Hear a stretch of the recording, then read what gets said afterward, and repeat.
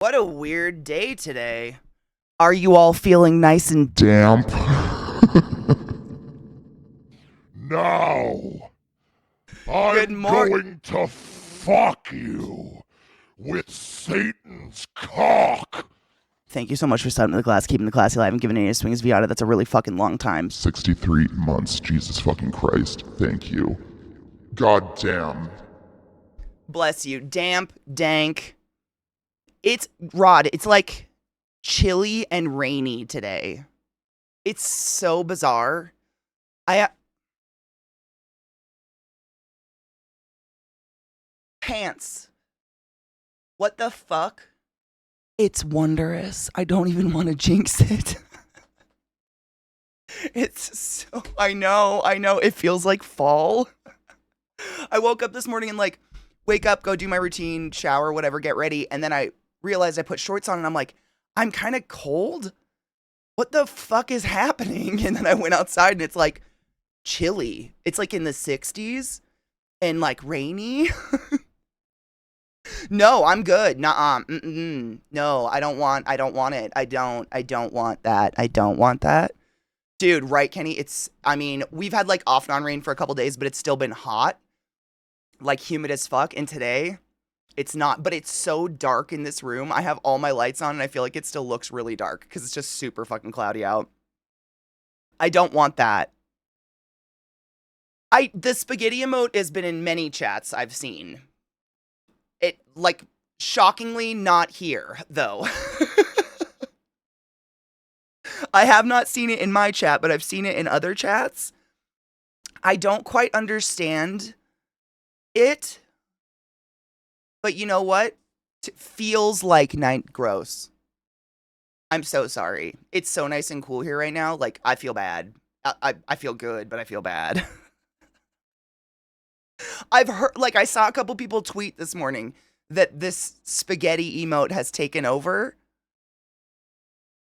Okay, good. I know nothing about it, though. It was Kin. It was Kin, yes. I was trying to think of who put it out there and I could not remember. I need to grind up weed.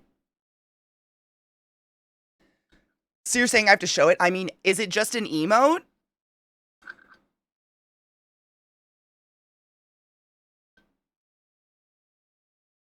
I've seen some news. I mean, Tim Waltz seems cool.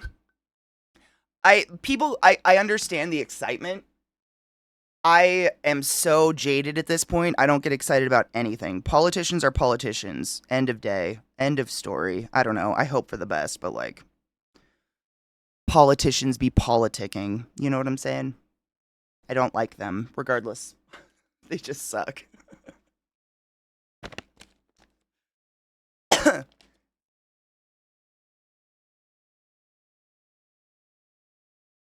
Why? Just why? Why?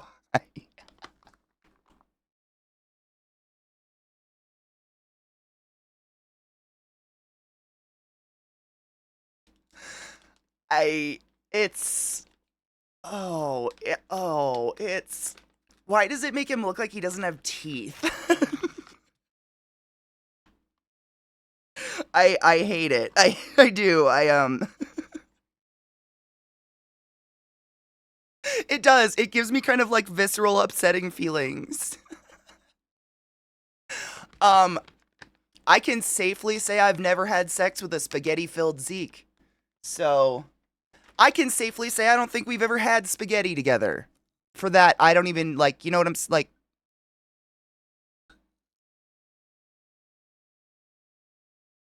the question, I don't fuck that. That's AI. I don't fuck with AI. I don't fuck AI. That's not. It's like, yeah, that's.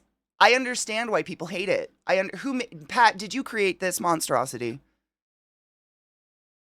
Did you do this? Do you need a ban? That is a curse. That's a curse. AI is cursed. Rod gave me this nightmare. Rod, why don't you want friends?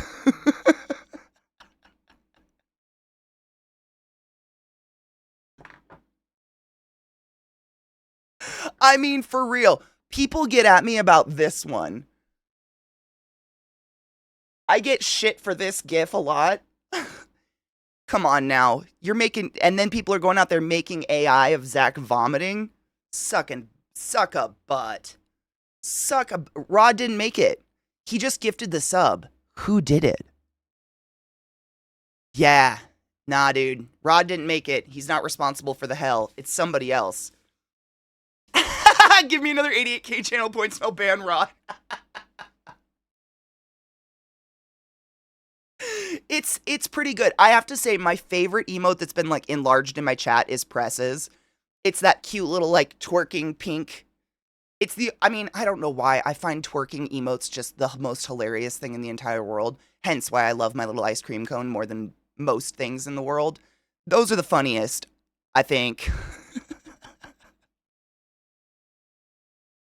Isalga, yep, I could see that. I could see that happening. Those, I love them. Like, I mean, I've told you guys the history of the ice cream cone and where it came from. It's so bizarre. It's this really random Katy Perry music video, a song I don't even like. I'm not a huge fan of Katy Perry, to be honest. No hate, just like whatever, could take or leave. But there's a music video of hers called This Is How We Do. And towards the end of the music video, there's just a floating twerking ice cream cone with this blank stare on its face. And I love it. And I don't know why. I've watched that music video so many times just to laugh hysterically at this fucking ice cream cone. And one day Genova was like, I think I can make that an emote. And he did. And it's a gift. I love it. Oh, is she? She's Katy Perry's MAGA? Okay, I'm taking the ice cream cone. That's ours now. That's no longer Katy Perry's. Cheers.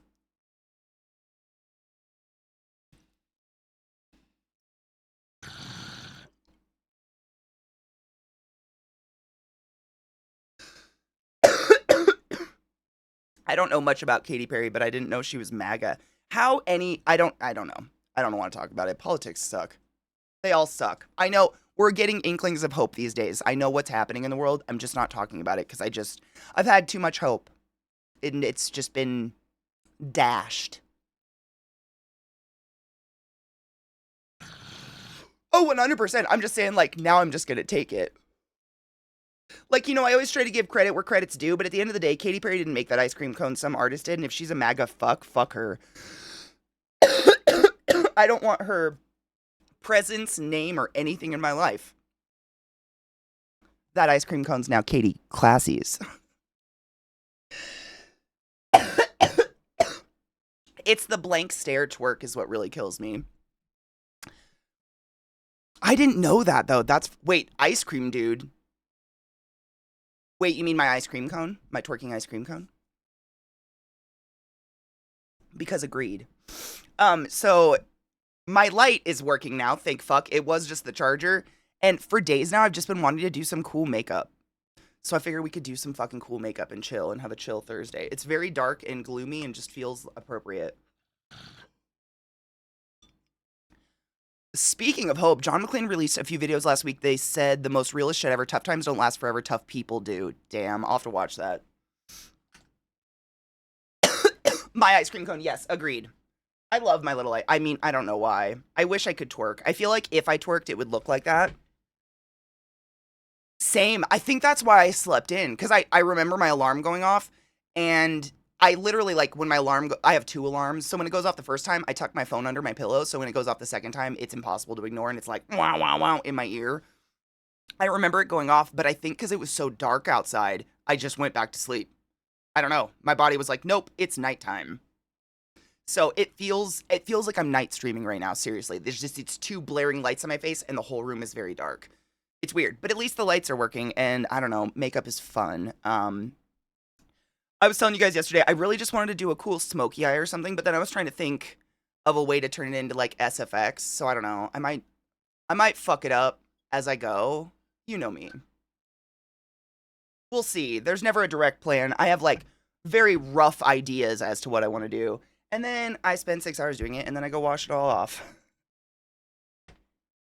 It's the glory of makeup. It's the best, but it's fun. I mean, last summer was the weirdest in my opinion, Rod. Last summer with the, like the We had rain almost all summer, I feel like, last summer. It was crazy. Like, the rain just never stopped. I gotta figure out where to put my mirror. I don't want you guys to get that glare. We leave for Burning Man on the 23rd, and we come home, I believe it's the 2nd. I'll send you exact dates, though, so you know. But it's like, we probably will drop the dogs off the night before or something. It's really weird. We have, what's it called? Early admission tickets or whatever. So essentially, I don't have to sit in the crazy, like, that not nasty 5-hour line to get in. We get to go in a day early, so we're not in such a terrible line. But we'll probably drop them off the night before, and then, because we're probably going to leave at, like, the ass of dawn. Oh, dude, just come stay here. That's easy. Seriously, that's always an open choice for you. Any time of day, you can just set my stream up and stream from the computer and just hang out. Not a problem. I'll clean up the spare bedroom and shit before we go. Miss your birthday on the 28th? I know, I'm literally gonna be out of commission, but when I miss your birthday, because it's my day off or otherwise, you get to choose whatever day on either end of it that I sing to you, so. I know, I'm sorry. I'm sorry you have a summer birthday. That sucks. I always felt bad for people with summer birthdays because they never, like, had a birthday party. Like, summer is such a long time when you're a kid. I feel like we kind of forget about it or something. Summer birthdays sucked. Mildly terrifying for chat. If you've ever heard of, oh my God, Mr. Fox, we literally watched a documentary on sunfish yesterday. Wait, was it the Mola Mola? Right? The big flat fish?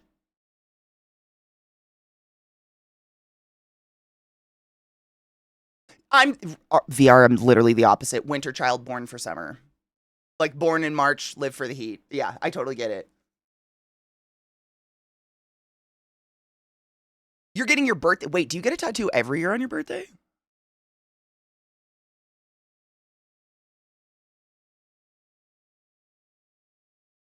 Do I not remember this? Huh. I don't remember you doing that before, but fuck. Okay, I was like, is this normal? You would have so many more tattoos. I'm trying to figure out I don't have any base for my eyes. If you care about makeup, base just makes it stick. You ever wonder how people keep eyeshadow on? Base. But I think this will work. My hubby's birthday's the 15th and he hates the hot summer weather too. I wonder if there's something about that, being born into it and just fucking hate it. Did I just call you Rodbert?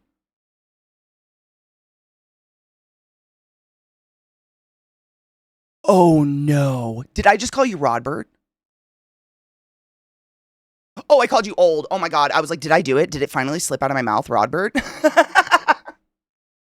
I know. You are. Well, I mean, we're not that far in age, so like, if I'm calling him old, then it's just calling myself out. I feel that way sometimes, man. It's almost like what's the word? It's like not a trick, but like, man, if I could have the brain I have now when I was younger. It's just, and the world would fall apart if we had good brains when we were younger. You know what I'm saying? Like, I don't know. It's so annoying.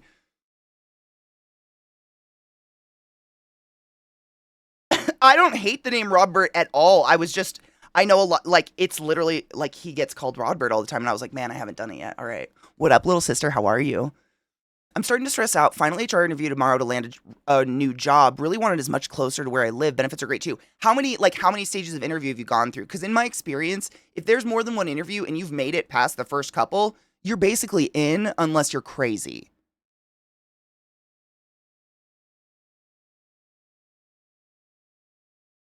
What up, BDO? How are you? Gigabyte? Oh my God, they repaired it? Nah, fuck yes.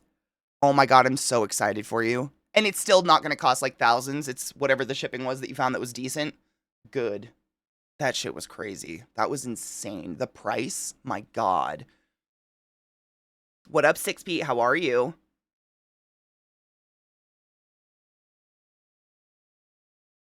I love the feel of this. That is a lie. You know what I'm saying? Like, seriously, every time I've been to a job where I have multiple interviews, I'm pretty positive if you're getting through most of them, you're getting through. It's just like, They're making sure you didn't just put on a show the first time you showed up and that you're actually not an insane person. You know what I'm saying? But that's medical, so who knows? Maybe they don't care.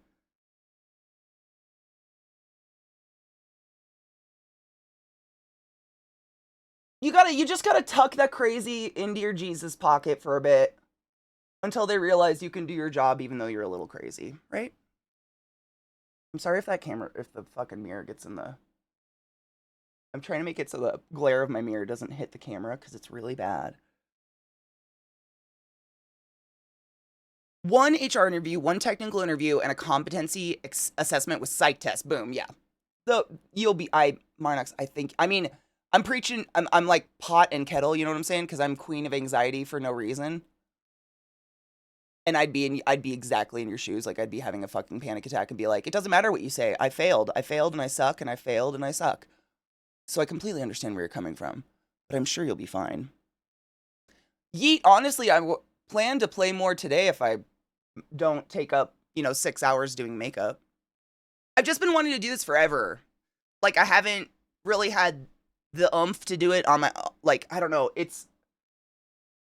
It can get really boring when you do it by yourself, so I kind of like doing it on stream and hanging out and talking. But it's still fun. It's like doing art. It's almost like painting. It's like painting a face. If that makes sense. And then you go wash it off. But if I don't take up 6 hours, I'd like to play Goose Game later. That game is fun, dude. I don't know. I mentioned it to Zach last night, and he immediately rolled his eyes and was like, oh my God, that Goose Game. And I was like, babe, it's amazing. Why are you, what? I had such a fun time playing this game. And he was like, oh, it was just like, apparently it was a huge fad. It's so weird. I've been on Twitch for 10 years, and I feel so out of the loop with so many things. I had no, like, apparently just saying honk in people's chat was a thing. I didn't know. I had no idea.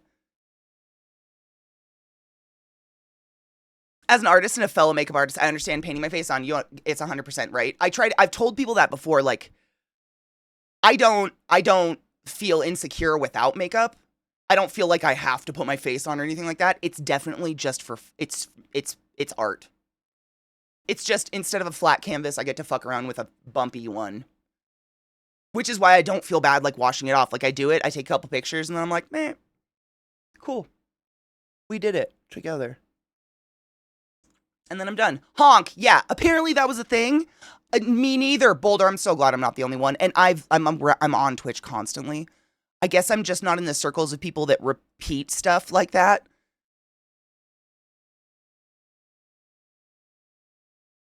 Okay, Rod. I know, I'm an idiot. I don't get the tweet.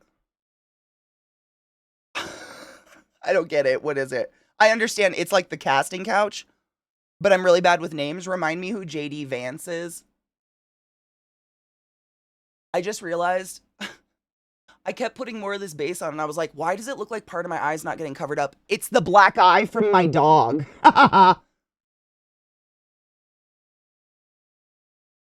Guess we're doing dark makeup.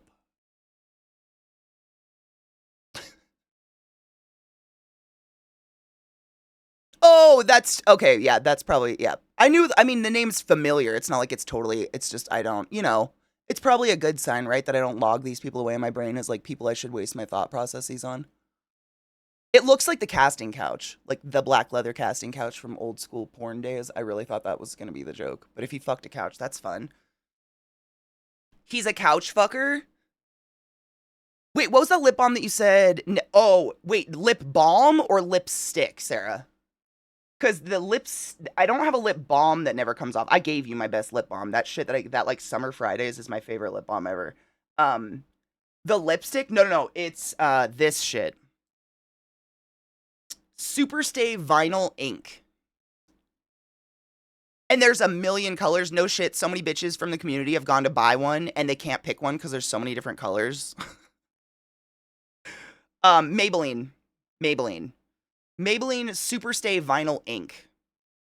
This, for those just wondering if you have no idea what my sister's talking about, this lipstick is dick sucking proof.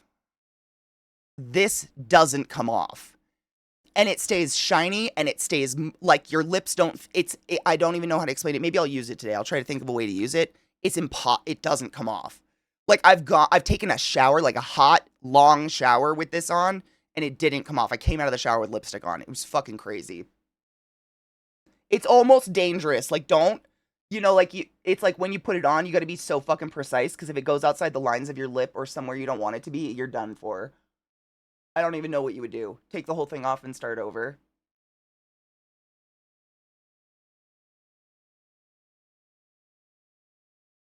Dolphin porn? Oh my god. I mean, I is it kink shaming if we're just against bestiality? Cuz I'm totally not about kink shaming either, but like there was that science woman who did like I mean, if you're unaware, there was a science thing that went down. I think it was like in the 80s where these scientists like jerked off dolphins and shit for reasons I cannot remember. And one of the dolphins fell in love with one of the female scientists. And when they sent the dolphin away or the scientist away, the dolphin got depressed and like killed itself or something because it didn't have anyone jerking it off anymore. Not a joke. That was a real thing that happened. I bet he was Googling that. Was it, yeah, was it something like that, Ilfil? I don't remember the exact specifics of it, but it's a real story that really did happen. Like, people jerked off dolphins and fell in love with them or something. It's fucking weird. To each their own. But don't fuck animals. Yeah, I'd say it's not kink shaming if you're just asking people not to fuck animals. Maybe. All right. What am I doing? Okay. I switched from EBM music to this, right decision? Wait, what's EBM? Maybe it's Maybelline? Maybe she's born with it. Maybe it's Maybelline. Shh. What base do I want to do? Red, blue, green, purple.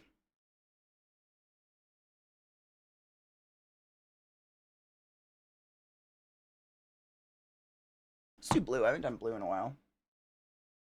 Where's my makeup bag? I took everything out in preparation and fucked myself. Oh, there it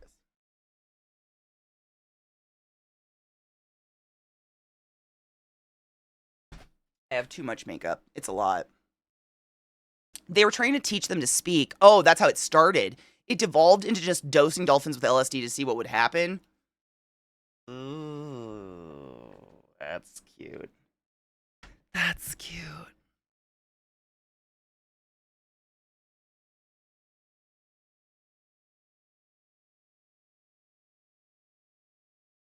That sounds fun. People are weird, man. I always wonder like at what point in your psychology do you get to that point where you can just dose animals with drugs for fun? You know what I'm saying?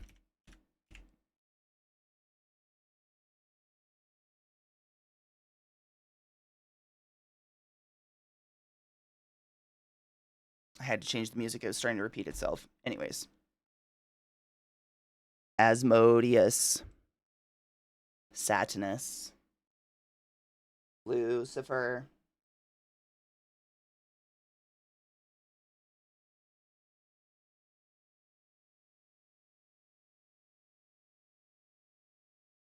Anything smart becomes an asshole. Isn't that weird? The more intelligent something is, the more of a EBM, EDM. That's what I was wondering. I don't know.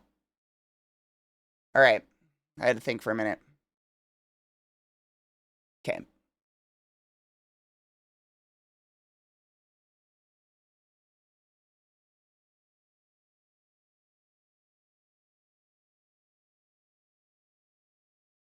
Is it really quiet? I can turn it up if you guys want to hear it more.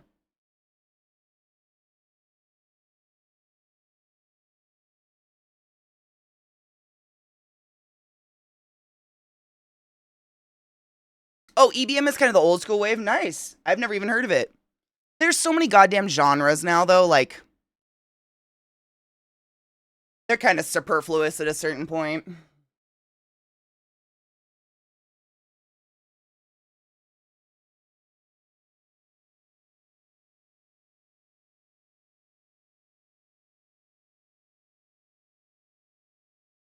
Right into my eyeball. I haven't done makeup in too long. I'm going to be a little slow. It is kind of like riding a bike, but only to a certain extent.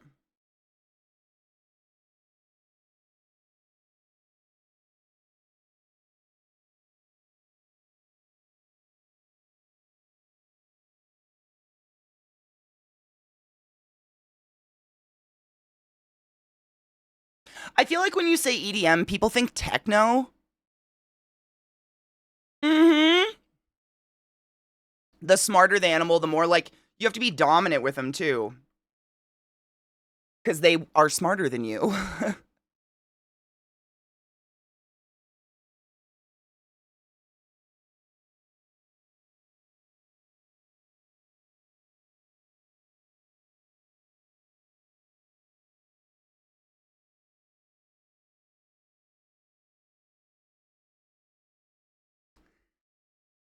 I can't see my bruise anymore. Ooh, those colors are so cool. Sick.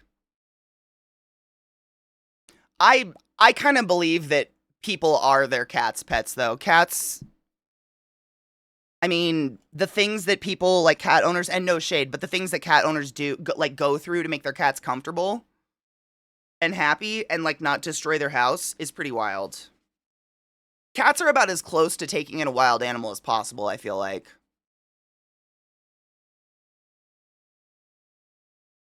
Oh my god, Rod, do you remember? Oh shit, what song was it? I think it was He Is. Oh man, it was so long ago, but someone straight up this one.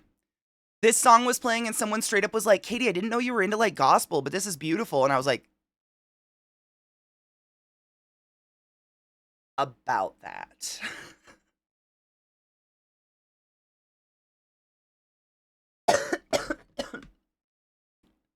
No, cats own you, you don't own cats. That's what I've always thought. I've always had the kind of, I don't know, what's the word? Impression? Okay, I have to.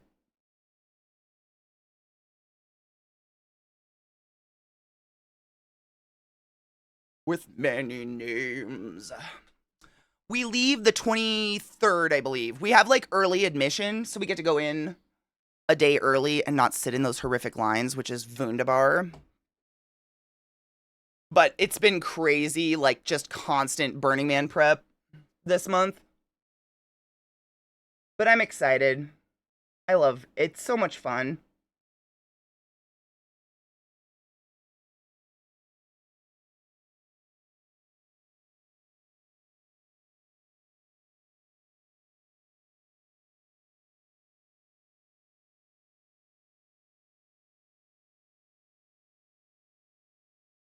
Blending. Oh, dogs have owners, cats have staff. This song or I'll play the other one next. It's Life Eternal. That song is gorgeous. That song's literally like, "Will you stay with me eternally for the rest of time?" It's beautiful. I'm totally their servant. Both my girls are considered geriatric, and one has FIV, possibly a pancreatic tumor. So I do some ridiculous things to keep those whores alive. That's love. My dad told me the difference between cats and dogs. You can give a dog food, shelter, love, and attention, and the dog will think they must be a god. I should worship them. Do the same thing for my cat, and they will think I must be a god.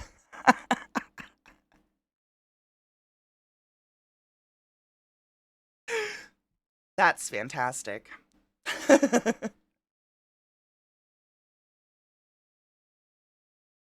Good morning, Rage.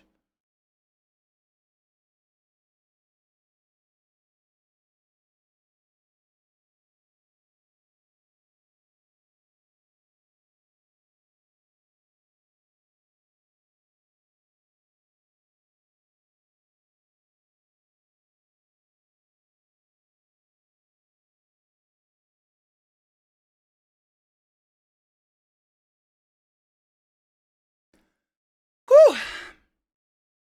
I hold my breath when I do that, and I don't know why.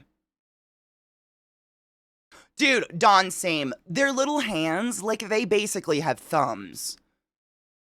They're horrifying. I mean, same. I love them, but having one as a pet, I cannot imagine at all. At all. Because if you move, that's probably it. I literally, like, I stop breathing and I hold my wrist. And I'm so precise. But the blending, man. Makeup's all about the blending.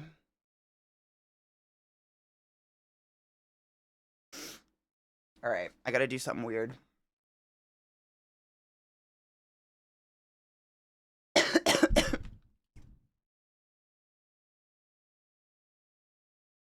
Dude, the people would die, Rod. 100%. Yep, I hold my breath when I curl my eyelashes too. It's terrible.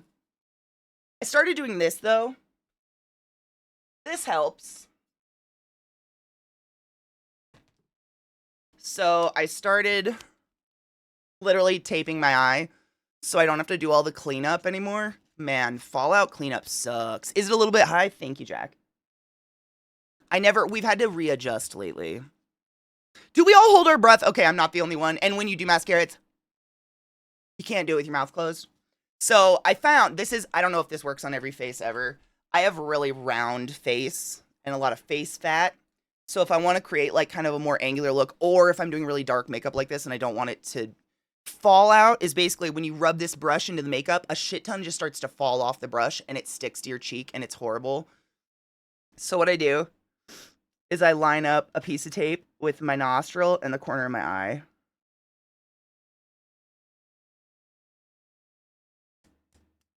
And that's my barrier. And it works. Don't do this if you don't have lotion on your face. This will be terrible. I have so much lotion on my face, it's barely sticking though, so I'm good. Fallout is so annoying. I hate when you work really hard on a pretty look and you have to clean up your whole fucking face afterwards. Oh my god.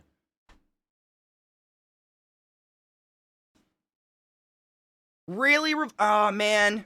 I firmly think if they would have just not named it,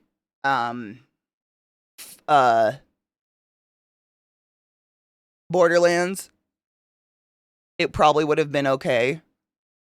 Why the fuck they insisted on naming it, like, it's not Borderlands.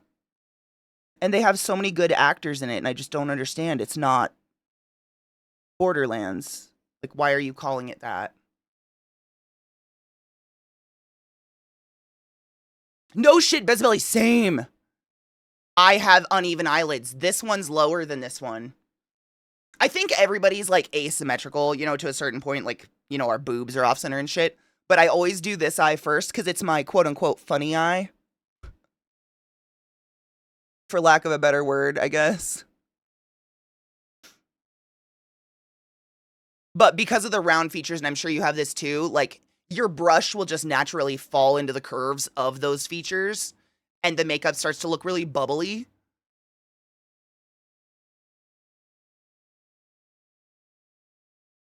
Yes, and then you just... Best Belly, I cannot tell you the sheer amount of times I've done this and literally blown spit in my eye. Like, go to blow something out of your eyelashes, and just spit on yourself. Why?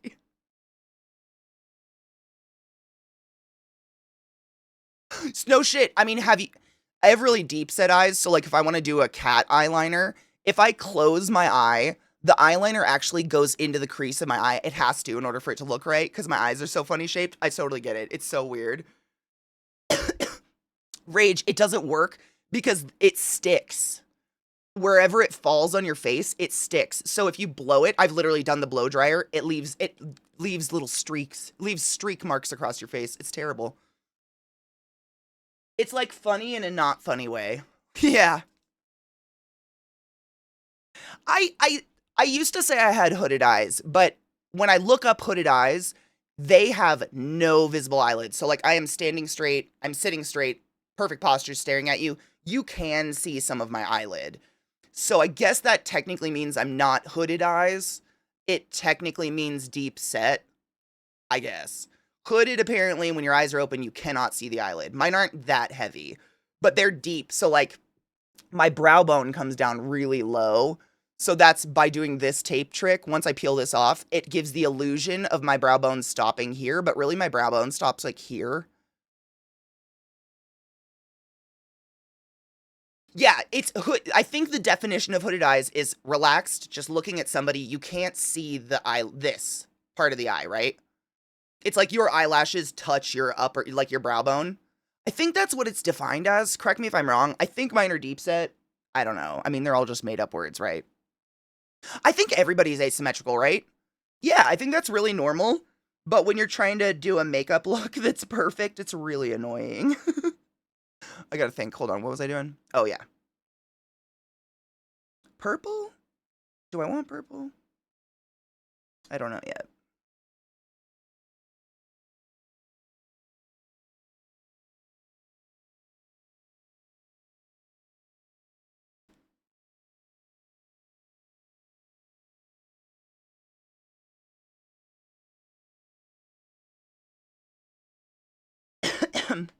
I find my eyes are hooded, are my eyes less hooded now that I'm aging, now that my face fats are depleting. Oh my god. I kind of want that. I have hooded eyes until I can afford an eye lift. I use these sticky strips to create the illusion of not hooded. That's actually super, super popular, I think, in a lot of Asian countries. It's like a sticky strip you put on your eyelid, and it kind of like, I've seen those. Those are really, really popular for people who have hooded, like genuine, or, what's the word? It's not hooded, monolid, I think. For people that have like a monolid eye, I think those are really, really popular. Okay, watch this shit. Yeah, and it makes the fold, they're invisible. They're fascinating. I actually think they're really cool. Sick. Perfect. I love it. Next.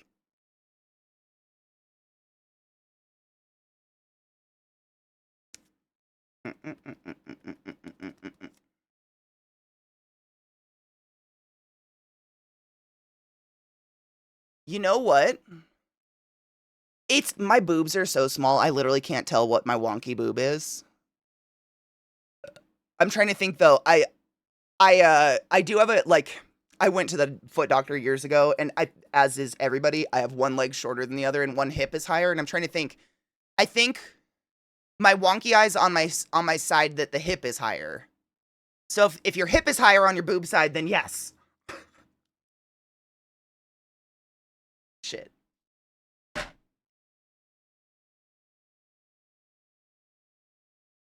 I wonder what the fuck that's about. Like, why are we saggy on one side?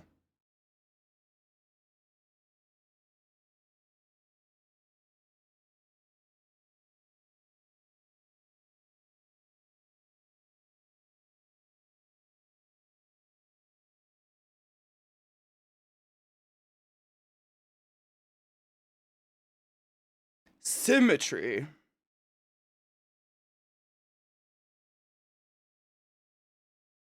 Well, you know what, Rage? I'm not kidding you. I've actually thought, like, do I sleep on my left side so often that I made my eye wonky? No shit, I've thought about that. I don't know. Left breast bigger than the right, and it's my left eye that's more hooded than the other. I wonder. This must be my wonky boob then if I had big boobs. Fun. This is the one with the vein on it, though. So, bummer. Is that what I wanted? No! Dumbass.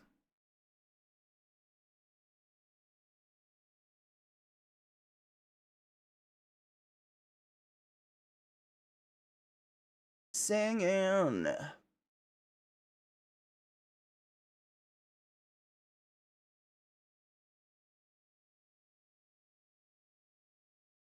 Sick. Cheating. I mean, Bezabelli, let's be real. A bra that fits? I gave up. I mean, seriously, Viata actually told me about these bras on Amazon that I got that I'm in love with, and they don't have underwire, but they're really supportive. They still give you like a nymph and make your titties look great. All about that life. The person that ends, dude. I mean, Glacial, can you imagine if people did that with shoes? Because I'm sure I'm not the only one here who has feet different sizes. I mean, it's not drastic, but it's like, I'm pretty sure one of my feet's a 9.5 and one's like 9 3/4 or something. Yeah, the person who let you get two different size shoes, can you fucking, they'd make bank. They'd be rolling. Yeah, testes are usually uneven. My V-necks are always sideways, and my swimsuits always are nearly falling off. I totally feel you on that one, but that's being a 6-foot person with no boobs. Boo. No shit. Left is 11, my right's 11 and a half. See, I'm not the only one. It's totally legit. It's a real thing. They don't make clothes for people. I know I've said that way too many times, but they truly don't. I forgot I was going to play Life Eternal. This is the other super pretty song I was talking about. From Ghost. That's just gorgeous. Dude, I agree. And, like, the fact that we, like, I feel like I can get kicked out of a store if I don't wear a bra. Like, if someone sees my nipples, they can get, like, through a shirt that they can get offended and kick me out of a store. That's how I feel in this world, and it's fucking weird. Like, one of the most exciting things about Burning Man for me is I don't wear a bra, and I don't care, and I don't have to feel like I'm gonna get kicked out of a store because someone, God forbid, sees the outline of a nipple in my t-shirt. Like, we have to keep our nipples secret. Oh my God, Ryan, you wear a size 15 what? Kona, I don't care, but I have this thing. I really do. I think I can get in trouble or something. It's the dirty dog skin. Don't look at. Yeah, I know it's not real. It's like almost fake in my head. It's bizarre, but it's like implanted in me that like if people can tell I have nipples in public, I can get in trouble and be arrested. They had a thing at Costco that would measure your feet and then make custom sandals based on that. Dude, that'd be amazing. Pitsy, no shit. It's because the vast majority of DJs aren't DJing. It's pre-recorded sets and they don't want you to know.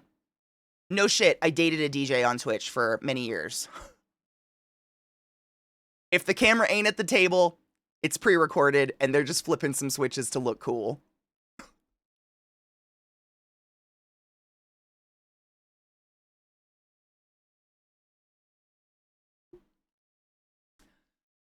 It's just, that's what it is. Which is sad, but it's literally, I got makeup, I peeled my makeup off. That's funny. It's people that have a pre-recorded set, which no shade, but they market it as or they, tout it as a DJ stream when it's not.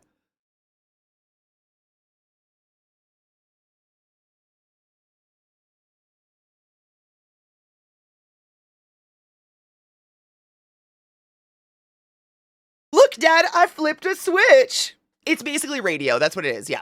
I mean, they have probably, I'm not saying they haven't like mixed the music and done things to the music and whatever and like, but they're not doing it live, which I think is what a DJ set is. When they're flopping and they're grabbing random tracks and they're kind of doing it on the fly, right? It's not. I like it when they actually do like real scratching or whip out actual vinyls or something. That's my favorite kind, but you never see that anymore. No shit though. We went to a comedy show a couple years ago. Who was it? I think it was Tom Segura. He has a dude do like an actual real musical DJ set before his stand up and it was fucking really good and he actually did real scratching like with vinyls. It was impressive. I can't remember the guy's name, but it was really cool. I enjoyed that a lot. Are you the color I want? Sure. Sure. Maybe. Maybe? I have too much makeup. Ugh. I love Tom Segura. He's so fucking funny. Him and his wife. Hampton Beach in North New Hampshire, Katie. Has a free nipple day and everyone can go topless. I love that. As a vinyl collector, it hurts me to see scratching. I'm sure it's terrible for the vinyls. I would hope that people who DJ and do that kind of shit have vinyls specifically for that. That they're like, you know what? That one's, we scratch on that and then the rest of them will be fine. I would hope, but I know nothing. I have some vinyls because of bands I just really, really love and I'm obsessed with. But by no means would I consider myself a collector. I just love music. Cerise!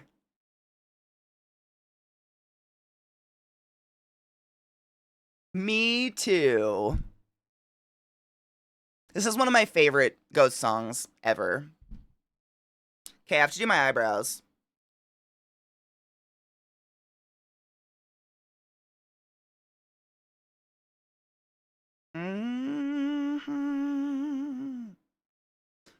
They're so destroyed.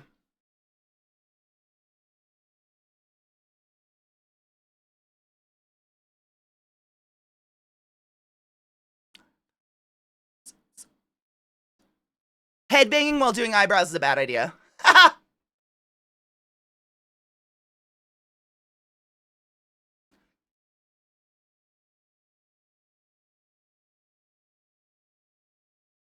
Really?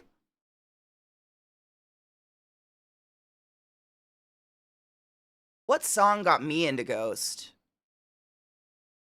Eyeliner's the worst idea, Erican. Yes. Facts. I'd be blind. Car makeup? Is it fine?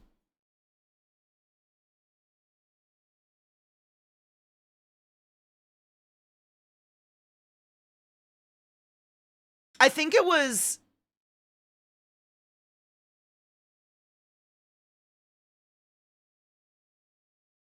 I found it. Next.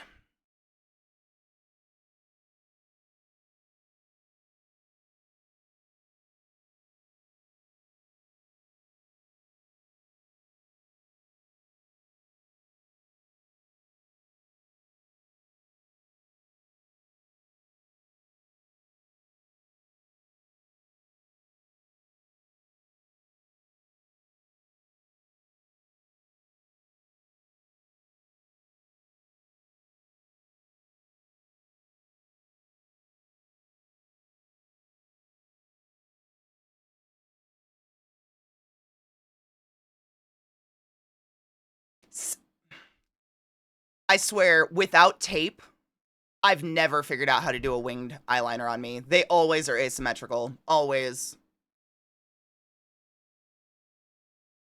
Dude, Viata, Rats is one of my least favorite songs, so I'm there with you on that one. I don't know what it is. It was just the sound of Cardinal Copia was not my favorite. Not terrible, just not my favorite. All right, Katie, steady yourself.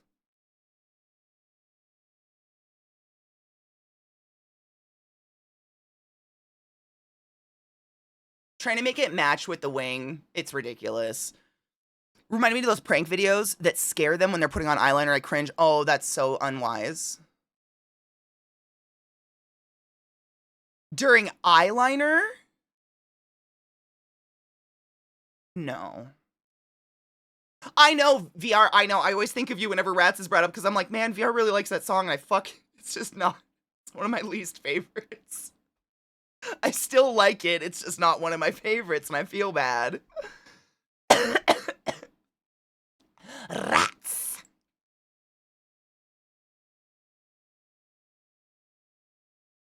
How do I want my eyebrows? Yeah, okay.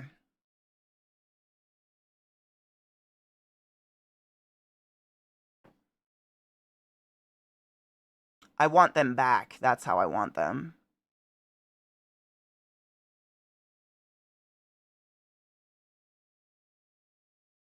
Don't pluck your eyebrows.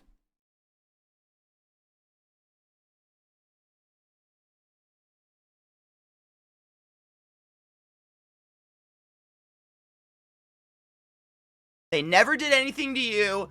Leave them alone. I know, I gotta do this shit.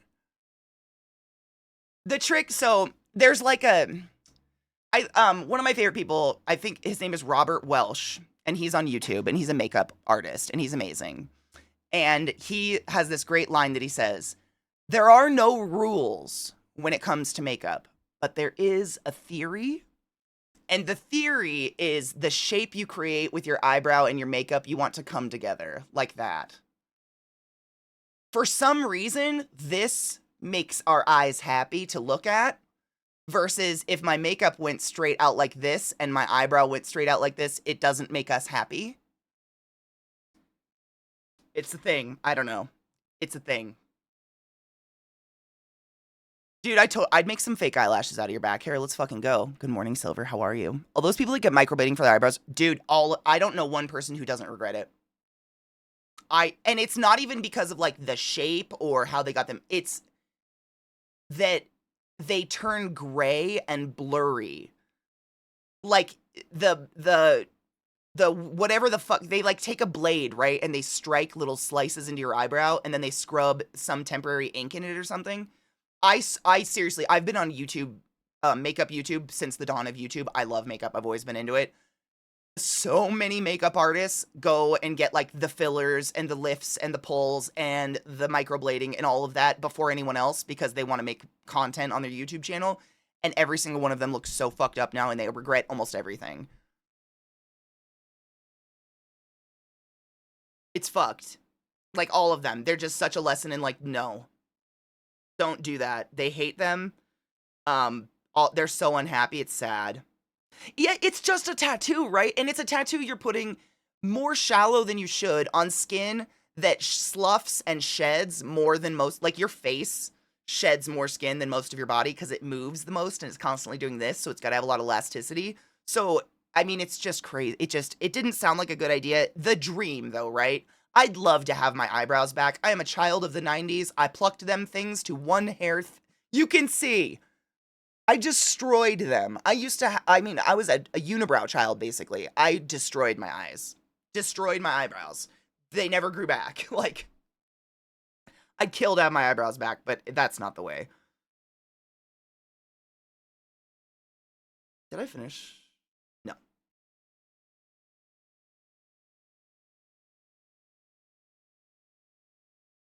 That's a big block, but I'll clean that up. This song right now. This song is Darkness at the Heart of My Love. It's very goth-centric. I love Ghost.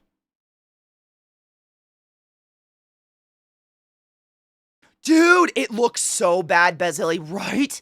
It's exactly like when everyone in the 90s went and got their eyeliner tattooed. I feel bad for people that got that done. Because I mean, I'm glad I feel like if you have money, you're more likely to be that person that goes and does that stuff first. I'm so glad I've just always been poor so I can learn from the rich people to not do that shit. It also depends on the person and the culture. East Asian makeup culture focuses on looking very kind and almost exhausted, but make it cute, while Western culture makeup is very cat-eye and energetic, sharp looks. Very much so, yes. They don't even do very much eyeliner, I think, in like a lot of more Asian countries, right?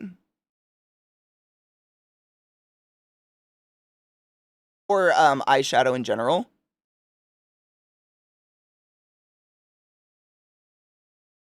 And that probably honestly has a lot to do with just features as well.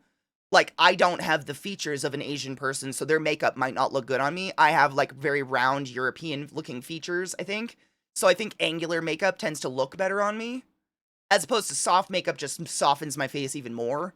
Like, I already don't have any angles because of cheeks. Yeah, I'm not so much, Eric, I don't think so. I mean, I don't know. Please correct me if I'm wrong, but from what I see... Same, Bezabelli, you can't, because it stands out.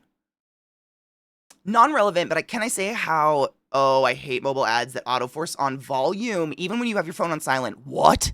That's fucked up. No shit, Mike, you're very lucky. My sister's like you. She gets her eyebrows waxed, and they grow back. I don't know what was different, if, like, us plucking them or whatever, but I'm assuming you did the same, but... Mine didn't. I mean, I can show you pictures of myself as a kid. I had full, beautiful eyebrows. They really did not grow back. They just didn't grow back. And I know a lot of people that didn't, but every once in a while you run into someone that's like, my eyebrows grow back. And I'm just like, how's it feel to be special?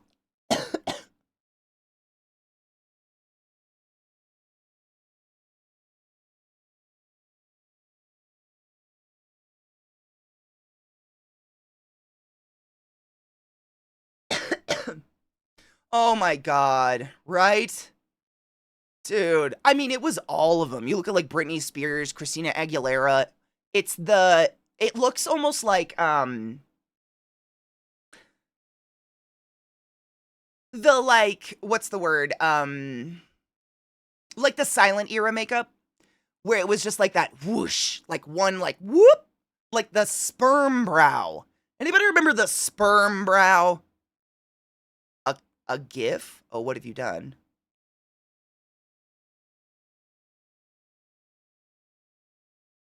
It was like a Nike symbol, but it looked like a sperm. And it was basically like you left this lump of hair and then you made the rest of the eyebrow ridiculously thin.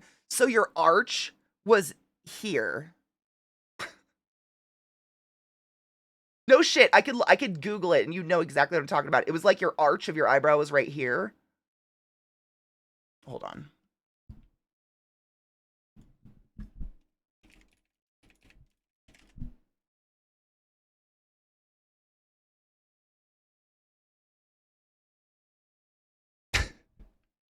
I realize calling them sperm brows interesting.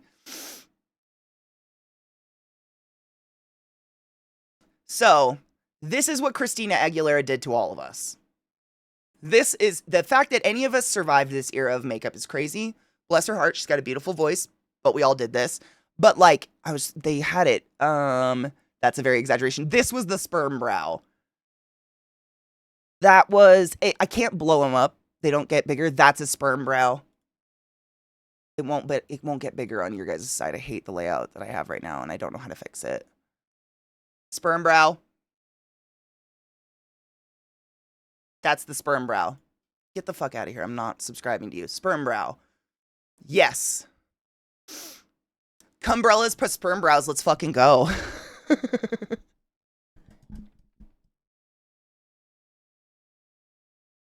I mean, all of my aunts have sperm brows. All of them. I think it happened in the 80s-ish. It was a little bit before my time. My time was the Christina Aguilera, Gwen Stefani, one hair thin eyebrow time to destroy the eyebrows. Yeah. Yes, those were a thing. Bless their hearts. And I mean, at the end of the day, it's really weird that eyebrows are fashion. Like, of all the things you would think, like, makeup definitely, throughout, history and time, we've always adorned our bodies and worn jewelry and done piercings and stuff, like, as a human species, but, the fact that, like, eyebrows became a part of it has always been weird to me. Like, I just fill mine in, because when I do really heavy makeup, my eyebrows disappear. They start to look like they're not even there, and it looks unfinished, kind of, like, my face looks empty. But they've definitely become, like, there's trends of eyebrows and stuff. Oh, yes, the goths and the juggalos did love their sperm brows. This is fat. We would shave them off and draw your brow like this. Like a fucking McDonald's hump. God, that was a dark time.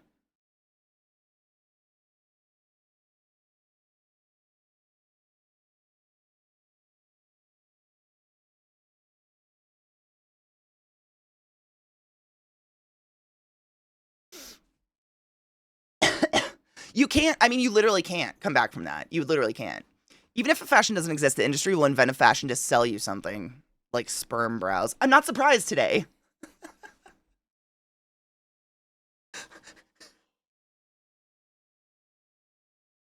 Love you. I saw him this time. Yesterday he was so early, he scared the shit out of me. I'm used to hearing him get up because I can hear the dogs get excited about him and shit. And yesterday he was so early, the dogs were still asleep. They didn't care.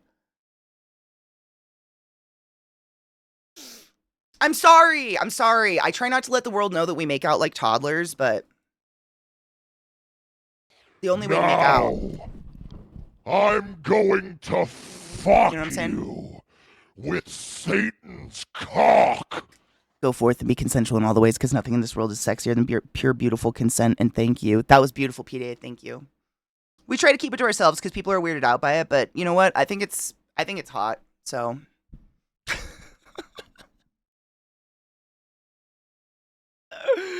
Might. So, we talked about it the day after I saw it, and people were saying to wait until it's out on video for a couple weeks or something, until it's out for people to watch, because there's a lot of people who, like, physically cannot make it to the theater to watch it. Like, they have physical disabilities and stuff. So I figured that was fair. Because same. You know what we should do? When it comes out, we should watch it in movie night and then talk about it the next day like we did Fallout. Because I'm going to need to rewatch it. For sure. I want to rewatch it already. Like, I'm at that point, I'm tempted to go back to the theater to watch it again, because there's so much I missed that's just so fast. I've actually considered, like, maybe I should just go watch it again. So I'd love to watch it with you guys and then talk about it. Oh, everything back to Norma. Norma, Katie, good. Sjord, wow. I mean, that's a fun, exciting name. Me looking for silver linings. Civilians? Civilians. Talking about the new Deadpool movie? What is it called?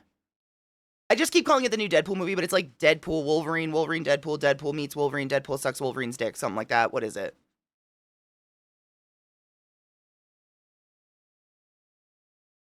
Something like that. It's just Deadpool and Wolverine. That's why I keep fucking the name up. I don't know why I keep wanting to call it Versus. It is not Versus. It's just Deadpool and Wolverine. Thank you.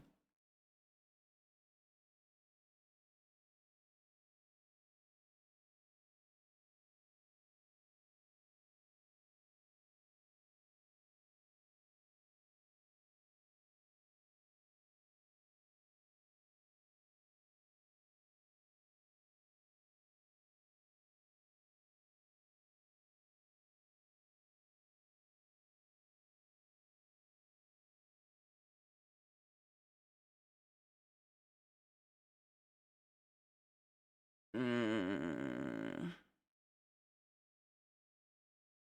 that primer's damn good. Jesus.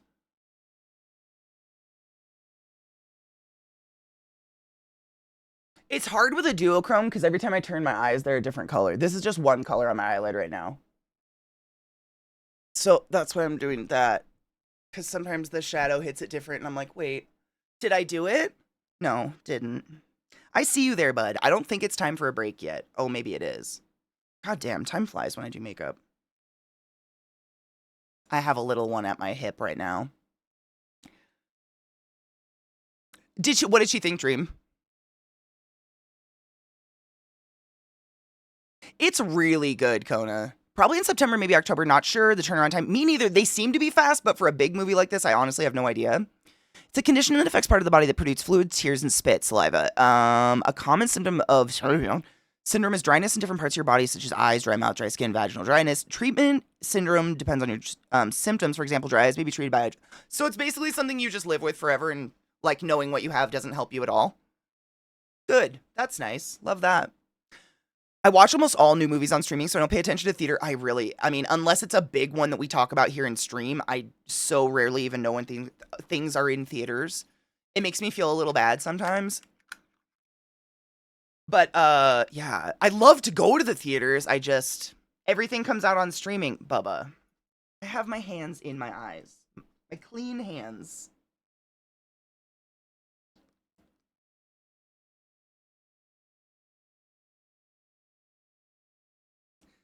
Thank you. Did you need a snuggle? Okay, my boy, that's fine. At least I don't have lipstick on yet. Oh, look, and there's the bitch come to hump her way into the situation. Why does she do this to us? Why? Why is she like this, Bubba? I don't know either. I don't know either. What is your damage bill? I live such a weird life.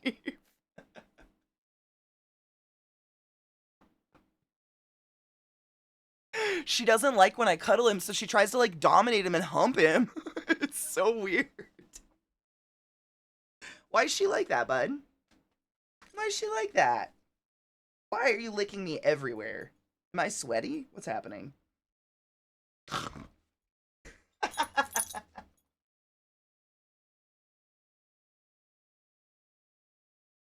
Not in my mouth. You know what's crazy, Funk? They're actually kind of almost like a fidget toy for me. Like, if I put my hand on Zach's arm, like while we're watching a movie, I'll do the same thing I do to them. I'll start to do this, or I'll start to like twirl my finger in his arm hair or something, and it drives him insane. You don't want to be treated like a dog, trust me. I think it would drive you crazy.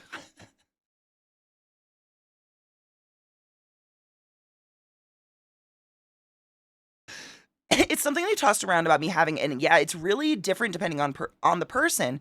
For me, it's like a side case of other autoimmune disease that they haven't diagnosed. Sounds stupid, but like liquid IV and such has helped me a little. It doesn't sound stupid at all. It just sounds like one of those things where we're like, yeah, we think you have this thing that we can do nothing about. Like, here's some eye drops.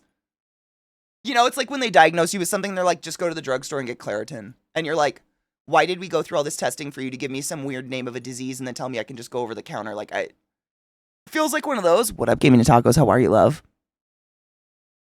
My kind of girl. She is. I mean, she's pretty great. Do you need to go outside? Already? Do you need to go potty? You want to go outside?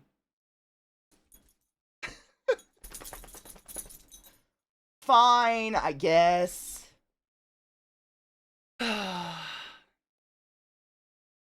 See, I'm the same. That wouldn't bother me at all. Like this wouldn't bother me, but it does bother some people for some reason. Give me a spray, love for my mouth for fake saliva. Yep, it feels like one of those things where it's like, cool, thank you. Thank you, gaming. My friend Vis did it. Oh wow. It's in a state. It's very colorful though. Just like starting screens.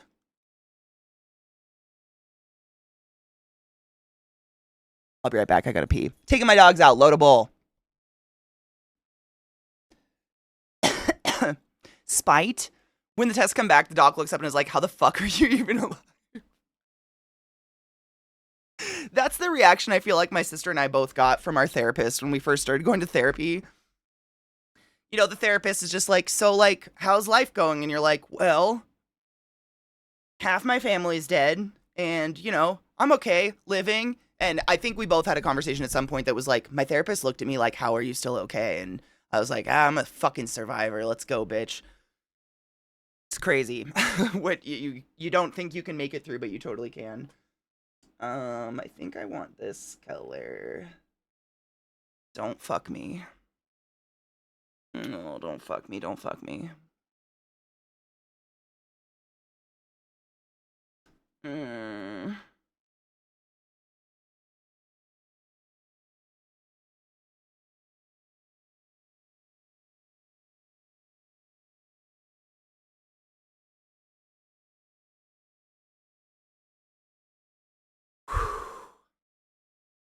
Good. It's pretty crazy. I mean, there's that fucking, like, it's very trite, that saying, you know, you've survived you've survived the worst things that have ever happened to you up until this very point. Like, good job. But it's true. It's true. I forgot I was gonna play the song. This is the song that got me into Ghost, I think. It's old.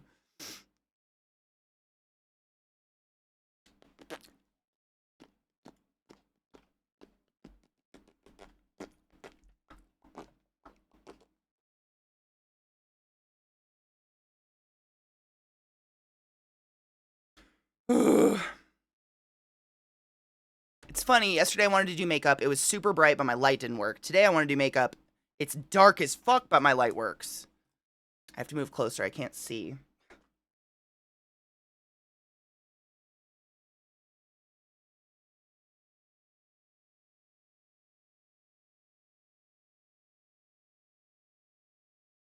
Ba-na-na-na-na-na-na-na-na.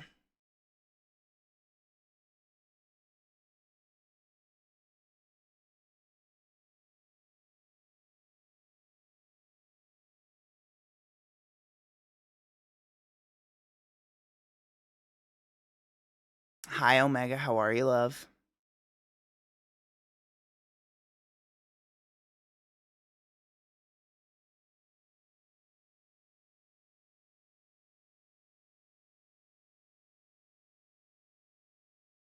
Want it again.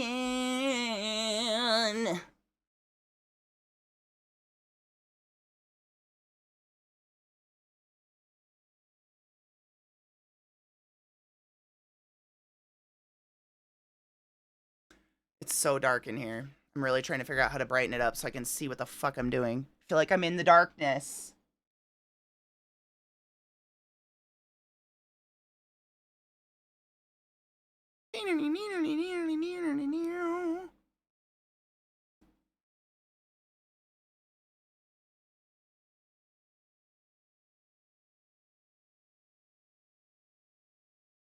Anyways, after my year on drugs or trip that I failed a drug test because of my ADHD meds, anyways, x-ray came back, my heart's mildly enlarged and I have crowding in my lungs. Crowding?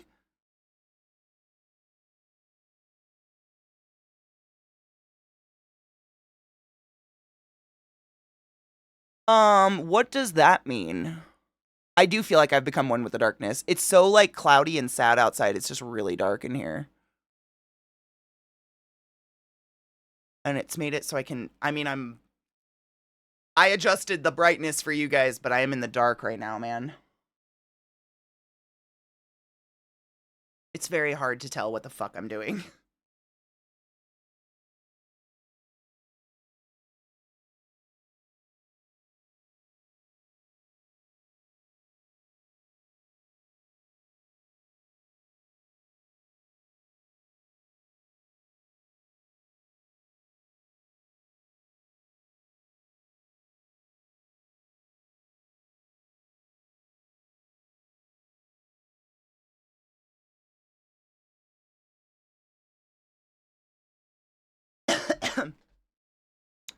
Bronchovascular crowding.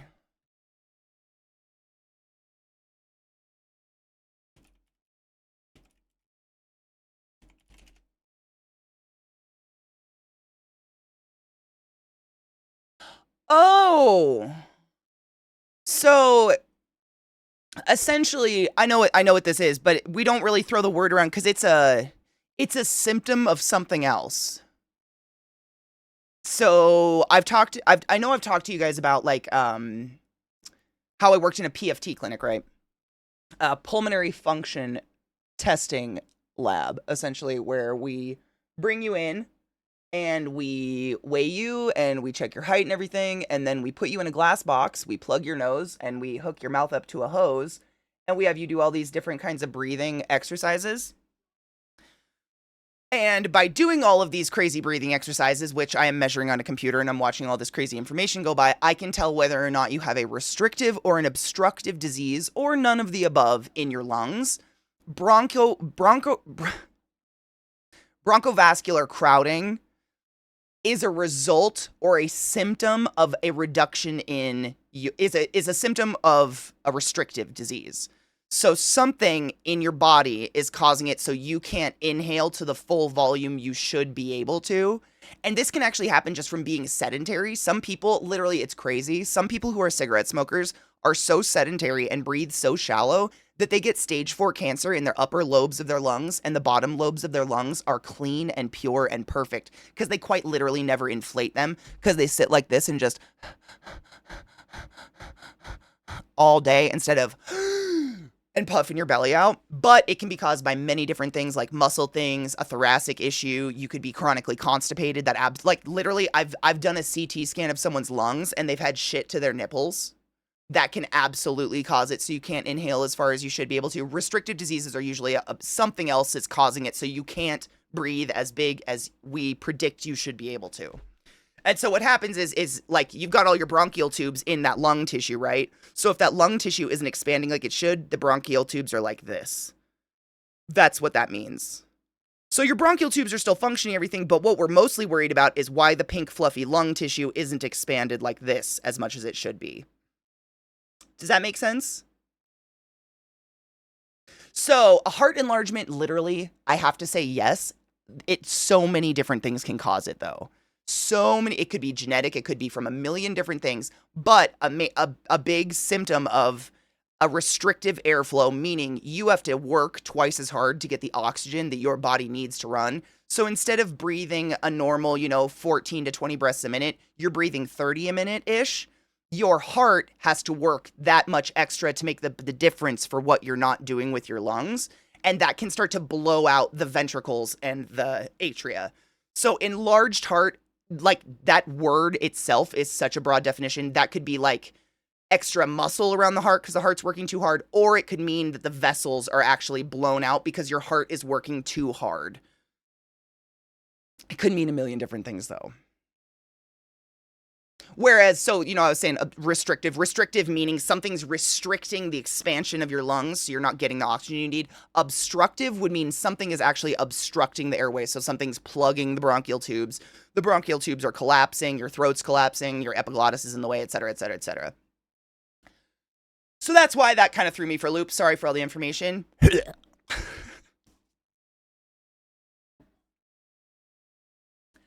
It's a fucking ass to empty my lung fully or fill them. You actually never empty them all the way. It's kind of crazy. You know that.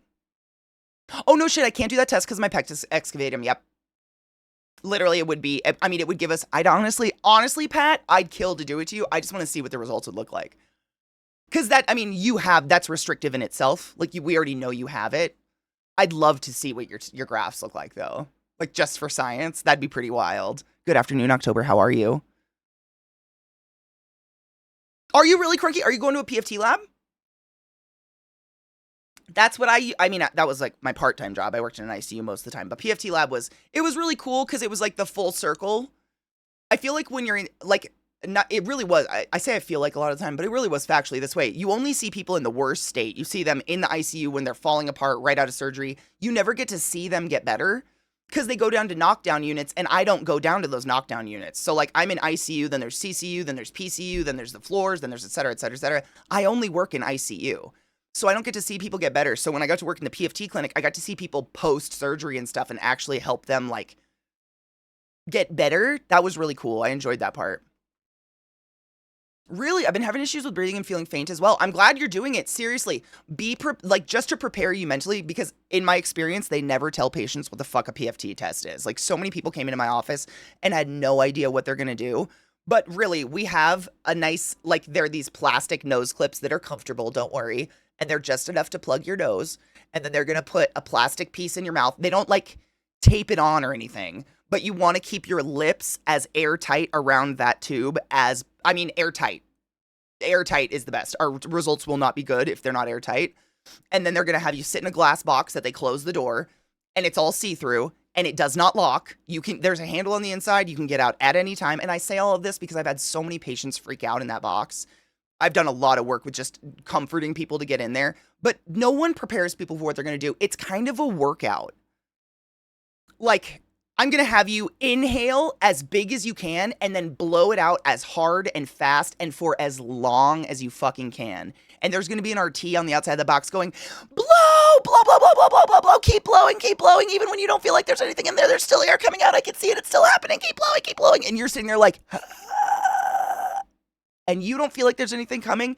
There's still shit coming out. Trust me. Just follow that RT and you'll have the best test results of your life.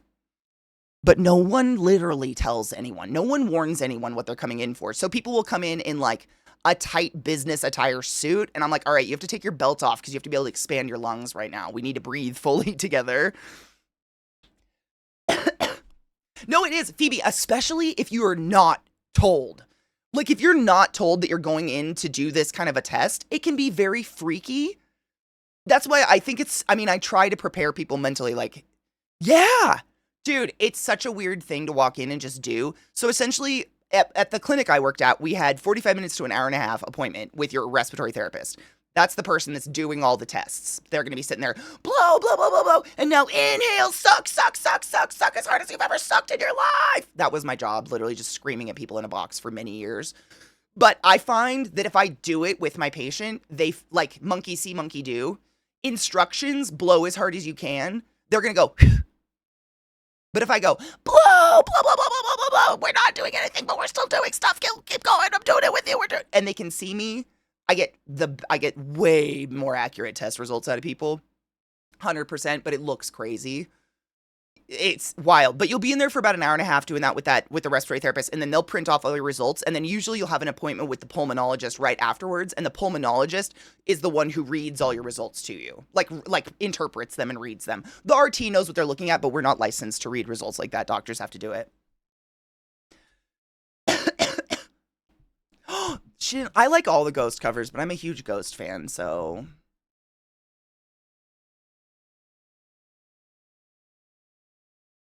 Totally off topic, but I'm hungry. Wait.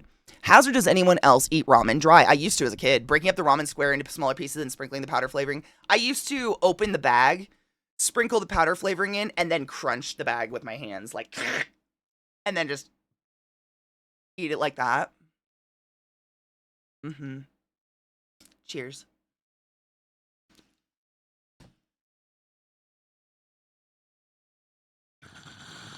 Phoebe, 100%. So asthma is an obstructive disease. So that's one of the cool things about a PFT test is that the PFT test gives me all these different graphs and stuff that literally show your airways, if they flop, if they're wobbly, if they're, rigid, whatever. But the way that we read these graphs, everybody's doing the same test regardless because we're trying to see if you have a restrictive or an obstructive. And then the graphs tell me, okay, it's restrictive or it's obstructive, and that leads me to what test I want to do next. And then the doctor will read all those results back to you. But asthma is an obstructive disease. There are 3 different modes of asthma. Essentially, it's bronchial constriction, bronchial fibrillation, and then mucus, all of which are obstructing the airways and not allowing the correct amount of oxygen to get into the pink fluffy tissue. So like everybody I'm sure has seen lungs. It looks like 2 big pink steaks, and then you've got all that branchy shit going into it. The branchy shit, bronchial tubes. These are non-conducting airways, meaning there is no oxygen transfer in these branches at all. There's no oxygen or CO2 transfer. That happens all in the pink fluffy tissue. So if something is happening wrong in the bronchial tubes, i.e. an obstruction, so mucus plugged one of them, oxygen cannot be delivered to the pink fluffy tissue and you're not getting oxygen. So asthma is defined by a lot of people, they feel like they're taking these huge breaths and they're not getting any air from it. It's because you're filling that bronchial tube, but something's cutting off that air from getting to where the oxygen CO2 transfer actually occurs. So you feel like you're taking huge breaths, but nothing's actually getting there. And so what bronchodilators do, or your puffer, please get a spacer. You need a spacer. You're only getting like 3% of that medication if you're not using a spacer. What that bronchial dilator does is it dilates out the bronchial tube. So regardless if it's mucus or if it's constriction or if it's fibrillating or, an allergy or something, it's going to blow out those bronchial tubes and allow oxygen transfer. And a lot of the time it's actually going to unleash a mucus plug or whatever the fuck was causing the problem to begin with. So a lot of people will do their puffer and then start coughing and cough up a lot of mucus, but those were actually plugging the branches that deliver oxygen to our body via our mouth and breathing mechanism. Asthma is not taken as seriously as it should be.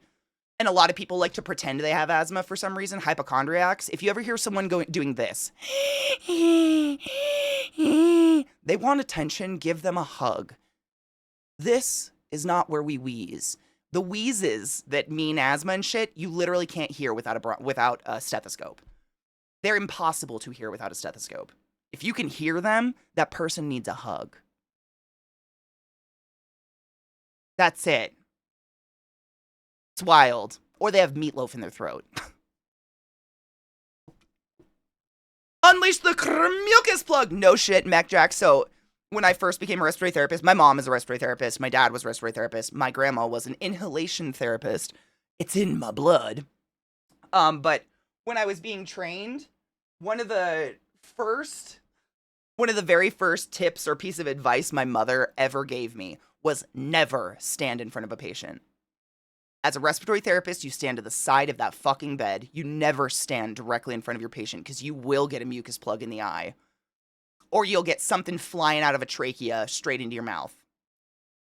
Every RT has the most horrific story of like standing at the foot of a bed talking to their patient and their patient goes right into their mouth. You never stand at the foot of the bed. Ever. Fuck that. Unless you're putting in an IO. Hell no. But no shit, it's never happened to me. I've never had anything coughed into my mouth, thank fuck. I've had trach shit fly on me, but I've never had it coughed into my mouth. But that was like, no shit, it's a real thing. You're gonna get covered in fluids no matter what. I mean, that's inevitable, but you try to avoid it at all costs, and that's definitely one that no one wants. What up, Foul? How are you? It's no shit, it's a Hawk Tuah to the face, but imagine Hawk Tuah is like a piece of chewing gum made of old caramel that smells like death.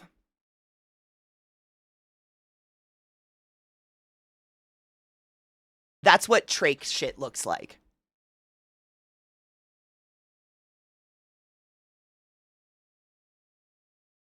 It's pretty wild. It's gross. Oh, it's gross. That was my job, but no shit. It's interesting. Like nurses hate the trach stuff and they hate suctioning.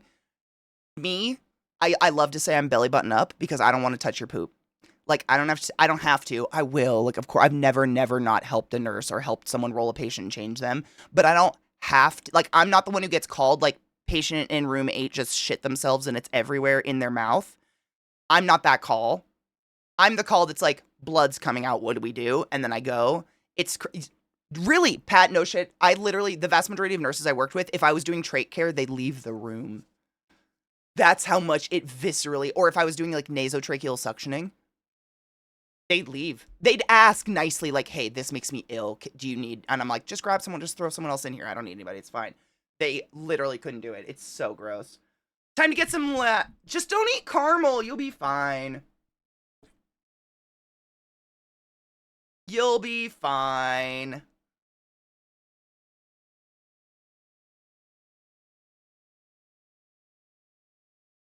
No shit.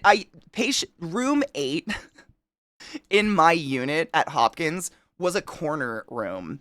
And it's oftentimes where we put people who either had like a horrible airborne disease, so they needed the negative airflow, or they were dying. It's really dark, but when patients were dying and everybody was kind of in the know and we know it's going to happen, we tend to give you the best room in the unit with the best view.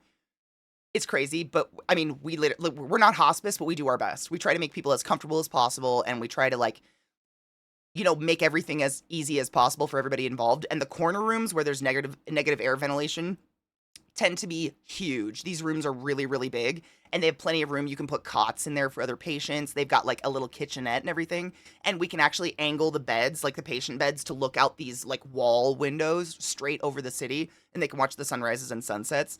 But oftentimes, a lot of my most traumatizing patients were in room 8, so I think it defaults I just accidentally say room 8 all the time. I worked at the one in Baltimore, Johns Hopkins. I don't know, the big one? Is there a word for that? The big one. I know they have like teaching hospitals all over the place, but like the old one. Johns Hopkins Medical Center. I want to die looking in the sunset. Me too.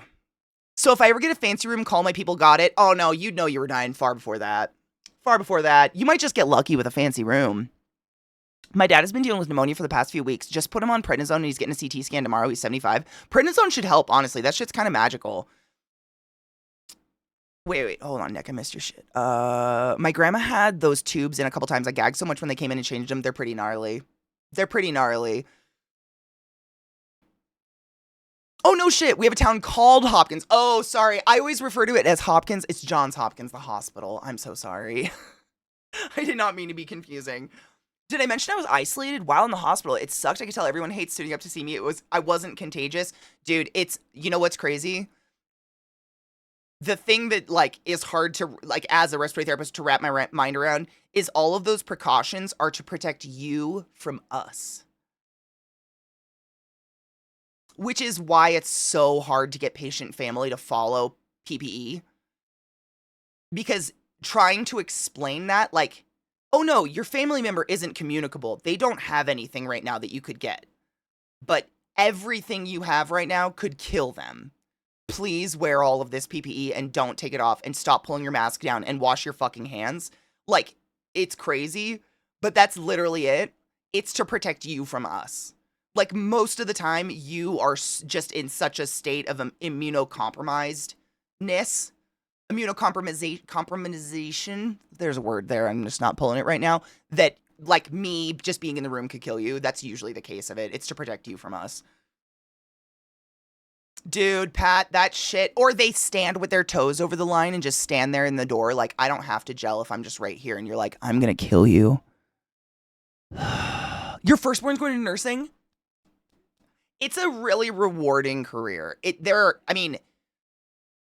bitch about it all the time. I mean, I think everybody in the world bitches about their job, right? Everybody bitches about their job. There's ups and downs. What I learned going into medical is every job in the world, every workplace is exactly the same. There's going to be the exact same cast of people that you worked with at McDonald's at Johns Hopkins. But instead of flipping burgers, they're respiratory therapists. It's the exact same people everywhere you go. But it can be a very, very rewarding career. My advice for your firstborn if they're going into nursing, as soon as they're actually starting to go into the hospital and they're doing their clinical rotations, get into an ICU. Get into an ICU, a CCU, or a PCU immediately, or the emergency room. Do not let the instructors shuffle your firstborn to the floors.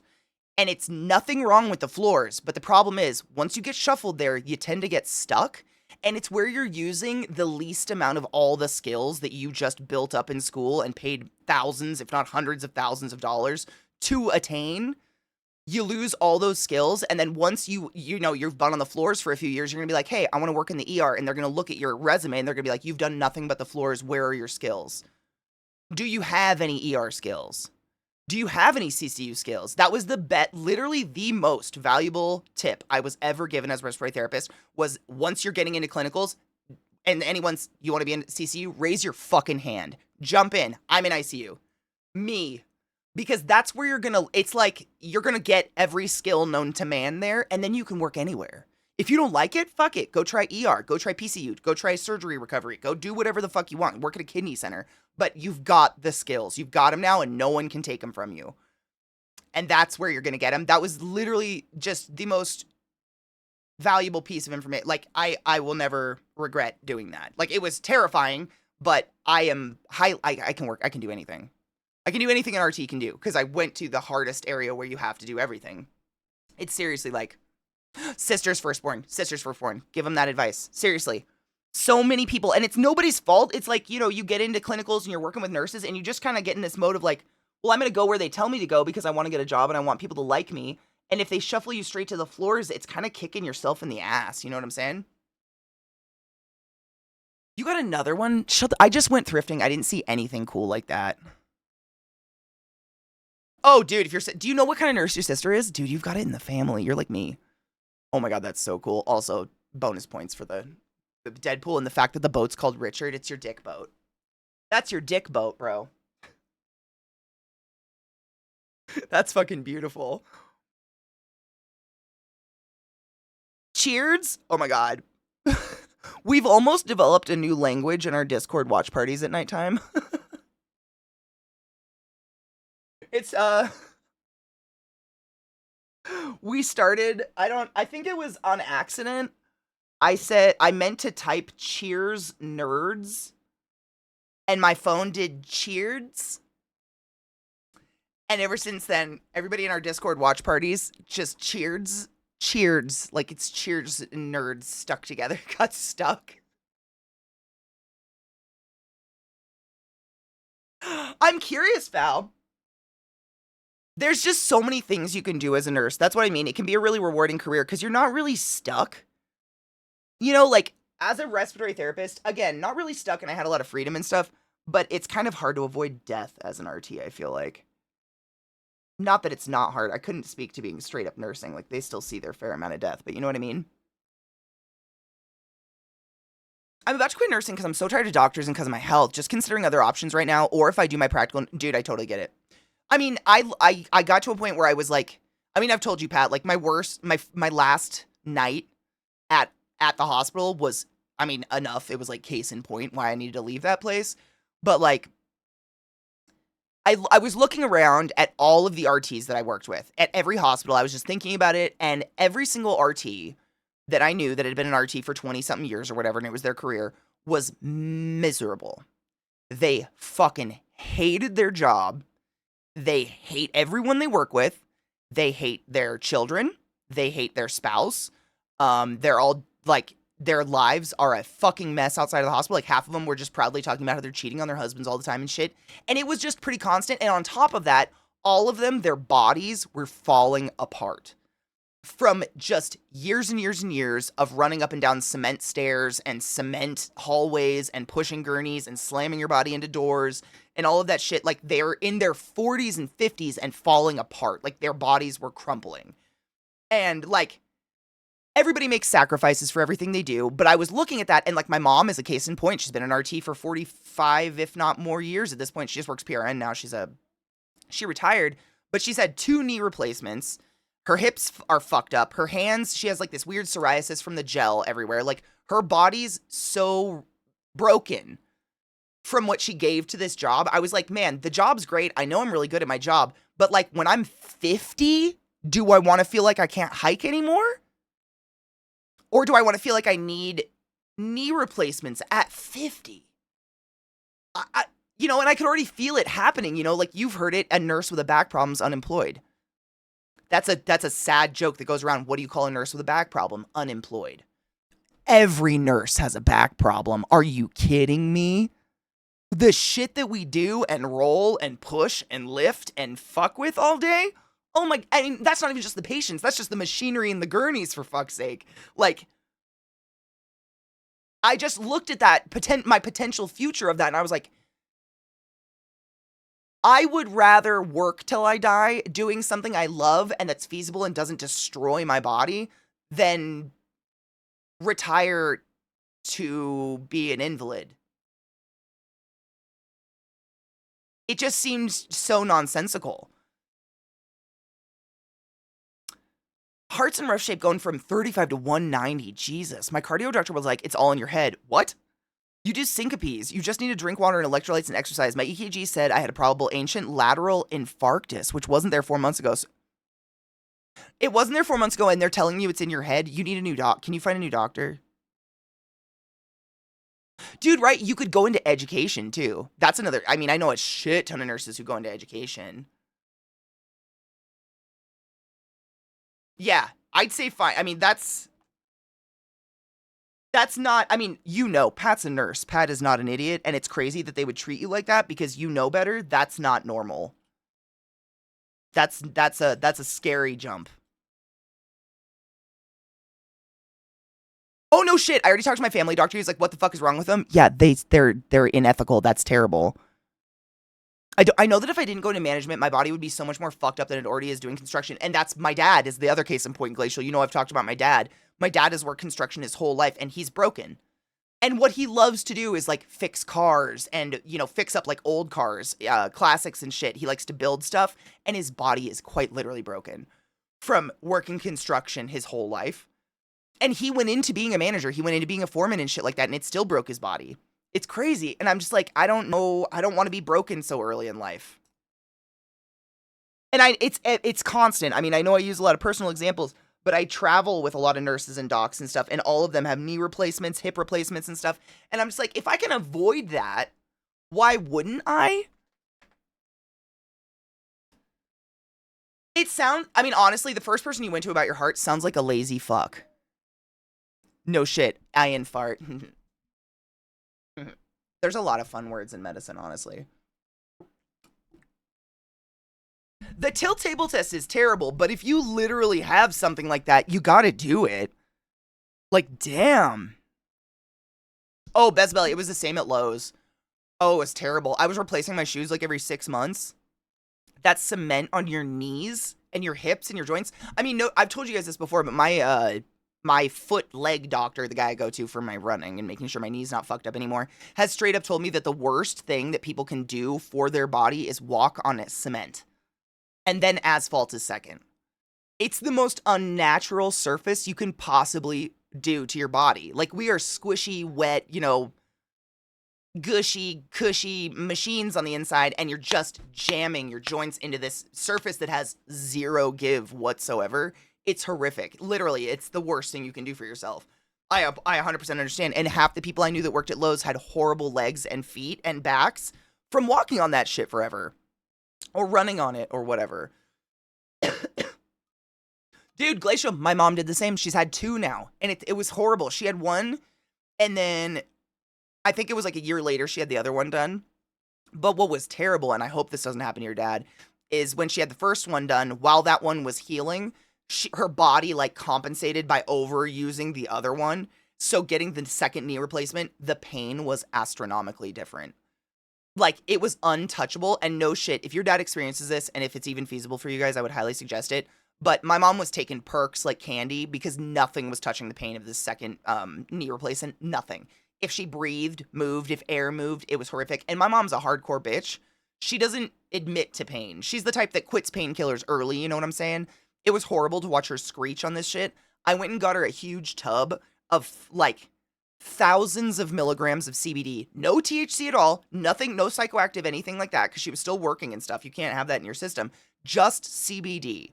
I got her this huge tub of the lotion as like a Hail Mary. Like, who knows? It can't be tested, but like I've used CBD for cramps and for muscle stuff, and it worked for me.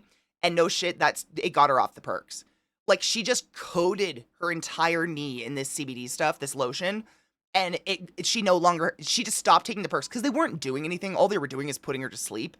So then she would forget about it, but then she'd wake up in horror. And what was happening was the pain was being caused by the inflammation. The fluid inflammation around the knee was pushing on all where the surgery had happened. And all the CBD did was take the inflammation down. That was it. It's not magic. CBD is not magic by any means. I know I'm a huge pothead, and you would expect me to be like, pot's good for everyone, everyone should take a hit, and CBD solves the world problems. I don't believe that because I'm not a fucking idiot, and I believe in science, but there is something to CBD. It does do some miraculous things. It's pretty crazy. I watched it work for my mom, and I've heard about it working for other people.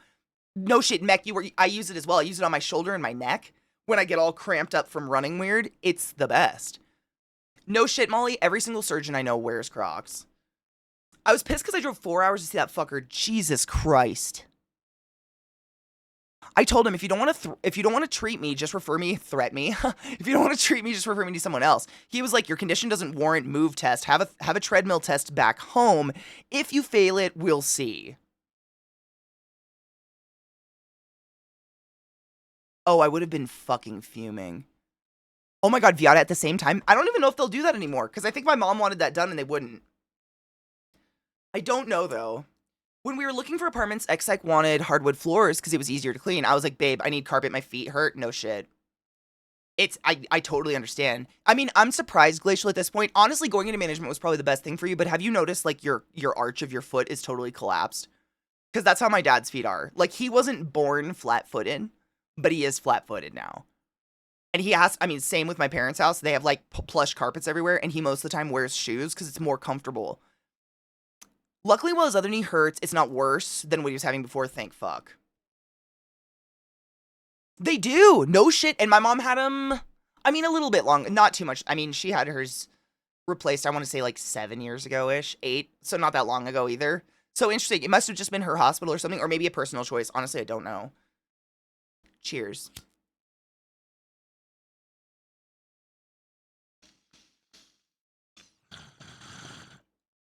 What the fuck? Is she gonna re-record it and not wake up in the morning feeling like P. Diddy? AKA P. Diddler, the Diddler of children, P. Because that song's a banger, but I do not want to wake up in the morning like P. Diddy. I mean, I don't even think I wanted to back then, but I super don't want to now. And just, she's changing the lyrics. I figured that'd be one reason to do it, because, like, also considering her past. This was in the late 80s, so they threw lots of pain pills at her, but she did amazing. They had to tell her to slow down doing PT at home because she was stressed. My mom did the same. My mom was, like, trying to push PT. Fucking,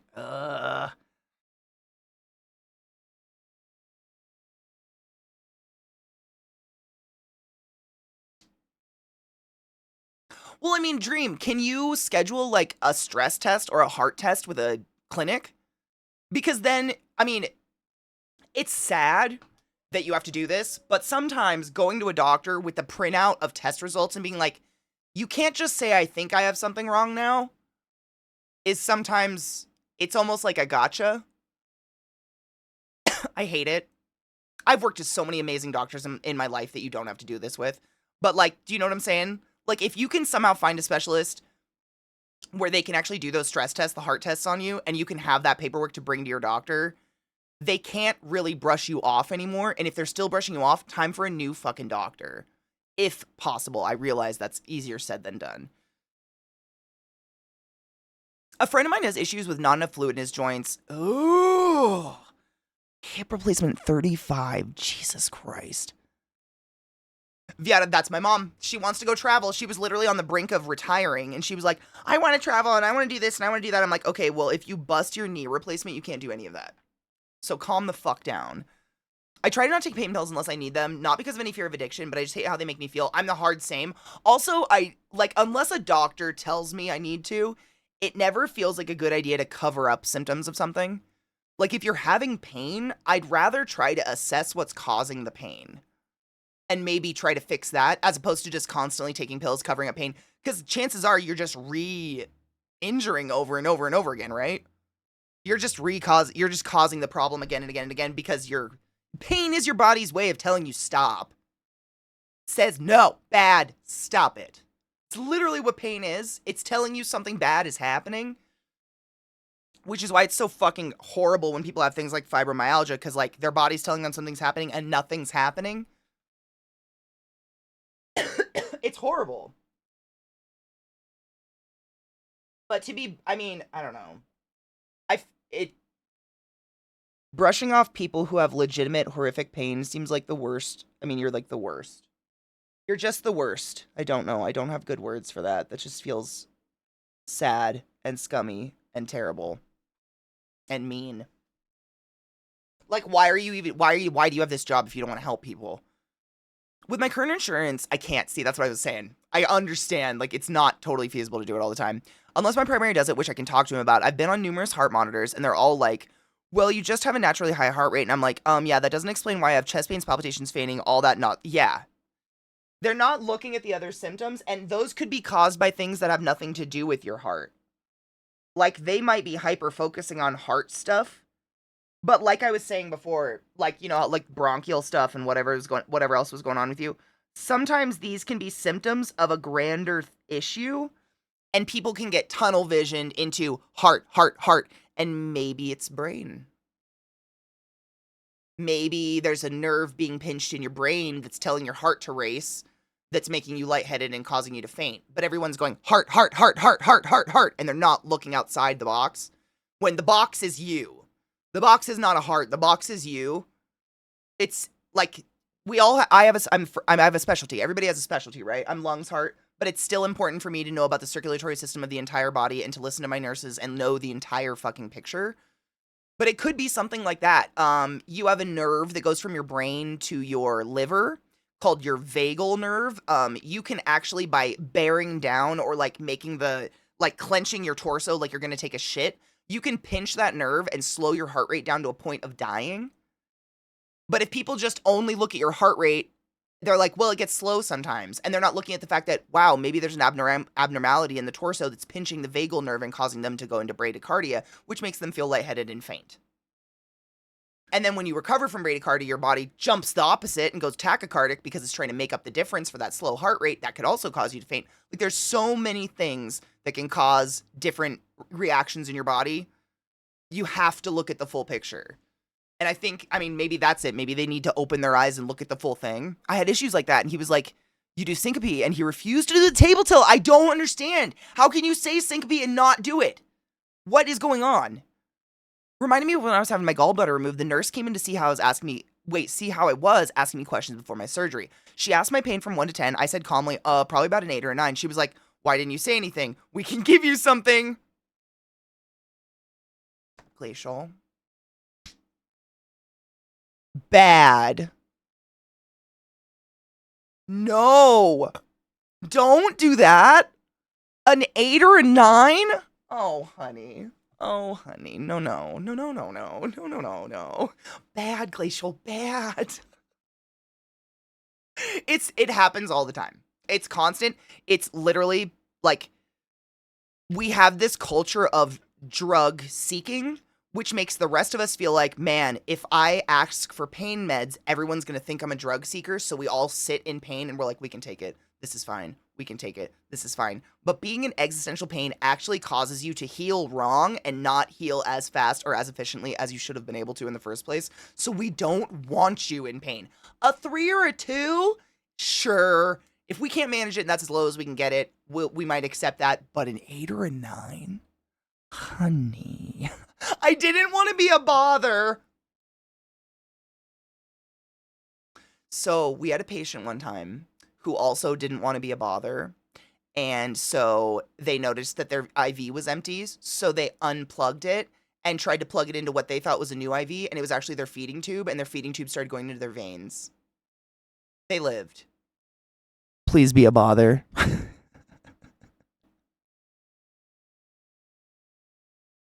Please, please. We wish to be bothered. Bother me, BB. Bother me. Man, there's nothing. I mean, it's like a friend you've had for 7 years sitting down and telling you, like, yeah, for the 7 years I've been miserable and I feel bad and you make me feel bad. That's what it feels like when you walk in. You're like, how are you doing? And you're like, I'm like at a 9. And it's like, I've been 5 feet from your door eating a bagel sandwich and doing a crossword. Sir.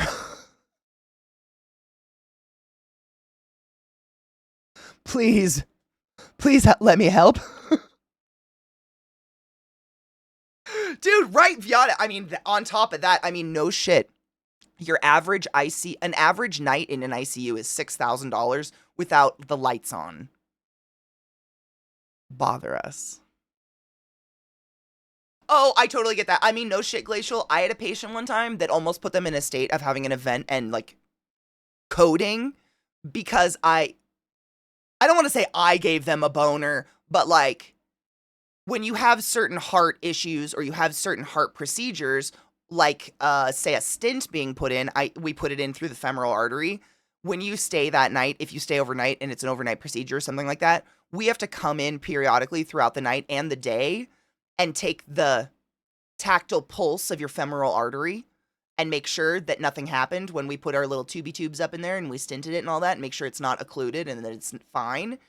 And, like, when you go in at 2 a.m. and you slide your nice warm lady hand up someone's inner thigh, even though you're completely like, hey, my name's Katie, I'm a respiratory therapist, I'm just here to check your pulse real quick. Boners happen! But because it happened, that patient literally never hit the call button again.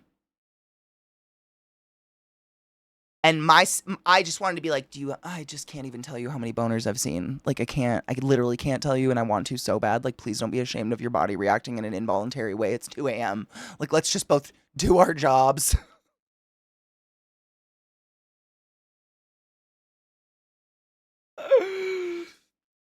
Does my machine sew? My sewing machine? Nope. Just something else. Yeah, I sew some shit sometimes. I've been known to sew here or there.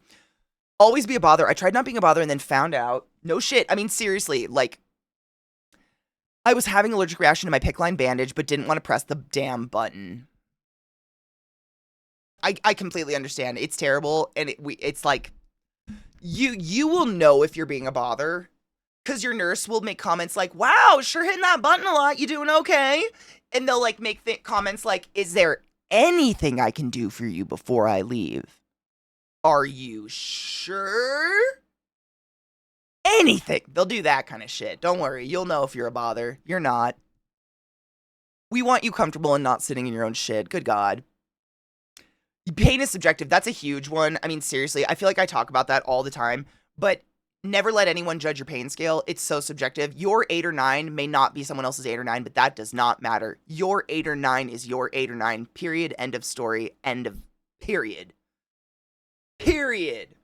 Like, that's such a serious thing. That's one of the first things we learn in school is, like, you never, like, if I can't look at my patient and guess your pain scale, that's impossible.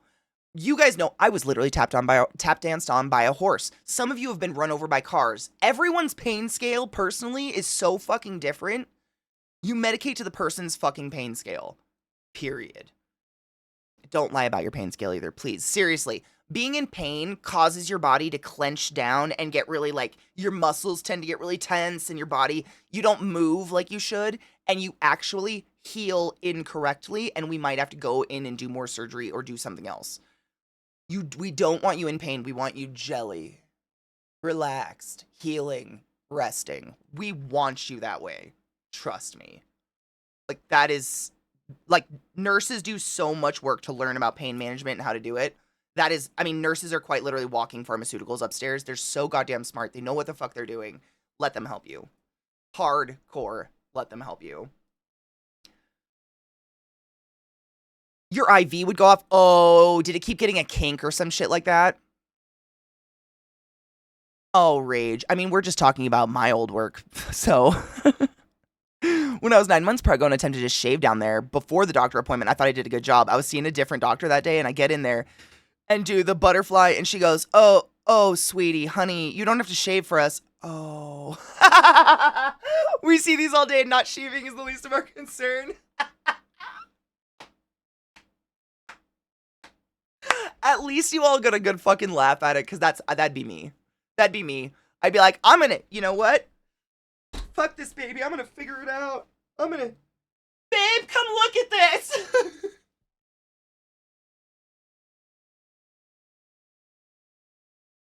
That would so be me.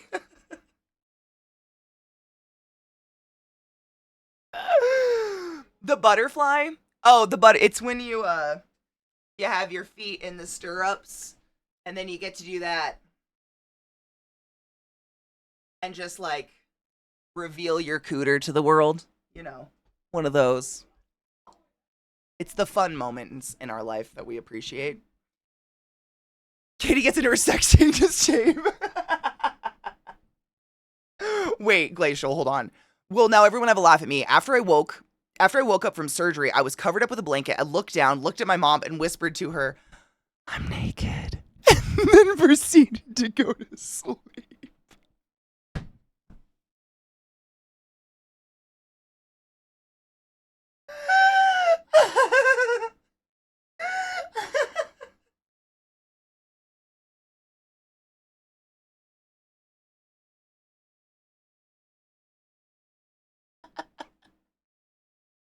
It's the mental image of you in that, like, mummy cocoon blanket, just like, I'm naked.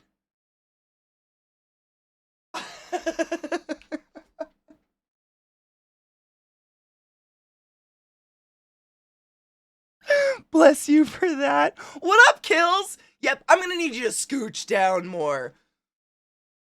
Oh god, that's fucking amazing. It would be something like random air in the line kinks. I breathe wrong. No, literally, it's the IV box.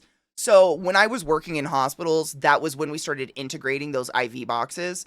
So you know how back in the day you'd have like it was basically an IV bowl just covered in bags, and there would be little meters in them, and like we'd have to like squirt needles in the air to make sure there was no air bubbles in it or whatever. They fixed all that.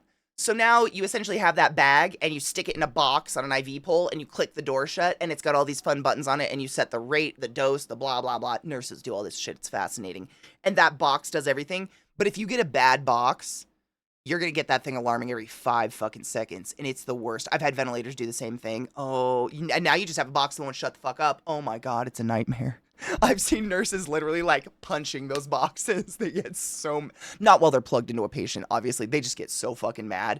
Because like it's a pain in the ass to go try to find another one. Because they're like registered to the rooms or whatever. Oh my God. Yeah, you just get a bad box and it sucks. Oh my, what a fun year. What a fun, you know what, at least at least you'll know you're clean.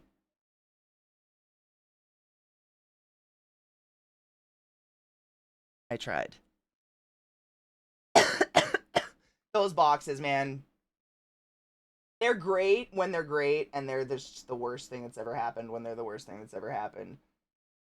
I told you guys I think I've told you guys this. Pat, I don't know if I told you that story, though. I had a patient one time whose sister had a headache, and so when no one was in the room, she took down the bag of Dilaudid and took a sip.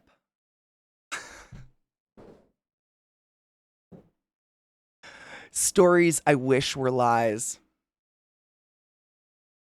Number 1. No, we get called into this room and the patient is on a ventilator. So if you're on a ventilator, you're my patient. Period. Your nurse and I, we control everything in that room and you are our baby. That's my patient. And this patient was on a ventilator, and I just see every nurse start to go in. Of course, it was a corner room. I think it was actually room 8. Everyone starts rushing towards that room, and I'm like, I can see it, so I start, like, fucking busting ass down the hallway, but I don't hear any ventilator alarms going off, so I'm like, Like, I know the nurse of this room, she would never touch my ventilator. She's not muting alarms. Like, what the fuck is going down in this room right now? I didn't hear a code bell go off. No alarms. I go in, and all I see is all the nurses, like, crowded into that bigger part I was telling you guys about, because it's one of those corner rooms, like the kitchenette. And on the other side of the patient bed where I couldn't see, the sister who had sipped the Dilaudid was on her back going... So apparently that's what sipping Dilaudid does when you have a headache. She lived. But what the fuck? The patient was fine, by the way. Like, the patient was absolutely fine. It happened so fast that the line of Dilaudid didn't even clear. Like, it was so fast. So fast. Don't touch Dilaudid. Don't sip Dilaudid. I mean, does that need to be said? Does that truly need to be said? Not to sip IV drugs? It was so hard to feel bad for this person. What up, sick? Were your corner rooms the negative flow rooms too? I don't know what it is about the corner rooms. Given what she did, yes. I mean, now it's, I wouldn't be shocked if the bags actually say, like, don't drink. Dilaudid, my dudes. Dilaudid. That is the serious shit. I don't think I've ever had Dilaudid at any time in my life. I've had a few surgeries. I don't think I have. Like, that is the serious fucking shit.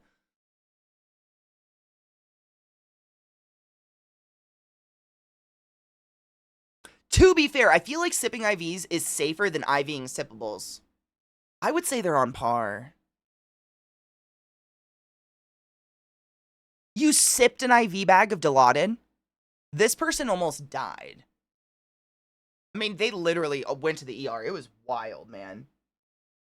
Oh, okay. I was like, what the fuck? Oh, really? You didn't feel shit because it numbed you, or you didn't feel shit like Dilaudid did nothing for you? I've never been on it. I'm genuinely asking. The fuck you think I'd sip it? I mean, you might have been making a long play joke. I don't fucking know. I'm surprised you let people put needles in you, to be honest. You know too much.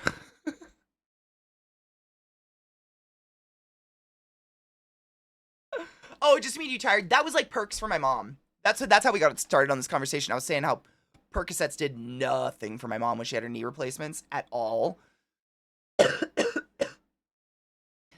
Take me, darkness.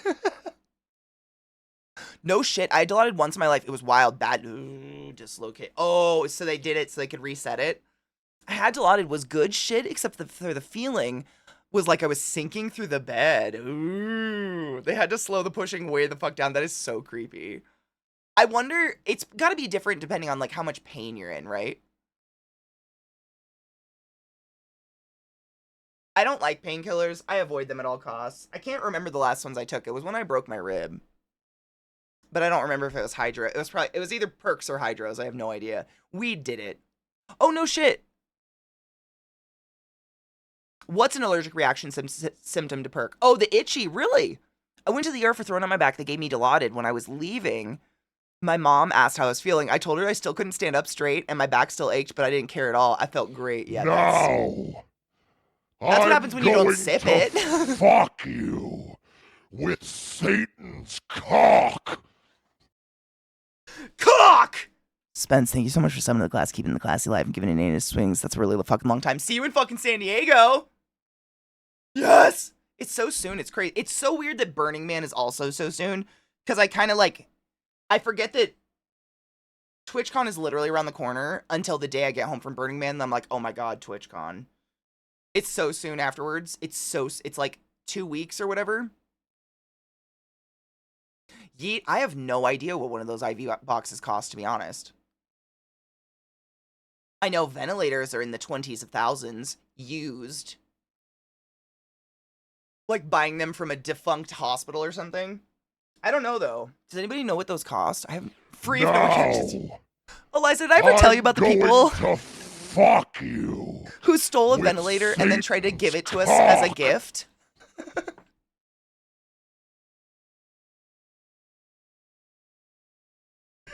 First, Phoebe, thank you so much for summoning the class, keeping the class alive, and giving it any swings. Go forth and be consensual in all the ways, because nothing in this world is sexier than pure sober consent. No shit.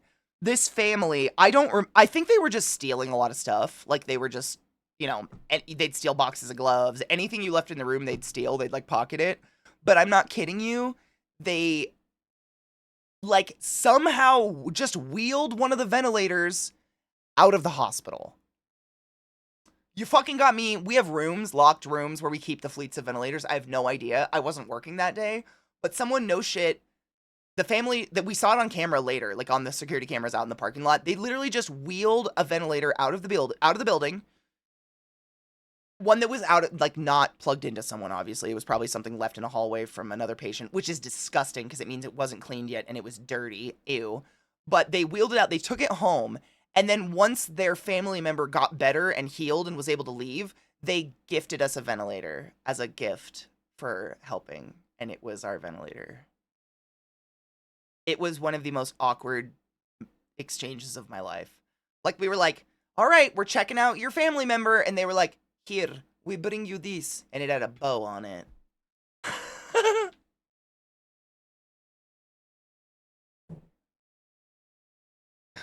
Wild. We knew it was coming too because security said they saw a ventilator being wheeled into the fucking building. And we were like, what? So weird. I know. Molly, I think so. So last year we didn't. And that was a terrible I mean, we stopped at a hotel and literally took like a 3-hour nap and then went back on the road. And I felt sick. Like it was I think I was up for like over 30 hours or something like that. So I think this year we're planning on just like a Motel 8 or something just to have a shower and like sleep a night and then continue driving home. I think so, but I'm not sure yet. They're nasty post-use. Yeah, they have an entire like cleaning cycle they have to go through, like a sterilization cycle. And then if they were on a patient with a communicable disease, they have to go to a like engineering and get checked out. There's a whole thing for ventilators, man. You don't want to take a dirty ventilator. That shit's nasty. Maybe they had a high vis vest on and we're carrying, oh my god, I'm like a high vision dude. That you could have. I mean, to be real, the security guards at the front of the hospital, if they saw someone confidently wheeling a ventilator out, they'd probably just assume it was an RT getting off work and taking it somewhere. It's not something that happens enough for like a security guard to even be told like, all right, now if you see vents being rolled out of the building, you got to do this, this, and this. Like they'd just be like, you know what? That's probably normal, right? Why else would there be a ventilator in the parking lot, now in the back of that van?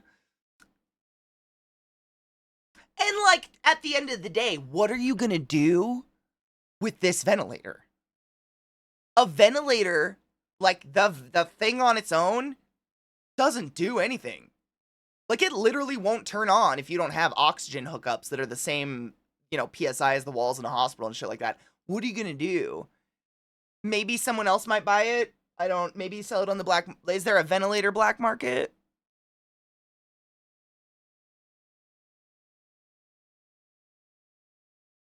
There's so much that, I mean, a lot of the pricing of medical shit is really weird and skewed because of the way that they've had to rig it to get insurance companies to pay for literally anything. Insurance companies are the reason medicine is ruined. There's so many other reasons, but they're the original reason. And insurance companies control us. They control everything. I've told you guys about the fucking horrific arguments I have with people at insurance companies that, I mean, not one person at an insurance company has any medical experience whatsoever, but they're allowed to say yes or no regarding your life. And it's insane. And so, like, I don't know how to, like, word it other than to give you an example. So, for instance, insurance companies do not pay for oxygen. They do not reimburse for oxygen. They do not reimburse for heliox or helium. They don't reimburse for mouth care. So it's like every 2 to 4 hours, I go into your room if you're on a ventilator, meaning you have a tube in your mouth that's keeping your mouth open, and I brush your teeth with this really soft sponge, and I do all this kind of oral care that keeps your mouth nice and moist, and I put chapstick on your lips and stuff, because we're keeping your mouth open. Have you ever woken up after sleeping with your mouth open all night, and it's like, and you can barely swallow? It's horrible. Insurance thinks that's not necessary and that you don't need your teeth brushed in the hospital and that they don't pay for that. So because of and that's just 2 examples. There's millions of that though. All of the niceties that we do rolling you constantly to prevent bed sores, none of that is covered. Insurance companies won't cover that, but they will absolutely cause that hospital to cover every inch of your bill if you come up with a bed sore. So, of course, we still do all of these things because we care and we're empathetic and we love people. Humans, we want to help you. But because insurance companies do this, in order to rehabilitate any of that money, because a nurse is still doing these things, a doctor is still doing these things, a respiratory therapist is still going and doing these things, and we're getting paid to do it, that hospital has to make up that money somewhere. They end up making the cost of everything else that insurance companies will pay for astronomical. Like, a nasal cannula can be upwards of $35 to $50. Like, that fucking tube that sits on your ears and sits in the wall, it's quite literally just plastic. There's nothing to it. It yanks onto a wall thing and sits in your nose because they're making up the difference with these little items that we use millions of every day because insurance companies will pay for them. And so over time, that starts to make up for everything else lacking that insurance companies deem. Like, for instance, if you have asthma, you've probably heard of albuterol or a combi vent or something like that, some sort of inhaler puffer, right? So if you have a heart issue, I don't want to give you any of those drugs because one of the main symptoms of them is, tell me puffer people, the shakes. It's the worst. It's a vasodilator. So what those puffers do is they blow out your bronchial tubes in your lungs so you can get oxygen delivery better. But a consequence of that is it's also dilating all the vessels in the rest of your body. So for a few minutes, you can feel like you've had too much coffee. You kind of get these like weird jitters and you feel a little jittery and nasty. But if you have a heart issue, that can literally give you a heart attack. So I want to give you something called levoalbuterol. Levobuterol. It's amazing. It's the exact same drug without the jitters. So like I can open up your lungs, I can get you all the oxygen and not kill you. Amazing, right? Insurance companies say no. They'd rather you die. No shit. I've been on the phone for hours so many fucking times. And at a certain point, doctors just go pull it out of the med drawer and give someone the fucking levoalbuterol because we're not going to kill you, but we need you to breathe. And it's like, imagine whatever you do for a living, trying to argue with someone who has control over your job, who has no idea what you're doing. So me explaining this to someone on the phone working at the insurance company who has no medical background whatsoever, no education in medicine whatsoever, they don't get it and they don't care. They just, and it's no fault of anybody's, but there's this like weird notion that doctors and nurses and we're all gods and we just like know everything. We're just highly educated people making highly educated guesses. That's it, end of story. But they treat us like we're like this and they're like, you'll figure it out. You'll figure it out. So my option is possibly send you into a heart attack or let you gasp. Or find an awesome doc who will go pull that levoalbuterol out of the fucking Pyxis so I can give you the drug you need without killing you. It's kind of decaf albuterol, no shit. Yeah. Insurance companies are the bane. They are the fucking bane. They're horrific. They cause so much horrible strife in a hospital just trying to get you adequate care. It's asinine. It is seriously ridiculous. Like, we've had these powwows where it'll be me and two docs and a resident and two nurses, and we're all sitting around, like, brainstorming with notepads. How do we write the note in the computer right now in a way that insurance companies can't see it and somehow roll back what they've paid for? It's crazy. It's like writing a group paper, but you're just sitting around like, no, don't use that word. They can see that as a pre-diagnosed condition. Don't use that word. They can see that as something else. No, you can't use that. You can't phrase it that way. You have to phrase it as a fact. You can't phrase it that way. You can't say possible. You can't say theoretically. You can't say anything wish-washy because insurance companies go in, pick that one word out and go, nope, you said this? No. And now we cover your bill and that hospital is fucked. And it's sick, which is why hospital and healthcares are so fucked up. It started with these insurance companies and just snowballed. And now people in charge of hospitals take advantage of that system because they know how it works and it's gross. And I'm sorry any of you have to deal with that. I don't know why I'm on this tangent. What happened? Cheers. I was going to ask you, no shit. I was going to ask you if you dealt with the exact same shit. You're literally the coding aspect of what we're doing with our notes. Seriously, I wonder. So what Mike says, oh my God, the number of things I have to code such a specific way in order to make sure the insurance fucking covers it. And you fuck up one line. And they look for that. They don't care about anything other than finding language or wording or coding where they can go, nope. And that alone will just suddenly, they don't cover anything. It's crazy. It is crazy. And all we want to do is care for you. That's it. I mean, God forbid. It's wild how hard it is. I've sat on the phone. I'm not exaggerating when I say hours with an insurance company to get leave albuterol for a patient of mine that I don't want to have a heart attack. But like fentanyl, perks, narcotics, easy as cake. Insurance companies give those away for free. I just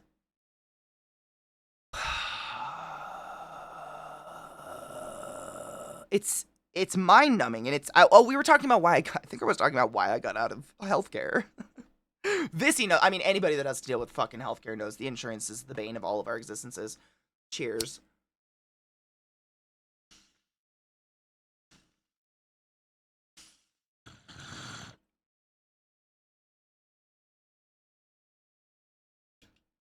It's like when we book an ambulance, the one who dispatches them gets zero medical knowledge and it's always a fuck up. Oh my god, it's terrible. You didn't tell me what I was going to. Dude, I didn't talk to you. What? Do I look like dispatch? I'm covered in shit and blood in scrubs in an ER. What do you think I am? Dude, reasonable. Make sure to ask for details on that, because I've run into insurance companies that no shit, they cover one CPAP per lifetime. So you want to make sure, like, whatever their coverage is on all that, simply because, like, for instance, if they cover, one mask a year, that's actually them saying they cover one respiratory visit a year. So when your respiratory therapist helps you set up the mask or the nasal, whatever you're doing, make sure you get extras. We have them. We have bags of them. Tons. Just laying around. Nasal pillows, all the shit. Pads. We have, like, all these jelly pads to, like, relieve pressure of the headgear and all that. We have everything. Ask them for some extras, because the next appointment is where your insurance company is going to slam you. But we put that in as all one charge, so it looks like one item, if that makes sense.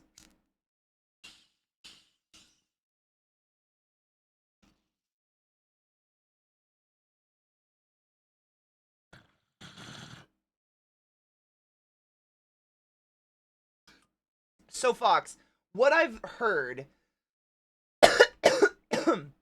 essentially, is that when your hospital submits your final bill to the insurance company, that is not going to a human. That is put into an algorithm that automatically says no every 500 bills. Every 500 claims, it sends it back to the hospital, and they all say no. But when you call, I've heard you're talking to a person, because 9 times out of 10, it gets covered. Like, it's just a disgusting algorithm that's auto-rejecting people, because they assume you won't fight it. They assume you'll get that bill and you'll pay it to make it go away and you won't say anything. It's really fucked up and dark. So me having heart issues, I should be on albuterol or, so if you have heart issues, like if you have, tachycardia or like racing heart, bradycardia, etc., talk to your doctor. But usually what we would do is we would put you on a drug called Leva albuterol. Leva albuterol. Leva albuterol. One word. And it's the same shit, but it doesn't give you the jitters and it doesn't speed up your heart rate and it doesn't affect your heart rate. So it's still going to help dilate your lungs and open you up to breathe. Because, I mean, just because you have asthma doesn't mean you don't get to have relief from asthma. We just want you on the right stuff, so I would talk to your doctor about it for sure. No shit, Sag. How's that? I remember what I was doing.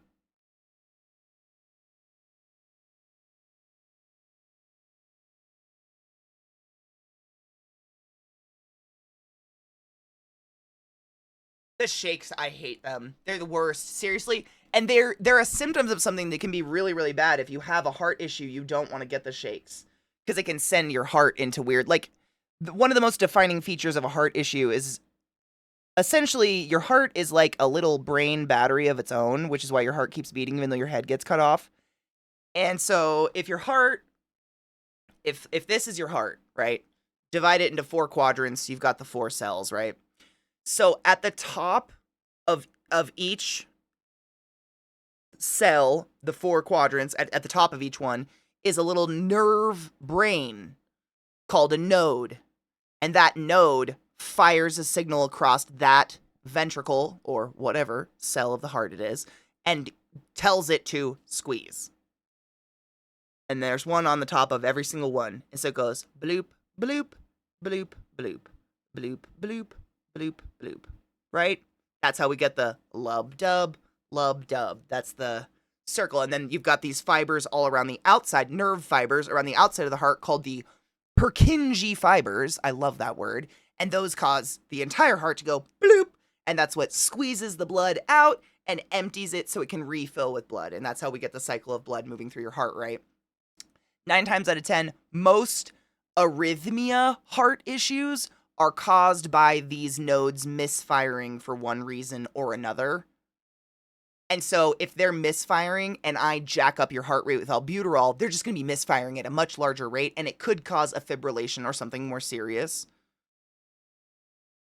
Essentially, does that make sense? So we don't want that. Don't do that.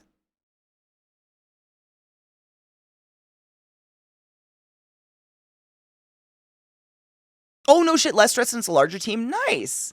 So, Zag, no shit. Have you ever seen a ventilator get pushed out the door? Because that was the story I was telling earlier. Like, that's one of the weirdest things that's happened. We had a patient, and their family at one point literally rolled a ventilator out of the hospital.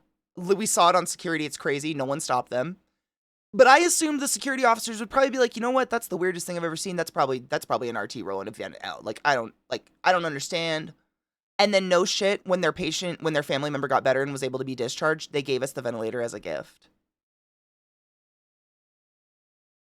Can't make this shit up. It's too weird.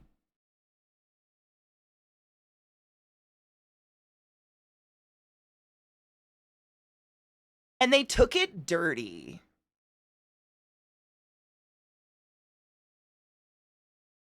Which, that says a lot in itself.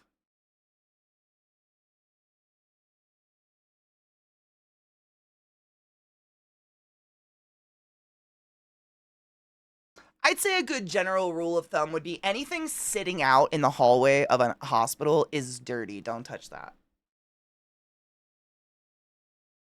It might not be dirty, but probably don't touch that.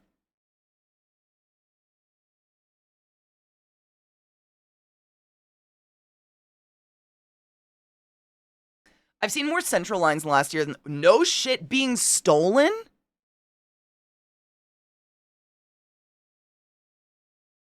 Oh, that's wild. You don't know where that's been? You have no idea. I mean, it's literally been inside of someone. Like, I don't even know if they took it with all the tubes still. Oh my God.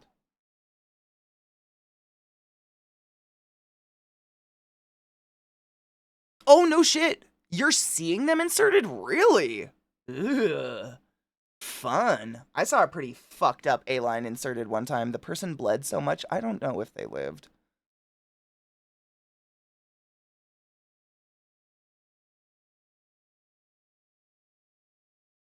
An A-line, for those that don't know, that's called an arterial line. And that's usually when you see someone have one big line in their neck and a squid coming out of it. And it just means we need a lot of access. We're going to be pumping you full of shit because you probably have some fucking gnarly ass infection or something. But in order to set them, you have to go to surgery because it's literally being inserted and sewed into your artery of your neck. You carotid. So it gets pumped directly to the whole body with full force. All the drugs we put into it, it's pretty gnarly. But they're great.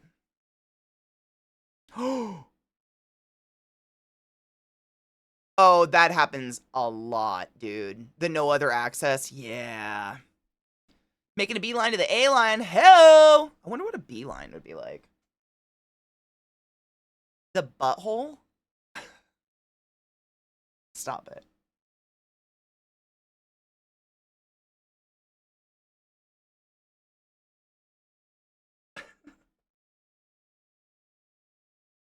Good God.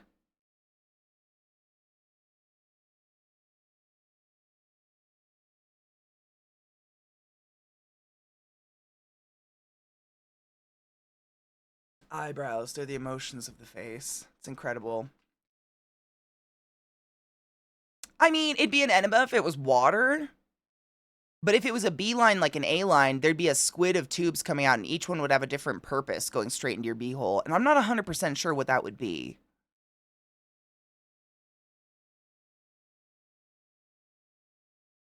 Coding them, dude, they're like they're kind of like taken casually for being quite a serious procedure.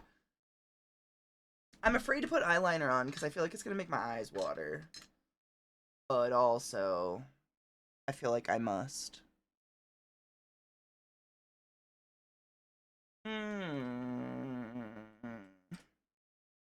A-line CVCs and TEs are my bane. I don't doubt that at all. I know charting them isn't fun. It's interesting though, there's a lot of hospitals where nurses can't touch arterial lines, and then some hospitals, they absolutely are in control of them. And I don't know why or what the difference is, like why they decided to divvy that up. But I've worked at some hospitals where, for instance, if you have an A line, an arterial line, I can actually hook up what we literally call it a vamp, like vampire, to your A line, and it's a faucet. I don't know how else to put that. But essentially, I just plug a little syringe into this mechanism of the vamp that's on an IV tower, and I just pull, and it fills up with your artery blood, and I unscrew that IV off, and then I turn the faucet off, and I no longer... you're a faucet. It's pretty hilariously great. But some hospitals, nurses can't even touch it. Like, they're not allowed by hospital mandate to touch the vamps, and I always found that really interesting, and I felt bad, because nurses would have to call an RT and be like, hey, can you come pull from the art line? And of all the things in the world of nursing, that's the one thing you're going to restrict them from, is screwing an IV into an IV pole. I mean, they literally can lay art lines. Like, an NP can lay an A line. It's crazy. I don't know. It's so weird. But I think it has to do with, like, union, maybe, and covering people's jobs or something. It seems like something you'd want to standardize. A lines? I've got a buddy when he was younger as a joke, oh god, wheeled himself out of the hospital in a wheelchair. The hospital called the cops and had him charged with theft. He got a felony on his record because of it. Oh, that's pretty wild.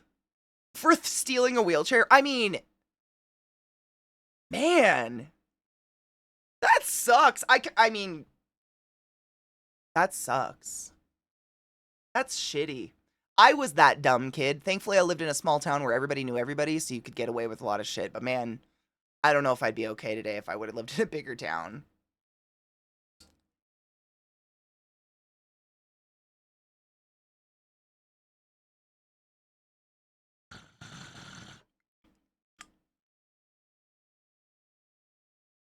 Oh, like standardize who can touch it? I know.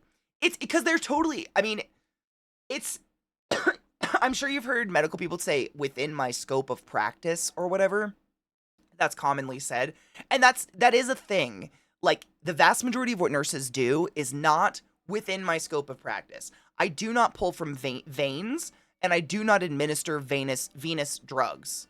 Like, they are the walking pharmacies, not RT. I don't do that. I don't know about it. Like, they know the pharmaceutical knowledge. That ain't my jam. And I would never risk my license, and I'm not going to risk someone's life doing any of that. But, like, we both are arterially trained and able to do that kind of stuff, and it's all up to the hospital. But I know there's some hospitals that have unions, which are great, but there's something about unions and this protecting your job thing, where it's like,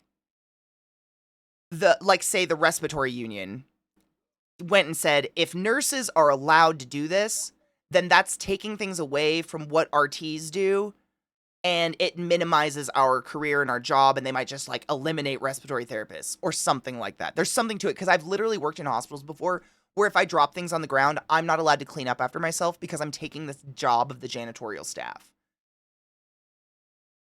Which I always thought was wild. Walking away from a mess is not who I am. I feel disgusting when I'm like, hey, I dropped some shit. Will you come clean it up? Like calling someone to come clean up your mess. They're so used to it because it's literally what we have to do. But if I was caught, say, sweeping or something because I dropped a bunch of stuff out of a pack on the ground, I could get in trouble from the union. unions do role protection a lot, even within the same union. It's really severe. It's really like, severe. I don't know if severe. That's a really, I don't know that I can't think of a better word. It's really severe the way they go about it sometimes. And I know that that's why at some hospitals, literally it's an IV pole, which that is a nurse's jurisdiction. And there's a vamp in the middle of it, and they have to call me to come pull some arterial blood off that vamp so they can run their tests in the morning. Say I'm busy, they just get fucked. And that's not fair. They could totally do that. Like that's like they can do literally everything else.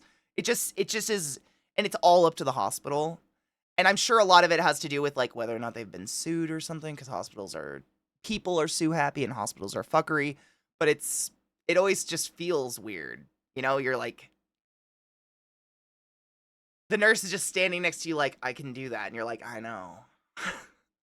We're both in this understanding of like, there is no reason I'm here right now other than someone might see and report to the union that a nurse stole a job.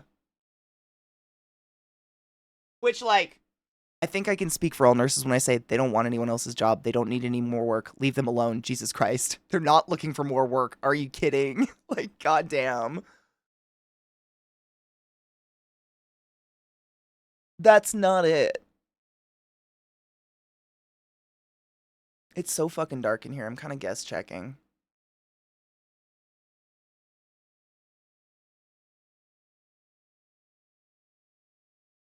Damn weather. Being unpredictable and shit. Isn't it August? Isn't August supposed to be the hot, sunny month?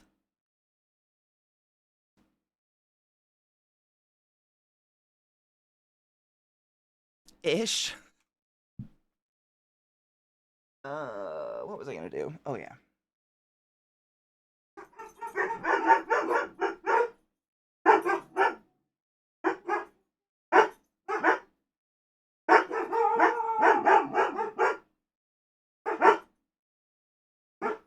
You're early. Why?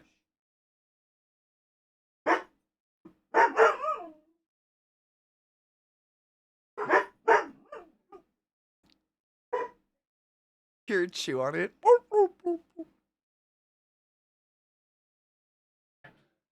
Are you so done, Miss Ma'am? Ma'am, what's your damage? She's sitting on the couch. She doesn't care enough to even get up. She just sits there like, burp, burp, burp, burp. Twitch just warned me that the stream might have drugs or intoxication, and I was like, bitch it fucking better. Why are we like this today? Lay down. She is, literally, she's on a pillow like this, like.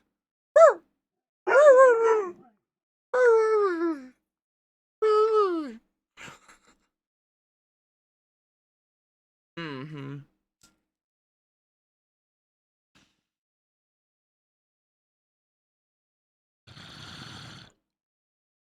Your poodle boy's probably like, those fucking idiots.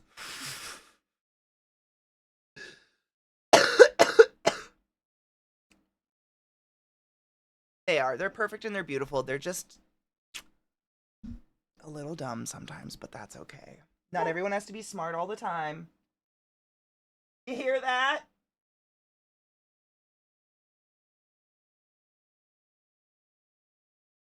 Oh, wait, no, that's not what I wanted. That's what I wanted. Shit, fuck. Wrong color. The Bort Network. Light the fires of Gondor. And then he just stalks in circles like, I heard something. I swear I heard something. And you guys are gonna hear what I heard. I don't know why everyone's mad at me. I heard it. And then he lays on the floor.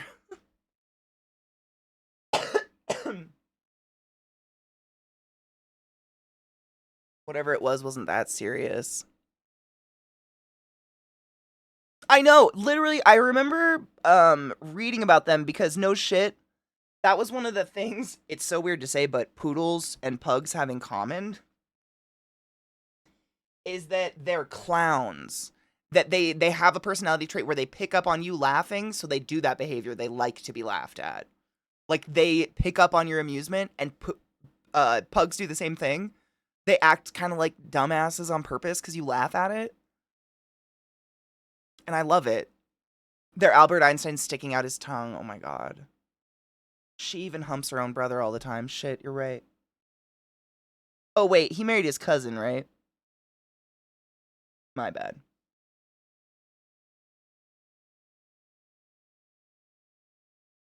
It just goes to show you're only as smart as you want to be. You know what I'm saying?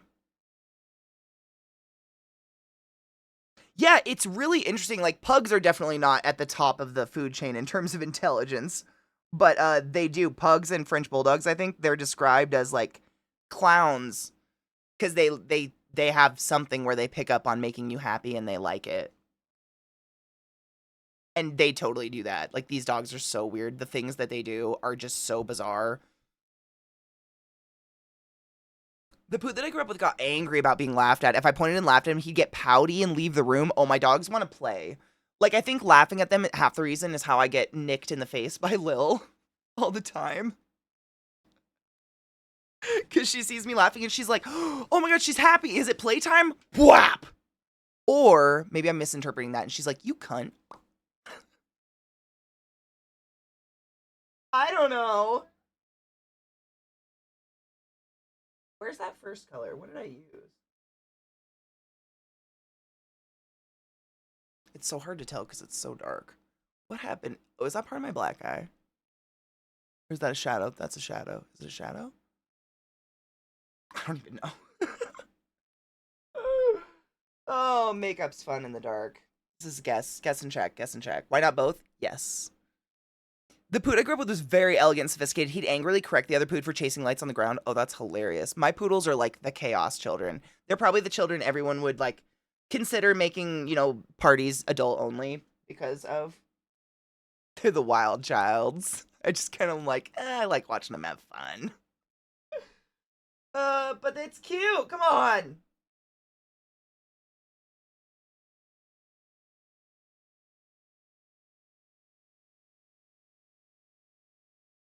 Like, I've never thought the most interesting thing a dog can do is behave.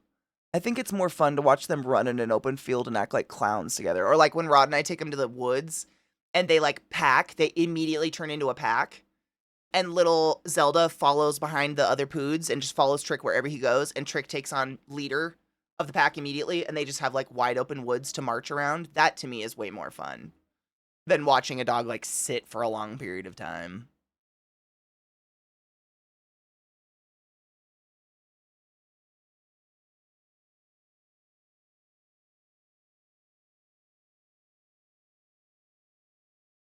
Zelda's actually super friendly. When we took him to the dog park, I was shocked. Like, she has no problem going up and saying hi to other dogs, and she's totally nice about it. And lets dogs sniff her butt as appropriate. It's pretty cute. She's the third. She just rolls right in. And it's like dogs pick up on that, like, the hierarchy, of like, you're the baby new bitch, so you stay back there and we'll just take the lead and you follow and be quiet. And she's like, okay. She doesn't give a fuck about where we are anymore. She's gotten way friendlier since I've been taking her to the dog park this year. Oh, I mean, she's never not been friendly. I think she only knew how to be around Frenchies. If that's all you know, you can't blame her for being weird around big dogs. I totally understand that. It's like Lilith with small dogs. She doesn't know what to do. The pack mentality is so fast, right? They pick up on it so fast. I don't know, and it's like an unspoken. It's not like they growl at each other or set up boundaries or whatever the way you would think like wolves do or something. It's just like, nope. This is the way it was going to be all along. We were aware of it. You're an idiot human. And I'm like, you're right. I am.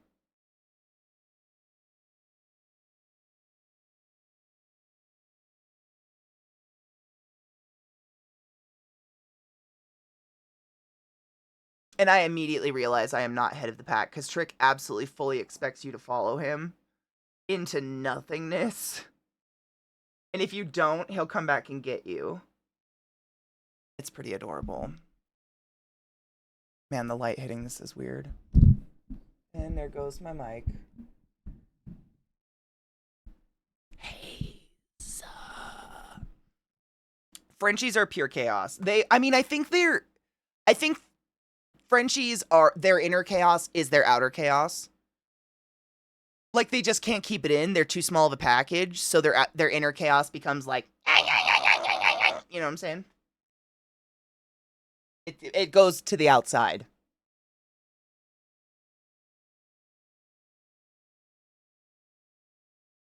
Like, maybe if they could run like other dogs, they wouldn't do that.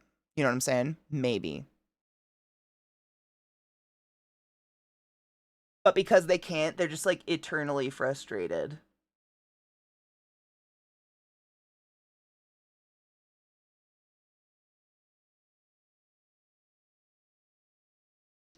Take my hand. Off to Never, Never Land.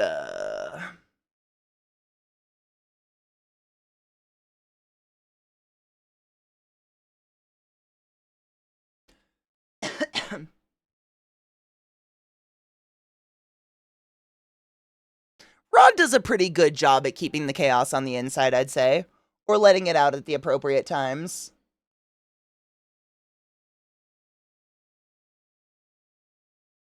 He's not like a screaming Frenchie. That's what I'm saying.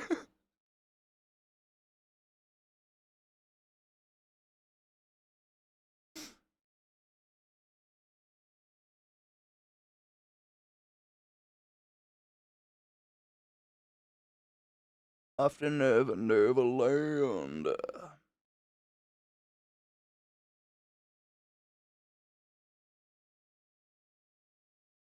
Shit.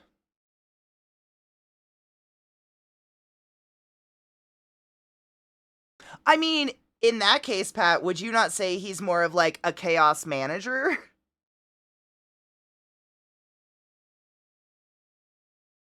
A tamer, if you will. Is this the one I was using earlier? I don't know. This is Ghost. Yeah, their new album, correct me if I'm wrong, I think it's all covers.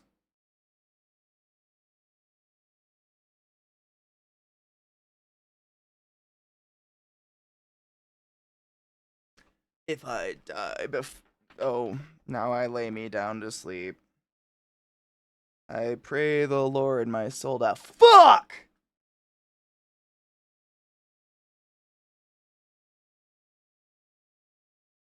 Hush, little baby, don't say a word.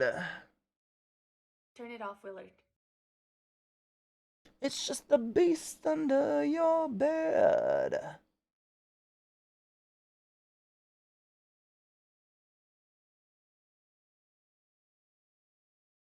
Hail Satan! Yeah, there's a couple decent covers on this album.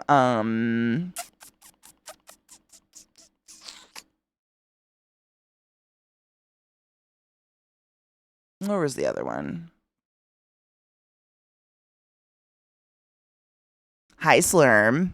After reaching out again, I finally had an appointment with psych assessment next month. Good. I might be one step closer to understanding what else could be affecting me. Thanks for making the place a safe place to hang out and lurk when I need to. Absolutely and fucking always. I'm proud of you, boo. I hope it works out, honeybean.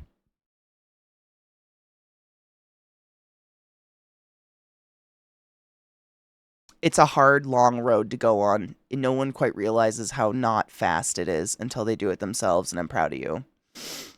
Hold on. We're getting repeat now. I was just changing to a different list.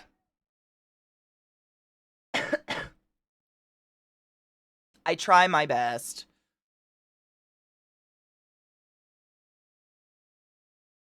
You're not symmetrical.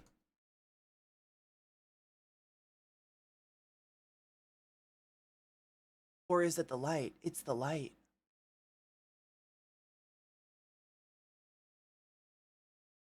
Oh.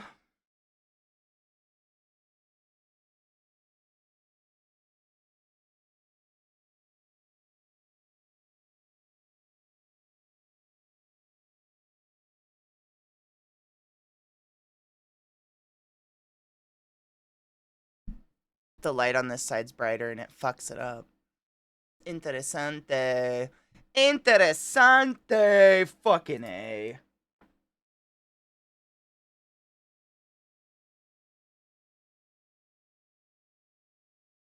Those are the types of messages that come through and make streaming worth it, you know? I mean, that and the fact that I can rub it out to almost everything you guys say all day long. And the thought of you all naked in a room together saying it gets me off. But, like, yeah.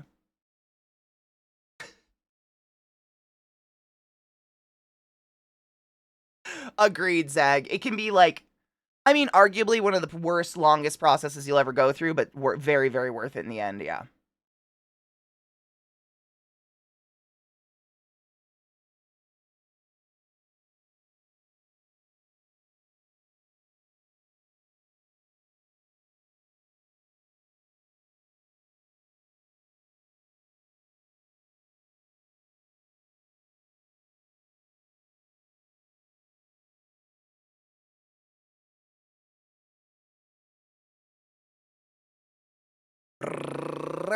Bum.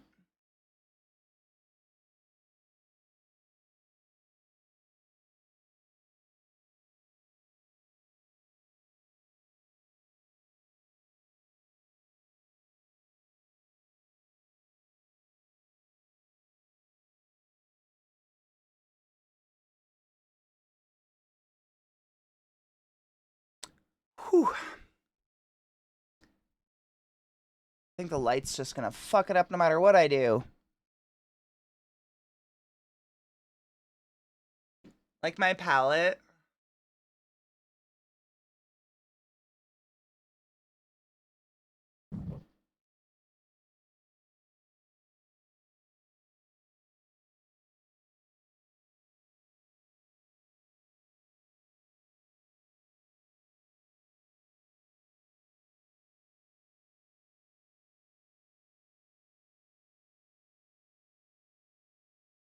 Dude, Slurm, fuck yes.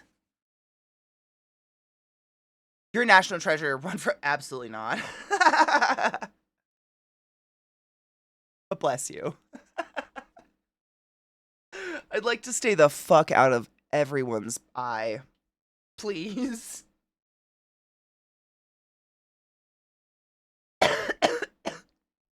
Don't look at me!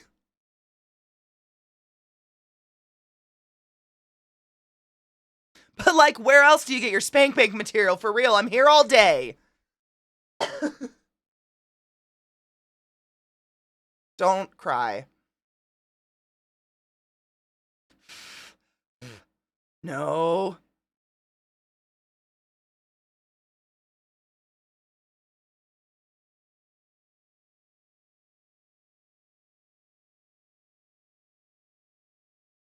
Okay.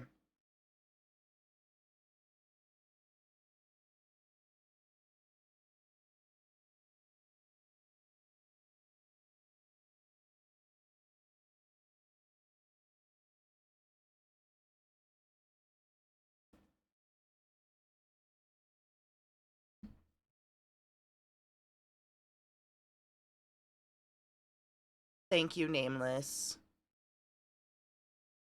Dude, I mean, Nameless, you know as much as anybody else that lurks or hangs out here for an extended period of time. I say this all the time, but I always want, and I always do want it to remain a place where you never have to say hi, you never have to say bye. I don't like doing those things. Why would I create another place where we have to do all that shit that makes everyone feel awkward and just weird? This is a place where you can, like, literally, it's like walk into a conversation, be part of it, and just disappear, and no one's offended. We're just here to have a good time, relax, enjoy each other's company. Period. What is on my brush? Is it piss? And piss.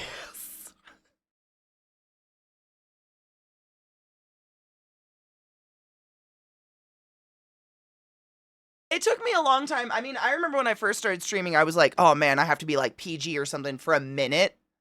And that was never going to work. Like, I would play Skyrim and people would try to put a cuss counter on me. And I was like, guys, this just isn't it. I'm going to cuss no matter what. It's just my base mode. And then I kind of had like a weird thought. And I was like, why would I, if I have like borderline, this was before I had any mods. I didn't even have a bot. I had nothing. If I have borderline like autonomous control over the community that forms in this space, why would I make it something that is something I hate? That doesn't make sense. It may not be things that are in normal society. Like in normal society, they expect you to like curtsy and say hi and bye for 20 minutes. But that's okay. We're not normal. And that's also okay.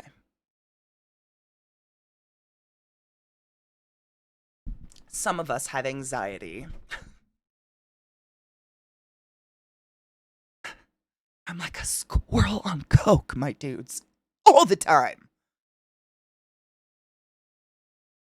I should buy stock in melatonin. It's the only way I sit.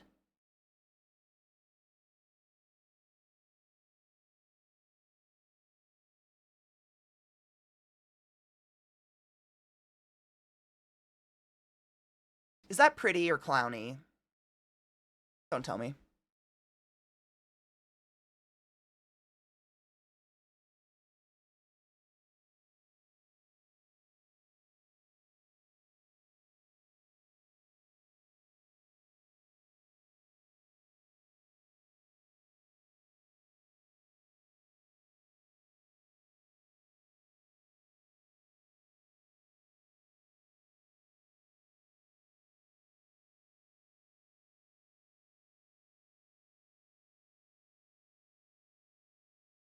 I agree.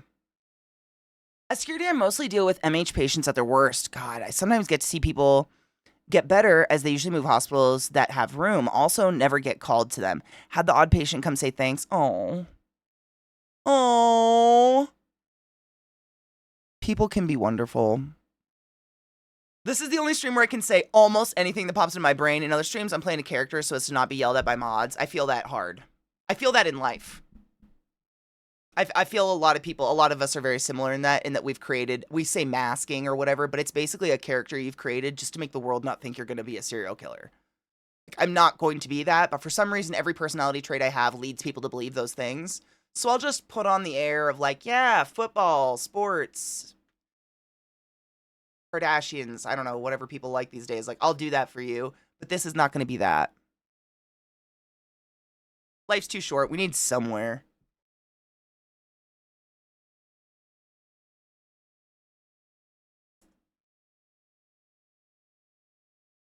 The newest thing the right is getting all upset about is being called weird. Wow. Socially inept. Wow. Love that. Love that. That's nice. That gives hope to someone. Thanks for that, school. Right, and Trouble, the thing is, a lot of the language and stuff that people would consider spicy, I don't think should be.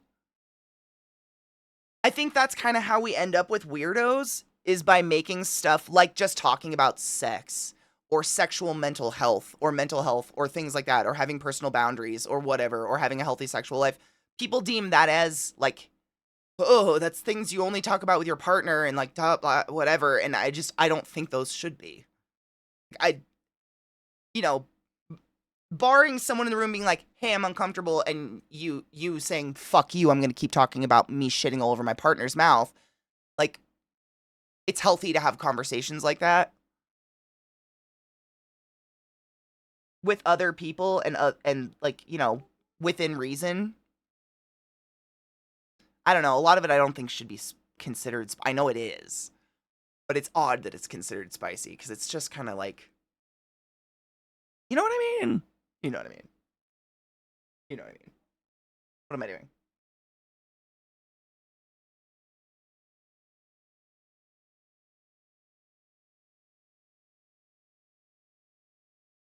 No shit, nameless. Yeah, it's the. I mean, masking is actually like a psychological term they use nowadays, where it's like how you are taught to be versus what you are. Yeah, unless it's consensual, don't shit all over your partner's mouth. It's just like, yeah, bad form. I don't know how else to put it. It's bad form. Don't do that. Don't smile. ClassyKatie told me to. No, she did not. You shut your whore mouth. ClassyKatie didn't say shit.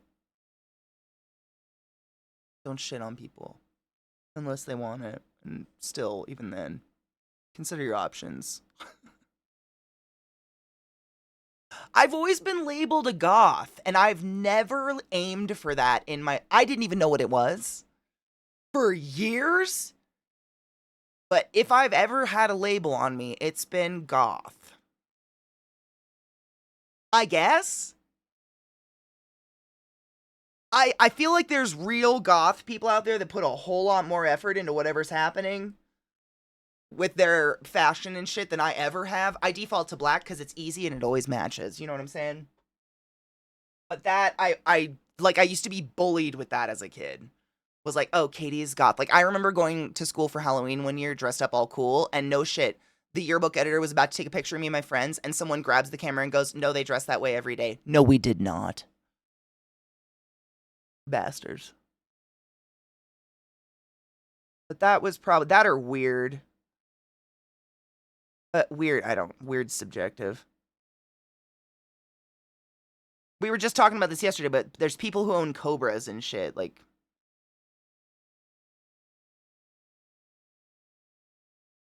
yeah, I'm like soft goth at best. And honest, and still at that point, I've never in my life like thought to myself, I want to be goth or like I'm going to search for a goth thing. I just find stuff I like and I get it, and people are like, wow, that's very gothic. And I'm like, oh. Turtle. Sick. Whatever that is, but it was definitely a term that was used to bully when I was a kid, which was some bullshit.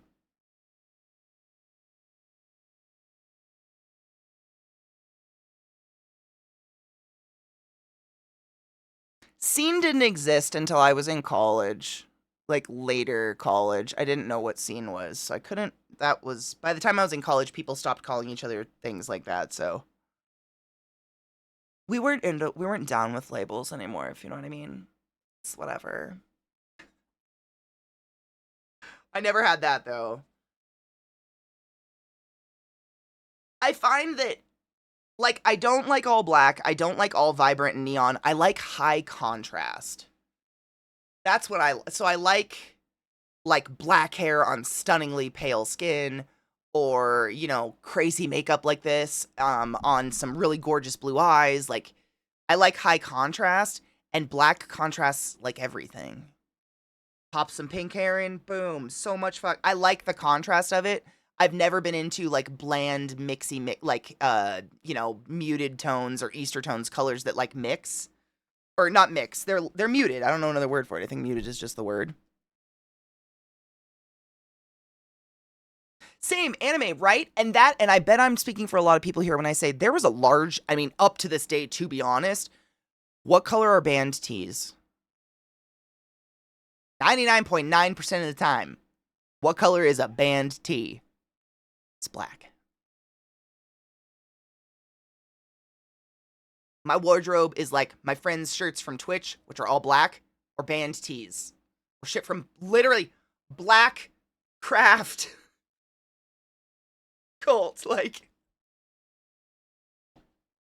black. They're black. I mean, it's not on purpose. It's just like, it just ends up coincidentally. That ends up kind of like your uniform, you know? I was called goth like 20 years ago. Now I just get the dude covered in horror tattoos that doesn't want to talk to people. How? Teach me. I seriously, no shit. I think I have permanent friendly face. I like when I'm in public or if I'm in a store or something like that and someone catches eye contact with me, I can't help but smile. It's just my like default. Like I'm like, and then move on with my day. And people often think I work there, and I hate it so much. Like I've been more often than not, someone will literally like tap my, do you know I? And I'm like, because I smiled.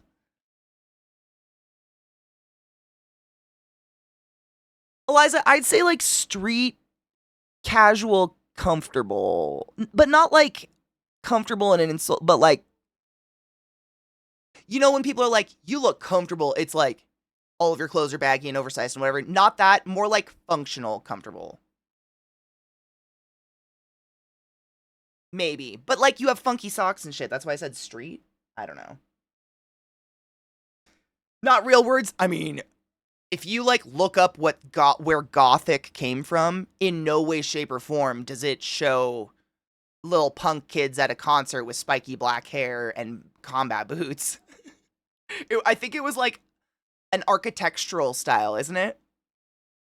Or a period of art or something, but it has nothing to do with any of this. Like, I don't know how that goth got to this. But, I mean, since I was in 6th grade, I've been, oh, Katie's goth. Okay. Whatever. Brittany. I have no room to talk. I got one of those names. Katie. Wrong brush. It's really hard. I mean, I think I have one red ghost t-shirt. And I have one t-shirt. No shit, I dyed it because it was so ugly. It's a Dead Mouse shirt, which I think we're literally... This is Dead Mouse. This is Dead Mouse, new song. It's a Dead Mouse shirt for the song Snow Cone. And the shirt came like this creamy beige off-white color. So I bleached it and dyed it blue. So I have like... But does that count because I did it? I don't know. I guess it was creamy beige. It was ugly. It was like cummy colored. I read somewhere once that steampunk was invented when goth kids discovered the color brown. Stop it. That's beautiful.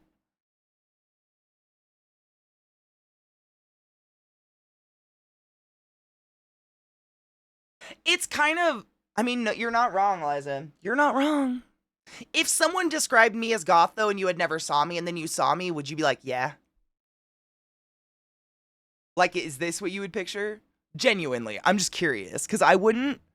I picture, like, the all black and white. It's very monochromatic. I'm more like bubblegum goth, I feel like.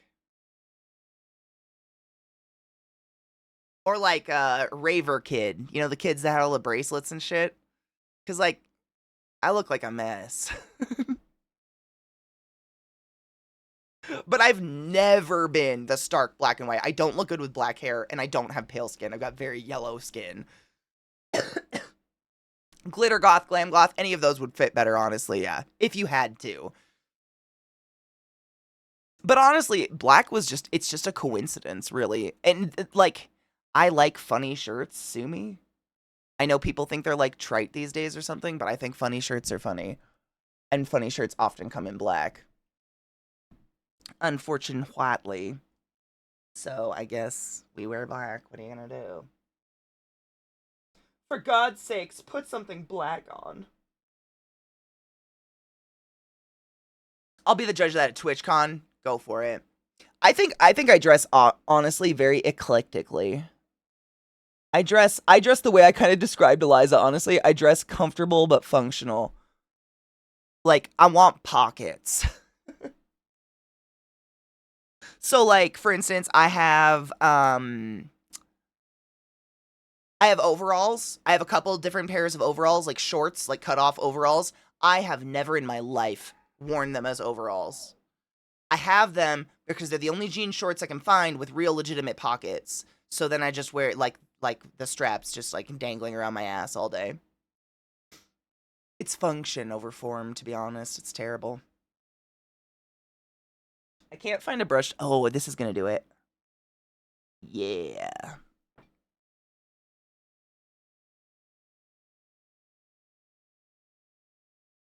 This color, this gold, is like gold flake, kind of. It's really hard to pick up and get to go down, but I think I did it. Yeah, bitch. Yas. Yas. Oh, you're so sultry. Doesn't always take you this long to do your makeup. Shut the fuck up!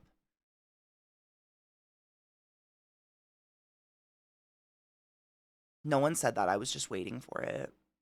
Eliza's here. It could happen at any moment. She's the funny. It's a funny girl. I'm losing my mind. It's fine. Aren't we all?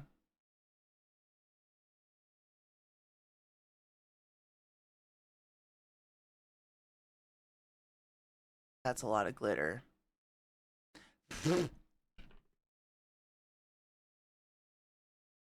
Ish.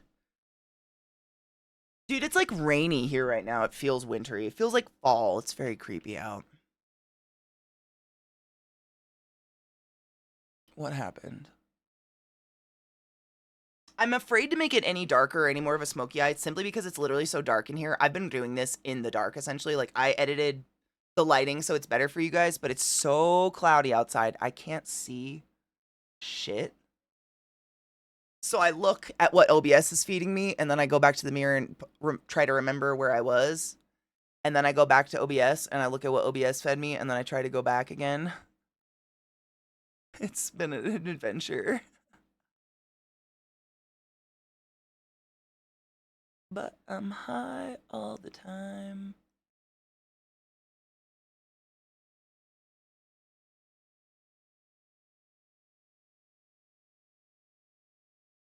Is it Black Craft Cult?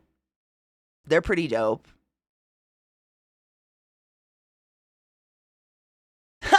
when I was called goth in high school, I'd respond with, "I'm Irish. Goths are mostly exterminated in the 9th century."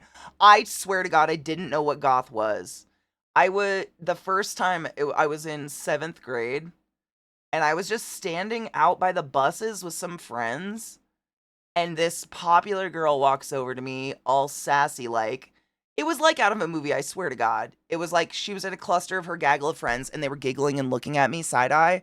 And then she walks over really awkwardly and was like, "Hey," her name was actually Brittany. I just remembered that.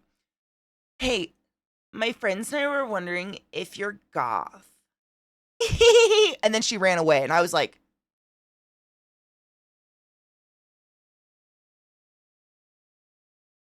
"What is that? What is wrong with me?" And I went home, and no one would tell me, and I didn't know for years. There was no Google. It was just like, is this a cuss word? What's happening? Oh my God, do you think I could just do it in OBS? I'd have to move OBS so it was in the front of my face, because there's just this slight delay that makes this so weird. I wish I could have OBS in the middle, but it's not hooked up to that monitor. That's my gaming monitor. Which way am I going? This way. And it's mirrored. Awkward. Whew.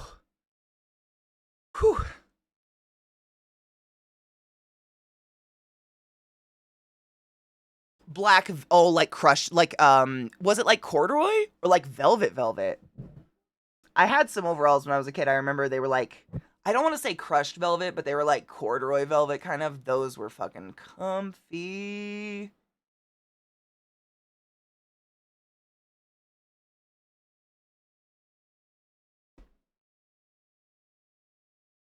That doesn't look terrible. It's not a smoky eye, but I gotta wait for a brighter day. It's so sad how reliant I am on daylight. I gotta do something. You know what it is? It's because my softbox died. And those light bulbs are like $50, and I just haven't replaced it, and I don't want to, but I think I have to, because that really gives me, like, the diffused light that I need. Where's my eyeliner? You're not it. I have too many thingies. Are you it? You could be it.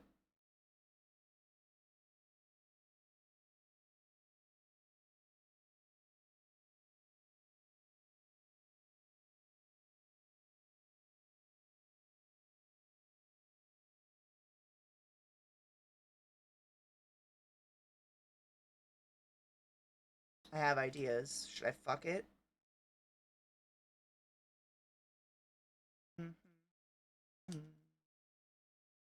What are you? No.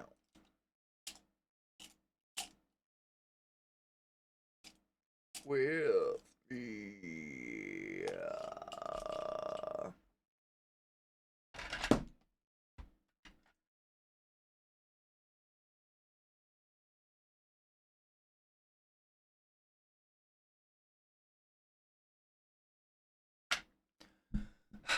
the velvet, no shit. Also had a pair of pants that were crushed velvet, and they had been from a dance costume that I started wearing all the time after the recital. Oh, I had so many things from theater that I just wore all the time afterwards. So, because they were like handmade by the fucking ladies in the theater, like the moms, so they fit perfect. Oh, dude. Anyone into astrology, so the Lionsgate's portal is at its peak today, an opportune time for heightened spiritual growth, transformation, and manifestation of opportunities. What if you've been too anxious to breathe right, let alone manifest opportunities? I think that's just a Pisces trait. We're always in a state of panic and unrest. Do you need to cry? Find a Pisces. We'll cry with you. We've always got a few reasons. God knows why.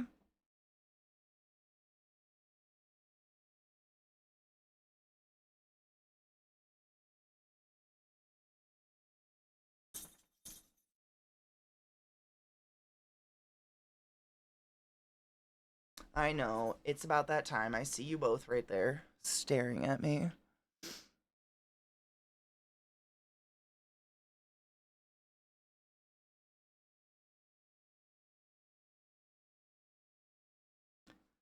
Bob, I probably have to take a shit.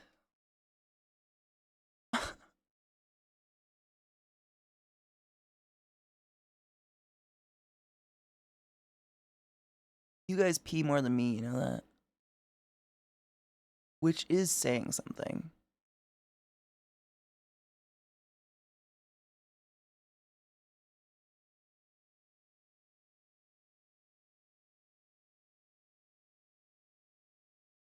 She's very cute.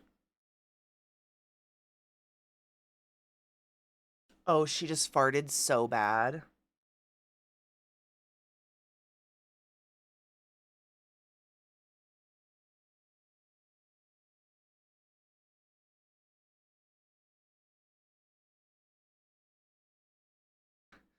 Do you need to go outside? Oh, she's okay. She pawed right at. Okay, break time. I know it's about time. I just get a. I talked a lot and I didn't do anything to my face. Yes, I see you all. Do you need to go outside? Yeah. Okay. All right. Yeah, I know. My dogs are too smart, and they literally. I might someday. Her farts are horrific. Oh my god. Okay. Break time. Allow us to shit the poods. We'll be right back. Stretch your balls. Do what you need to do. I don't know. You guys stink like.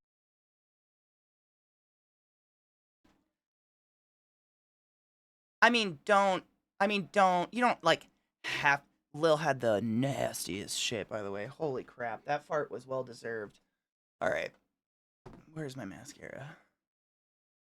I have to put on mascara. I don't know what else I'm doing. I'm just like painting on my eyes forever, and I wanted to show you guys that crazy ass lipstick. And I'll do this forever. It's crazy. I could literally sit and do makeup forever. It's like painting. You just never stop. This might make my eyes water real bad. We'll see.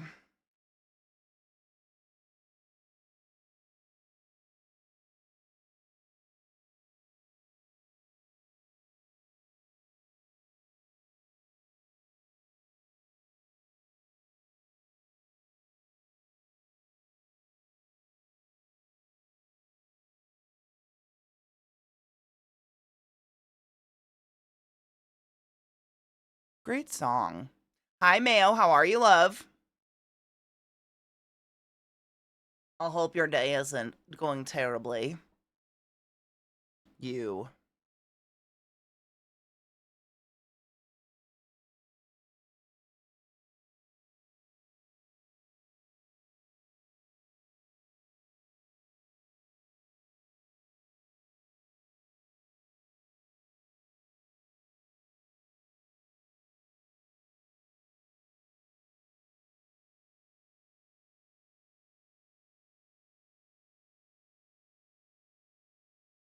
Right? It's like chilly. The weather is weird.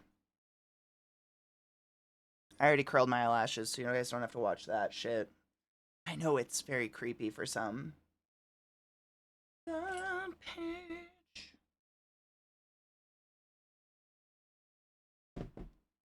Where did I put my mascara? Oh god.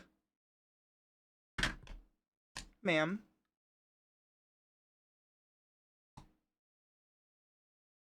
Keep your shit together. Sorry about the mirror.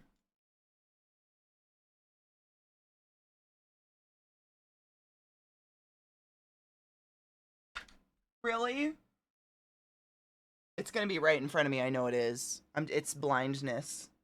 Desk blindness.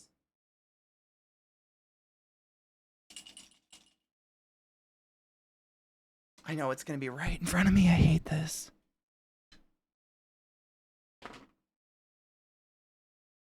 Where are you?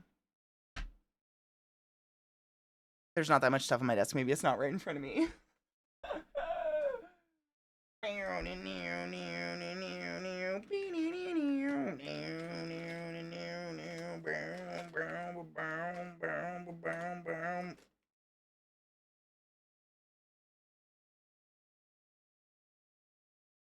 Dude, right? The heat was getting unbearable. It's so gross. It's like either hot or cold. It's never in between. I mean, this is pretty nice. It's weather that you feel like you can't even go out and do anything in. It's just misery. No, I totally get that.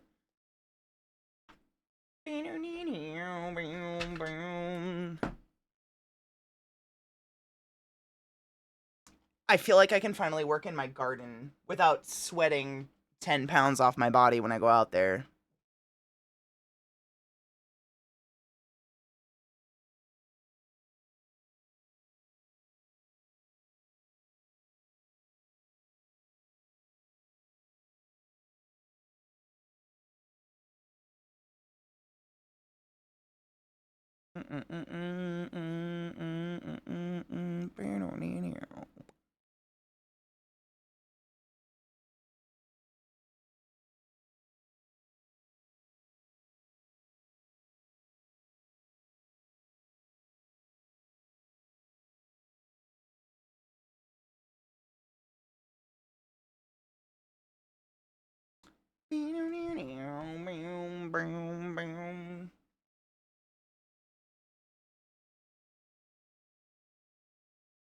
Nine hours painting in the sun. Fuck off.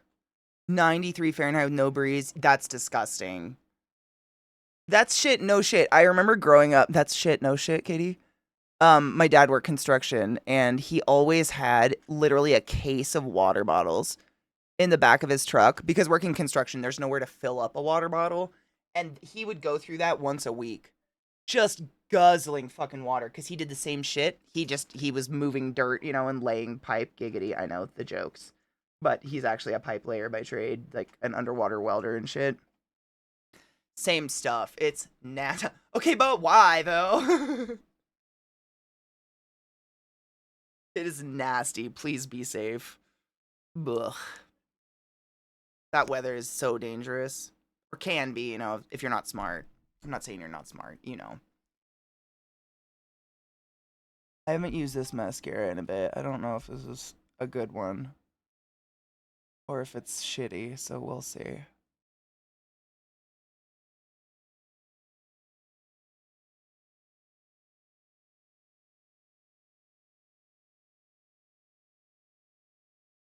My eyes go all the way around. What the fuck?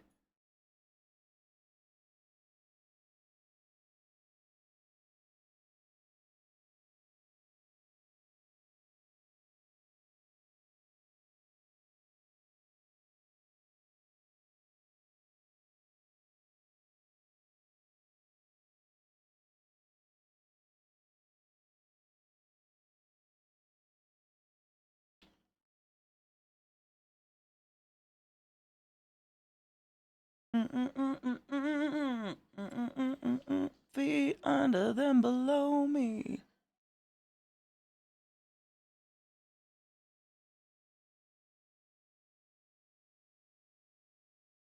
Ma'am, get out of my cords.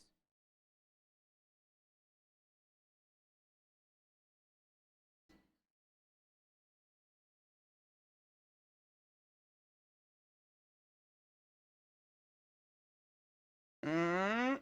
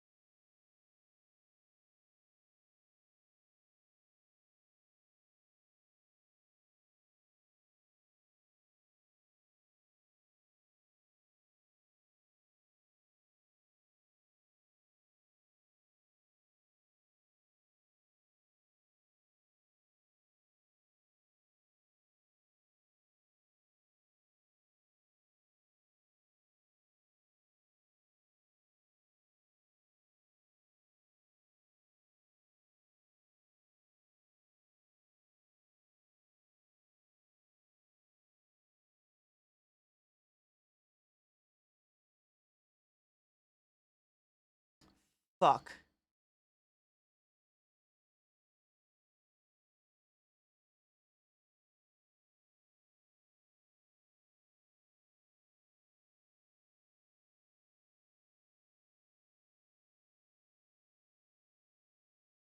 Whoa.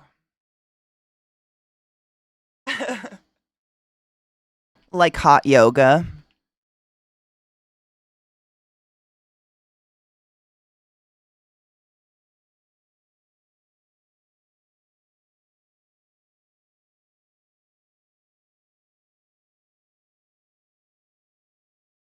I can only be artistic with misery.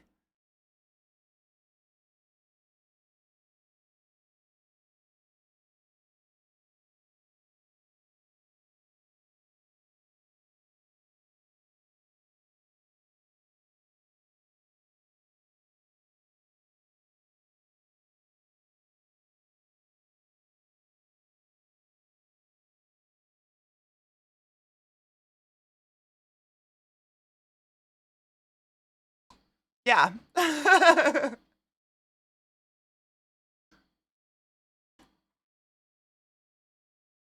Oh, dude, sick. Fuck yes. Oh my god, good luck.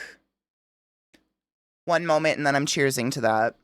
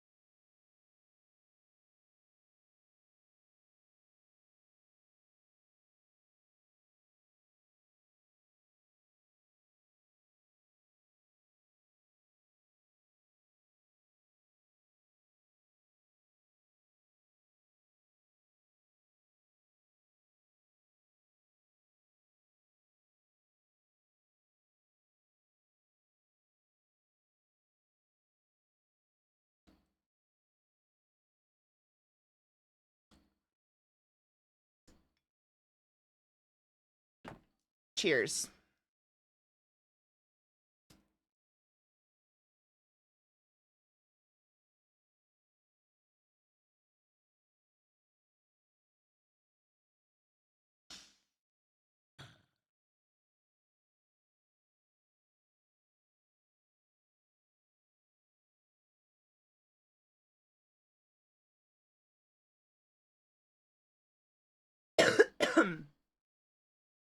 Okay.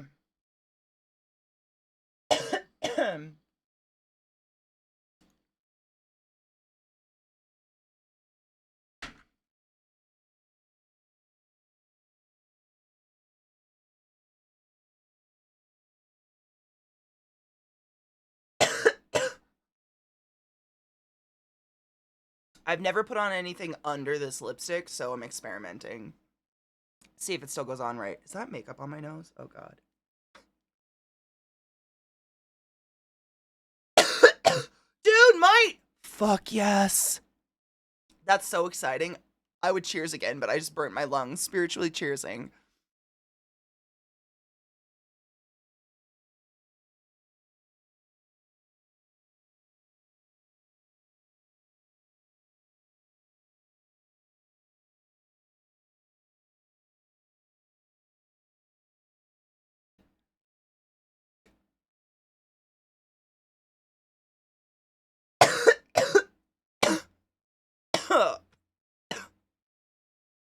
Cheers, Viata. Cheers.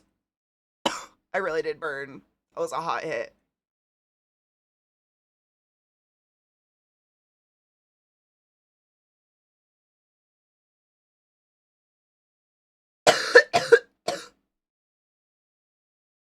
Ow. I know, right? This album is so good.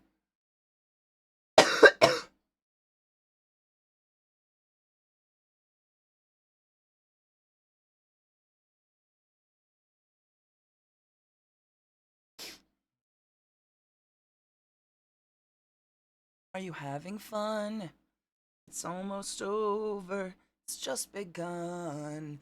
Don't overthink it. Look in my eye. Don't be scared. Don't be shy. Come on in. The water's fine.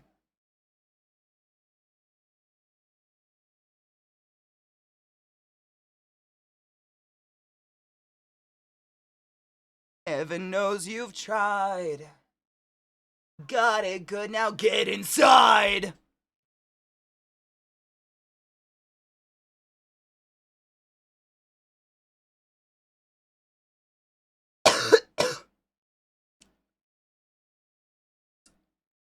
Nose, come on, get your fucking hands up.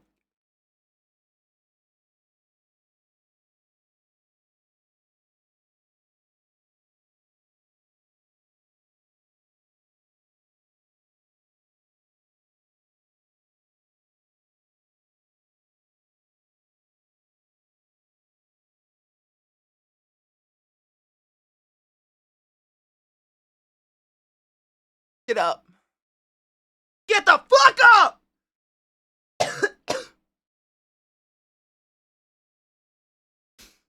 It's like a trans woman getting, or a trans man getting top surgery. It's part of the process of becoming who you were meant to be.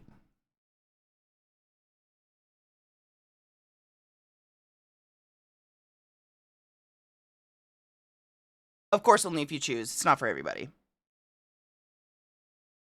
I have learned, in my ignorance of not being a trans person, that a trans path is not the same for every person at all. They are so diverse, and it's wonderful.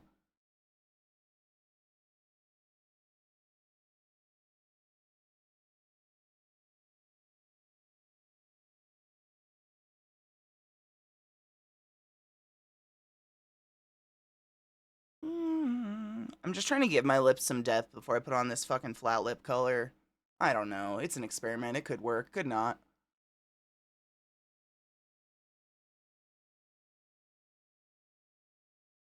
I have a turtle lip.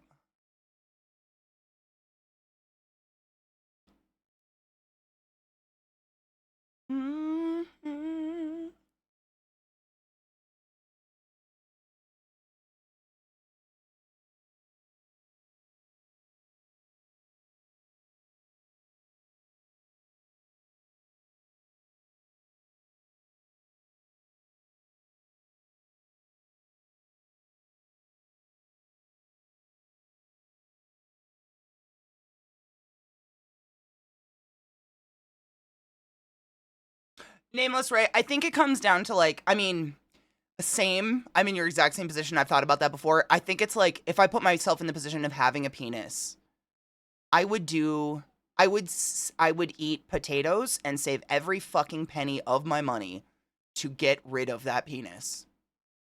I'm not supposed to have one, and I know that. And I feel that's got to be something viscerally very similar of just like this ain't me. Like an alien on your body and you just need it gone. And again, it's not every trans person gets all these surgeries or any surgeries or whatever, but you know what I mean? I think it's that, and it's priorities, right? Now, I'm going to fuck you with Volvi! Satan's cock. Thank you so much for summoning the class, keeping the class alive, and giving any swings. Go forth, be consensual in all the ways, because nothing in this world is sexier than pure sober consent. Potatoes are extremely versatile and delicious. And cheap, most time.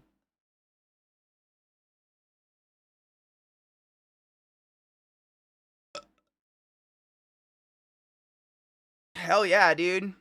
I think you can live,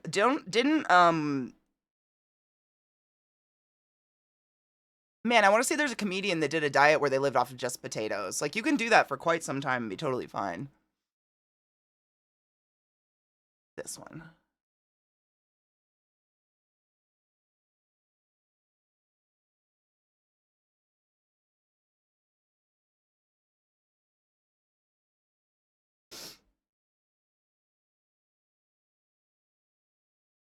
My sister got all of her surgeries in the first couple years. She's way happier now. See? And some people don't, and I'm sure she knows, she's probably part of the community, so she knows a lot of people. It's a spectrum. They did an experiment a while back. Just look up Irish potato famine. I believe it. I mean, I think part of the reason my family's here is the Irish potato famine. Half of them, at least. All right. This is that crazy-ass vinyl lipstick I was talking about that doesn't come off no matter what you do. I mean, it does eventually, but man, is it hard to get off. So I have to, like, pay attention really, really closely, because if I fuck up, it's there forever. Yeah, you can live on potatoes, but you shouldn't. Yes. That's a good way of saying it, yeah.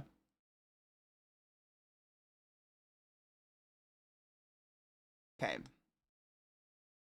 You know what? I'm gonna take a hit first, because I don't know how long it's gonna be. That shit smells like chemicals.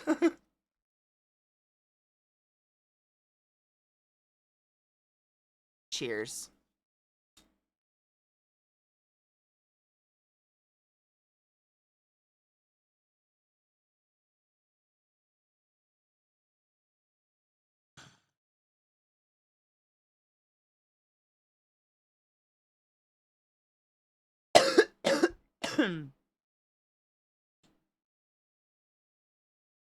Matt Damon did survive on potatoes on Mars, that's true.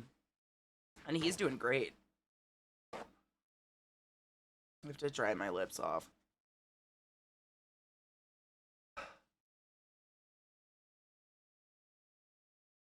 Okay. Poop potatoes? What? Oh, I mean, technically everything's a poop something if it grows out of the ground.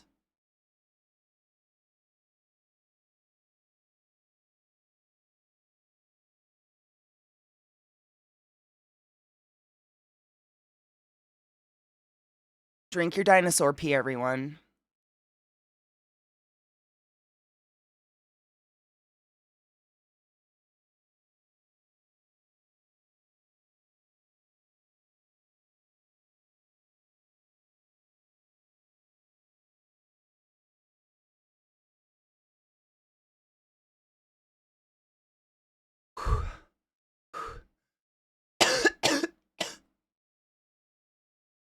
I also could survive off Matt Damon on Mars, probably. Matt Damon, lipstick mouth.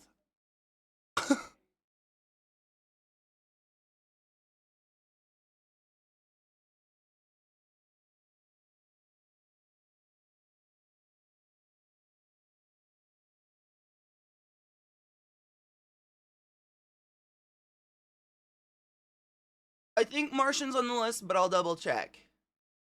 Thank you, Allie. If Matt Damon can survive, we can all survive. Is that it? Okay. I'm here for it. I could easily survive on potatoes. Or Matt. Maybe? I don't know. What's he like?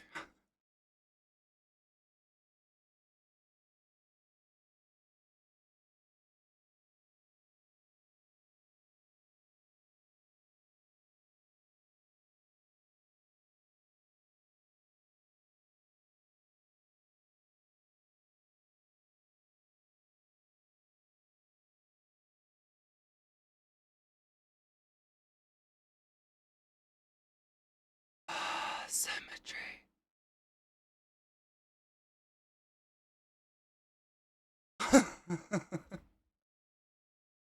Did anyone see that video of Lady Gaga trying her own vinyl lipstick and she has to do this for like 40 minutes?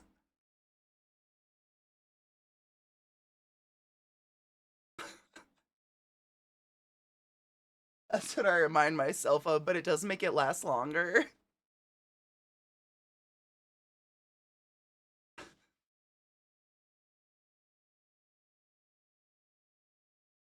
Oh my gosh, Mayo. So, I mean, it's called like House of Gaga or something, and apparently it's pretty good makeup. I don't have any of it.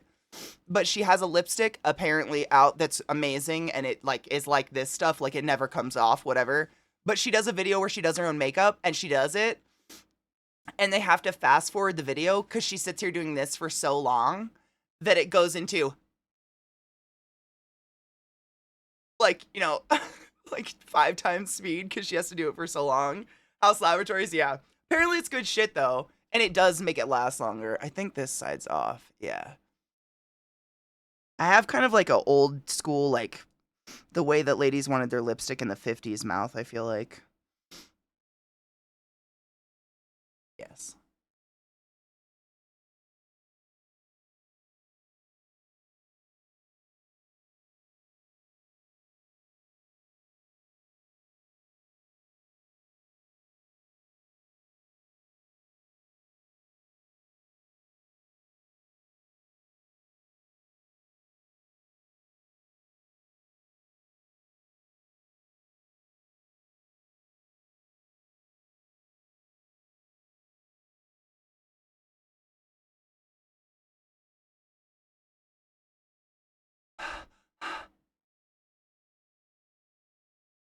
It's cuz like it has to dry down, I guess. Because this is kind of the same, I'm guessing.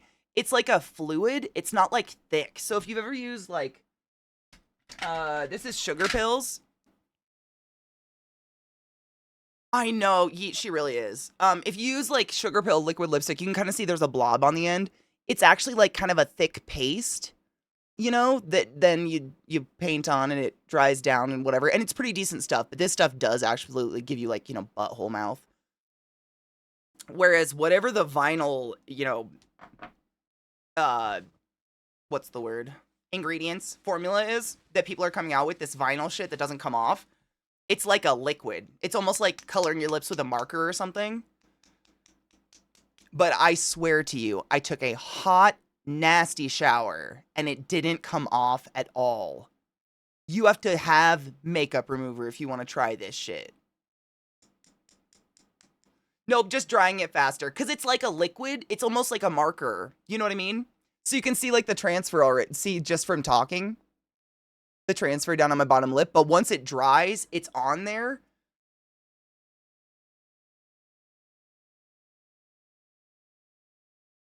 It's just the weird drying of it. It's long-lasting lipstick. They all do it. But most of them, the butthole mouth, what I'm talking about is while you talk, saliva builds up like in your mouth, on your teeth and shit. And you get this perfect little butthole ring in your lips of no lipstick. It's the worst.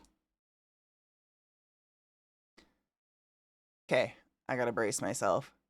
My bottom lip is no shit. It's not symmetrical at all from the horse thing. So I gotta kind of move with the scar. It's weird.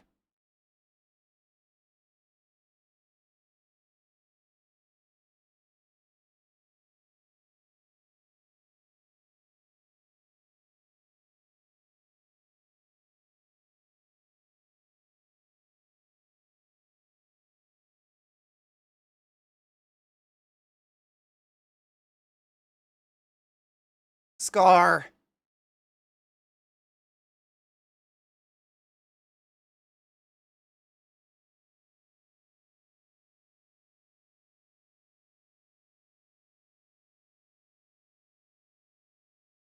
Hmm.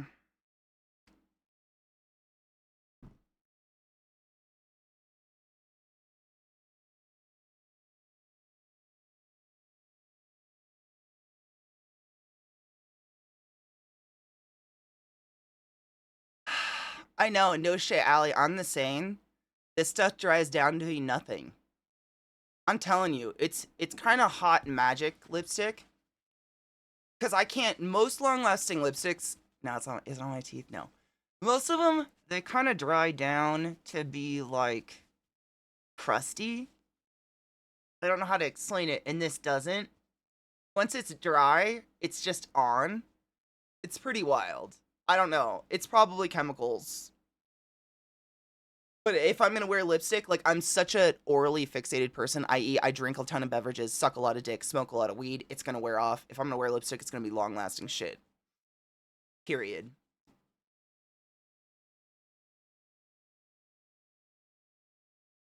Know what I'm saying? I can't. I'm never gonna like pack a lipstick with me in my purse or in my bag and like touch up anywhere. It better last through all the stuff. But getting it to dry down for a sec, it just makes it last longer. Is it even? Scar. This side of my, you can kind of see it because of the shine actually. I have a big old scar through this side of the lip, and it makes it always uneven. Is lipstick made to look like vaginas? No.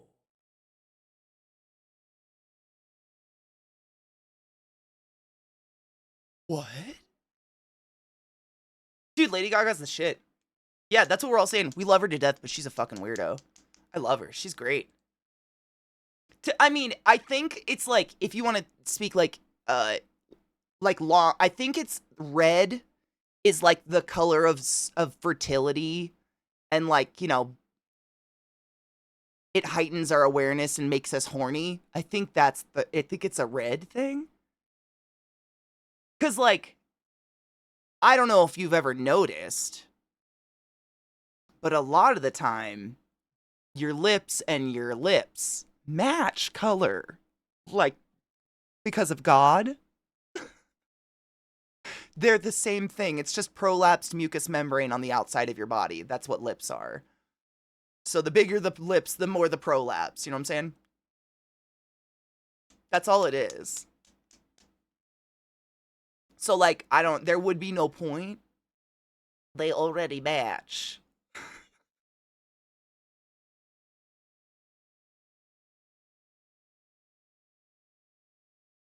It's true! Hate me if you want, but it's facts. I love pussy. I still know the facts about it, though.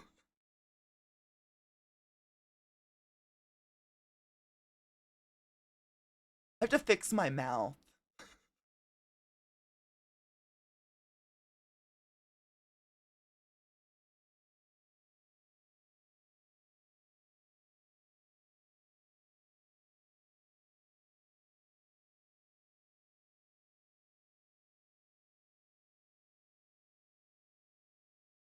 I did it.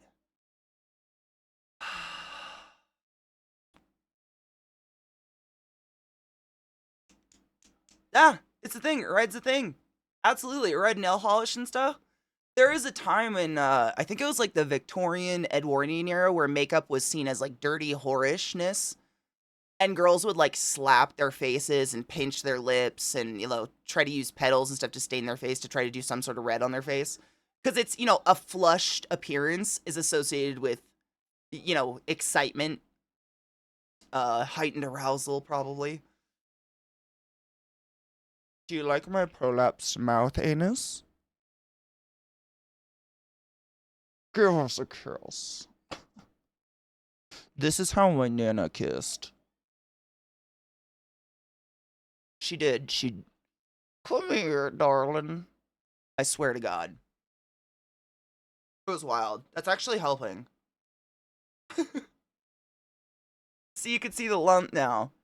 That's the scar. It's like the only evidence of the horse thing anymore. It's just like a lump in my mouth. Please say, would ya? Like this? Would ya? Like this? It kind of looks like a fucked up butterfly.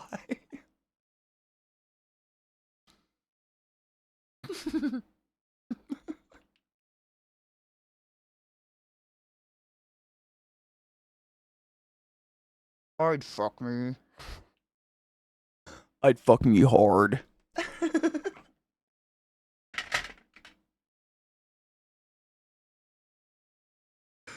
From this? I mean, kind of. I just need the, like this shit.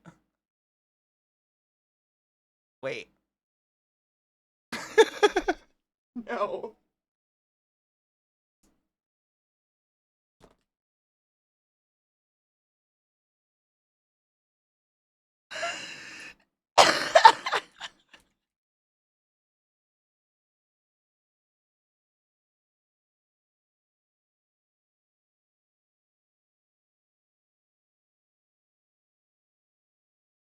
By request.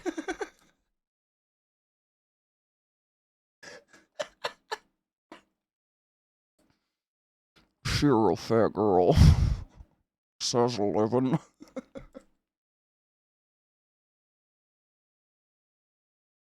Okay, like, I not unironically really like this song. Is that weird?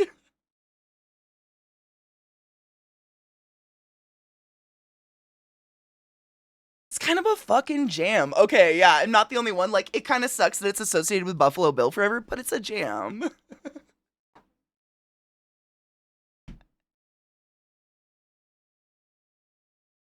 feel like I should get a trench coat and hide my penis.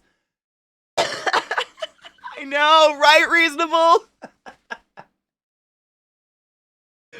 Poor Buffalo Bill. And that's it.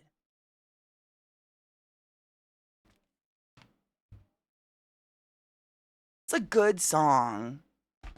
I could do it. I'd do it for y'all. I have, I don't know if y'all ever saw, but Zach and I did we did a Jay and Silent Bob cosplay, and we were so convincing. People asked to take pictures with us and shit and thought we worked for the establishment because we were the only people that did it. I was Jay.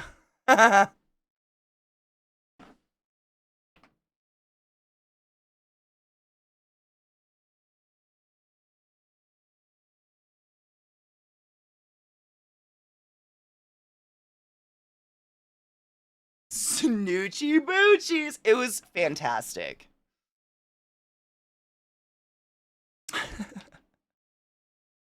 It was a fantastic day, honestly. But yeah, it was a thing downtown where they created like someone rented out a bar space and turned it into a Moobies.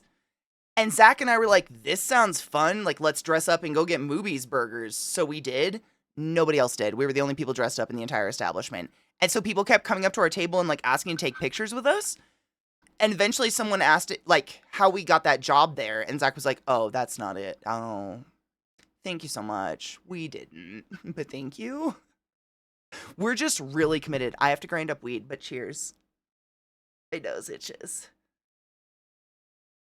I'm really glad I didn't put on face makeup this time. That shit's the misery. It looks cool. It's not necessarily a smoky eye, but honestly, I could not see anything. It's so dark in here. It's wild. I am the Click Commander! Cheers. Nope, I'm gonna grind up weed. That's just ashes. You deserve better. You deserve better. Where's my weed? And then I take Ridos and I rub it. I'm trying to, yes, Zach has the pictures, and I think he's sent them to me before. Hold on, let me see if I have them in Discord. He has them in his phone, and he's the responsible one that keeps shit like that. I lose stuff. Where would he have sent me that? They were great. I actually took a couple pictures of him when he wasn't looking, and those looked like he was standing outside the Quick Stop. It was fucking fantastic.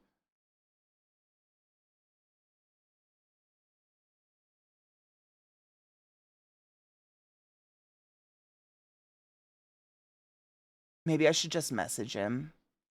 Hey, do you have those pictures? Because we looked great. When do I give up? When do I give up? When do I give up? When do I just ask? I just ask. Happy 420. I spent that many minutes? Jesus.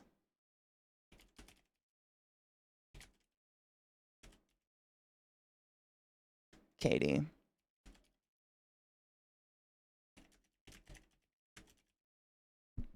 Happy 420. Cheers. Nah, dude, I've seen him somewhere before too, and I cannot remember, so I just messaged him. We'll see. I'll get a response eventually. I'll catch you.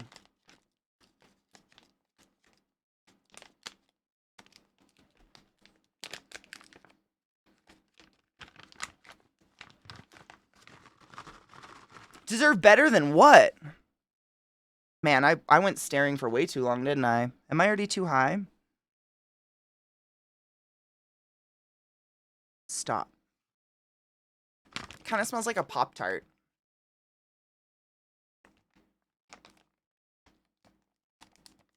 Yeah. Pop-Tart scent. Hold on, I have to turn that music down just a little bit. Where would I have... you know what? Hold on.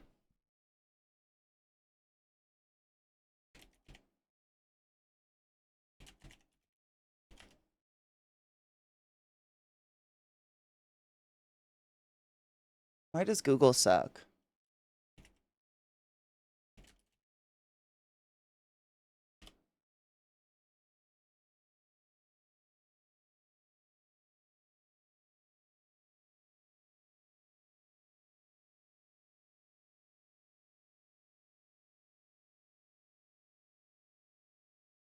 I was Googling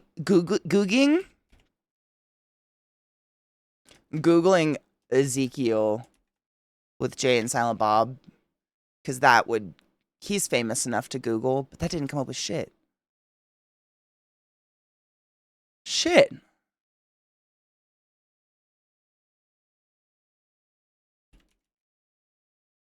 Katie, why are you like this? I wish I had them. Google's failing.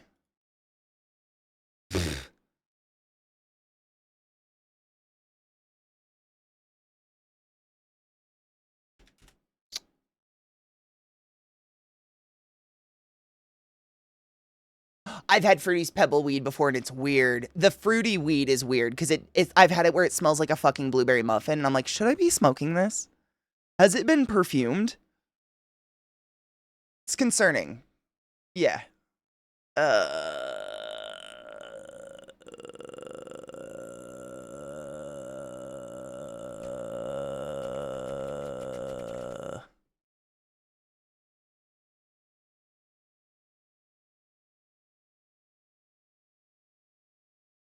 Google can eat a dick. It's doing nothing. I'll have to just get them from him. Maybe we didn't post them anywhere. Maybe I didn't post them anywhere, which is weird because those pictures were so good. Okay, I have to grind weed.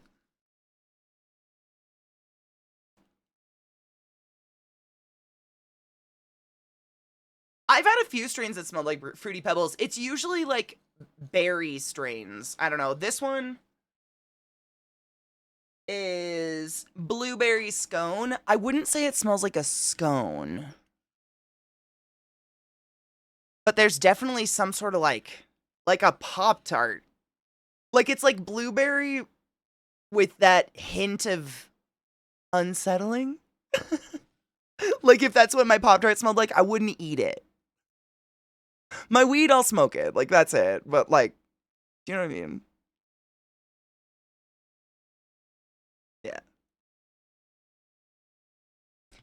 I'll give you predator mouth. You shut up.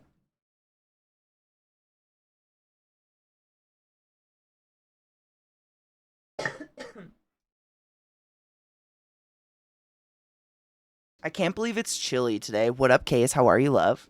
Happy Thursday Day. Speaking of, tomorrow's Faded Friday, so if you have any new music or cool, awesome music that we haven't heard in stream, feel free to bring it by tomorrow. We just sit around, get high, and listen to awesome music. It's the best. Like, out of Has-Been Hotel, are you saying I look like I'm a resident of hell? Thank you. I appreciate you. Dude, Allie, I played that song later for Zach, and I was like, listen to this. And he was listening. He's like, are you surprised? I'm like, yes! How are you not?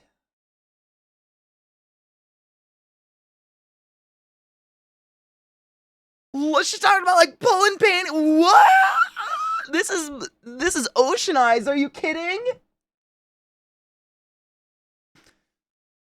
He's not a Forever fan, so like I'll forgive it, but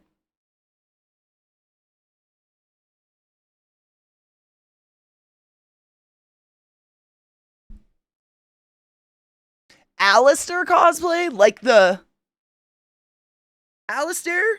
Is that what this? He's the do I have it? Is it this one? He is this one, right, kids? Welcome to hell! Bend over and pick your pineapple! Ha! That one?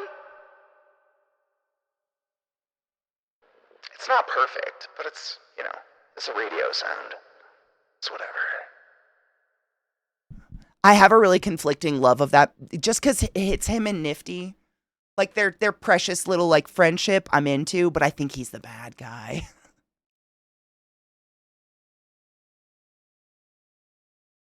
Good. I got to hang out and talk and listen to fun music and do my makeup fun for once in my life. It was a fun day. Is a fun day. To do analysis, I'm looking at pictures of him right now with the antlers and shit. I mean, I've got the hair for it now, almost. My hair's more pink. I'd be like a pink Alistair, but like...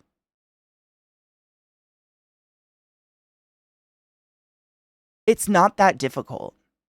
I could probably do it. It wouldn't be spot on. It'd be like an interpretation because he does not have human eyes and I'm not wearing scleras. Those things suck. Did that one time, almost went blind. It fucking was, it hurt so much. But it wouldn't be that difficult, to be honest. It'd just be a pink Alistair, not a red Alistair. But like dye, I actually have red fabric dye right now. And I literally have a white suit I could dye and just jack up. I could do this. I'll keep it in mind. Cheers. Is it 426 yet? It's past it. Cheers. Is it going to transfer? Wait. It's been on there for a bit. Amazing. That's it. This shit's incredible. I forgot. I'm stuck now. Oh, God. I forgot how hardcore this shit is. You know, I think he is freakishly tall with long fucking legs. Hold on, I'm looking. Is Alistair tall? Everybody looks tall because Lucy's our short king. Whomst we love. No hate. I mean, I'm not kidding. Not to be graphic, but I tested it. After I took a nasty hot shower and it didn't come off, like a shower where I was in hot water, blasting my face, using makeup remover and it didn't come off, I was like, all right, I gotta put this through the fucking, like, military trials. Let's go. Nothing. You have to, I use literally, like, Pond's cold cream. That's the only thing that gets it off. That's the shit our Nana's used. Go smell it. It literally smells like Nana. It's crazy. But it's the only thing that gets it off. Giggity gets her. Stop it. He is tall. He's as tall as Charlie. I think. I'm just scrolling through pictures and I found a picture of him standing with Charlie and they're about the same height. Yeah, might get out. No original thoughts. Yeah, I think they're about the same height. So she's tall. He's. Hey. You know what I mean. Thank you. I guess I am I'll probably, if hell's real, I'm there. I don't think there's any religion that has like a standing on medical unplugging.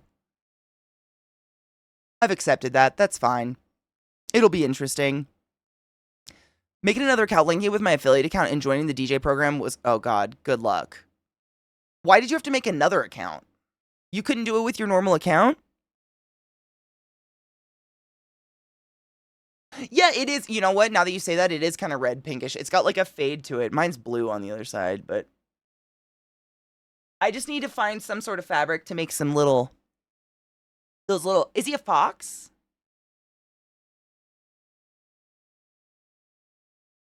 He's like a fox, right?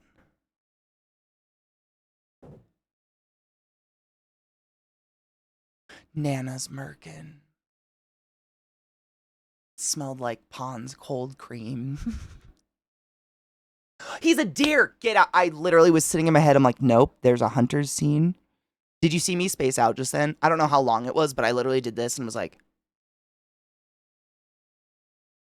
I think I have to rewatch the whole series. It's already been too long. It's been a month. Yeah, he's a deer fox bit of serpent. Is he? I thought he was like a deer because of the antlers and like the weird. I mean, I don't want to spoil the show if anybody hasn't seen it. Because they kind of give hints. And I don't know, is the lore online as to how he died canon? Because the show takes place in hell, so like theoretically everyone died. I don't know if it's canon or not, but I've read it. And it kind of has to do with the deer thing. Ish. Have a good nap, love. Don't forget to drink water. I mean, Rod, in my opinion, hard same. But there's so many other things that weird Christian God has done that also make me say, fuck that piece of shit for all time. Samesies. Because, like, God forbid I ended on a ventilator, one of you better show up and help me get unplugged. If I go out on a ventilator, I'm haunting each and every one of your computer's audio settings until you die.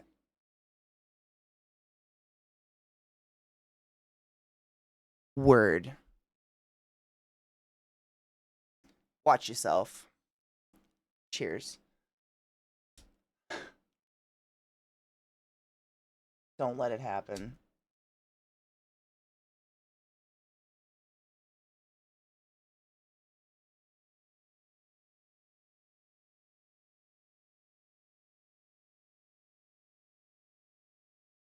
Oh, Viad, that would just fucking scare me. Oh, he's a Wendigo. Is he a Wendigo? Oh. Dude, Funk, I mean, since the dawn of my channel, I've held firm to, as long as we make fun of everything, we can make fun of everything. But freedom of religion and freedom of whatever the fuck you want to believe. As long as you're not shoving it down anyone's throat.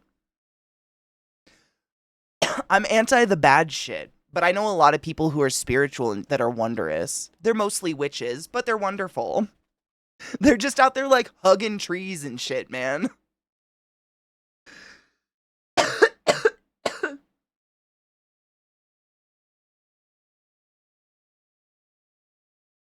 I love this song.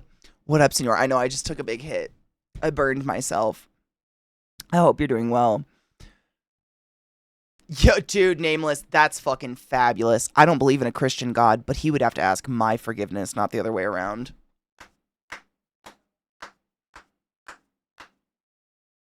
Amen. Word. Yeah, right fucking there. Seriously. Ooh, you going on a sushi date? Fuck yes. Have fun. I'll get nice and high for you. Oh my god, help sperm? Holy shit. Wait, are Irish hamsters? I thought hamsters lived in like the Sahara Desert. Wait, there are Irish ones? Wild. I'll believe it. I'm good with people who don't hate God. I just feel like when I die, I'm gonna absorb souls just for a chance to punch that fucker in the face, dude. I would. I like what Nameless said. He'd have to ask my forgiveness. I'd fucking piss on the pearly gates with my little poontanger and walk whatever I have in the afterlife and walk away. Because fuck that shit. Irish hamsters, I mean, hamsters already like eat each other's skulls for fun. Imagine an Irish one. What do they eat? How do you get? I mean, I have never met a person who owned a hamster and didn't have at least one horrifically traumatic story with that hamster. Yeah? Myself included, i.e., one of my hamsters ate the top of the other one's head and ate the brains out for funsies one day. Not just me, right? They're so scary. They're little omnivorous demons. I mean, they're precious. They're so cute. But I'm not kidding. I went down one morning to feed my hamsters, and one of them, the top of its head was gone, and so was the brains, and the other one was over there like, finger licking good. What the fuck? I had a rabbit that ate all of its children. Oh, side note. I mean, kind of on the same token, but side note. So, you know, I told you guys that I found eggs in my gecko enclosures, and I've been, like, caring for them in this little Tupperware. So yesterday, just for shits and giggles, I was like, you know what? I'm going to flashlight him again to see if I actually saw anything. Because, you know, you do like the flashlight test with an egg and see if there's an embryo inside. There's a full-on little gecko growing in these eggs now. And with my luck, they're going to hatch while I'm at Burning Man. So sorry, Rod. So sorry. They're going to be so tiny, So tiny. I know. I know. Rod, don't worry. I've already come up with a game plan for you just in case. I mean, it's my luck, right? That would happen. Literally, so I wrote the dates on the eggs. I pulled them out on like 7/16. Technically, gecko eggs gestate for 3 months, but I don't know when the fuck they were laid. There's my problem. So if we sprinkle some other luck on there, they won't, and it'll be a whole other month until I have to worry about anything. That's what we're crossing our dicks for. What other what other babies can be born while I'm there, Katie? What other babies?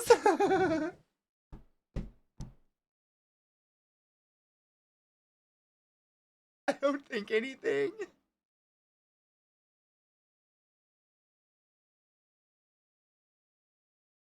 I don't. I know. It's gonna be like the geese thing. Like, I'm gonna come home and they're gonna be like, Rodbert Thorda? Rod's just gonna have little geckos on his. I'm so sorry, I didn't know what to do. They were cold.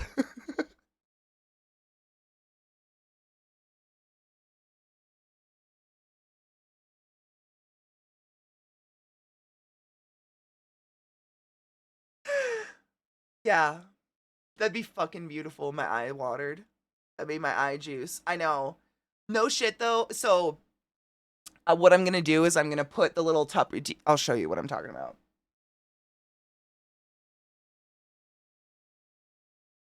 So they're in this, and it's got this special like perlite, whatever I don't know. It's perlite or something that holds water. And they're G to G. They live in this little thing. Open sesame. Watch, I fling them all over the bedroom, and we have like fucking creamy geckos. So they live in this like perlite stuff, and I wrote the dates on them with a colored pencil so I know what way is up because you're not supposed to roll them. But essentially what I'm going to do is I'm going to put this inside a gecko-proof enclosure, which they will eventually live in. So then if it happens, like you'll just keep it by your bedside or something. And if you suddenly notice baby geckos, you contact, or I'll have instructions. So you won't have to worry about like getting them out, touching them, because that's honestly what I'm the most worried about. Is do you see how tiny those little eggs are?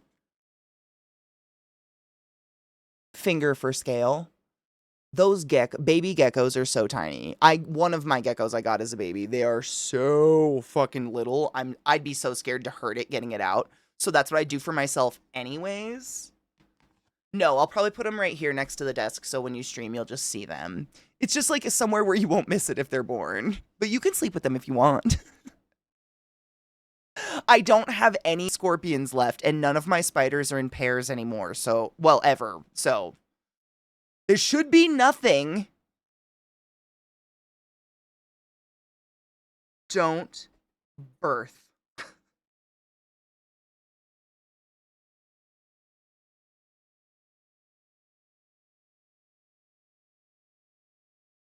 I know. Well, the thing is, like, all of my animals have been raised from babyhood in a house of 2 screamers. So, like, loud noises, screaming, all that it's home. That's the song of their people. Like, I think silence freaks them out more than anything. Cheers, Vissy love. I think the silence more than anything freaks them out. My animals, like, they come to the sides of their enclosures when they hear me in the morning and stuff. Like, they're just so used to it. And these things have literally lived on a shelf next to my stream since I pulled them out. So embryonically, they're like listening to just screaming cock all day and like stuff. So they're technically probably good. But if they get out and they bond to you and you're their mother now, I'm sorry, you have to take them.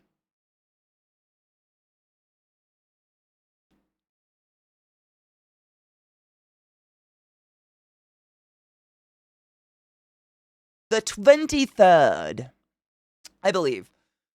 We have a early admission pass, so we get to leave a day early and not like sit in the horrific entrance traffic, which is awesome. I don't want to be a mother, Katie. I'm already in charge. I was gonna say you're already a mother. I've seen that grow with you. You are mom. Like, she's your baby. You are a mom. You don't want two little, like, dumbass rock brain geckos. I know, they just come.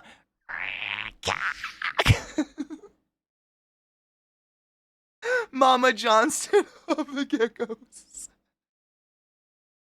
I know.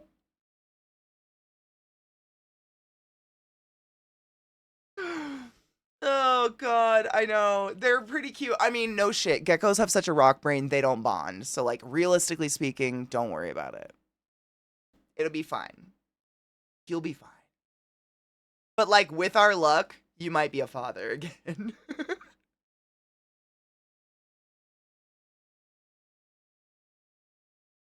Really? I mean, geckos are cool. They're easy to take care of. They're not my favorite because I don't like to hold them and stuff. They're very nerve-wracking to hold because they jump so far. And if they land on something sharp or a corner or anything or on their back, they can just die. And it makes me really nervous. But that's like all they do is jump. They make me nervous. Oh my god. I want to see the geckos form a religion on Rod the Cod Johnston. Mother of dragons. Nah, mother of two potty mouth geckos.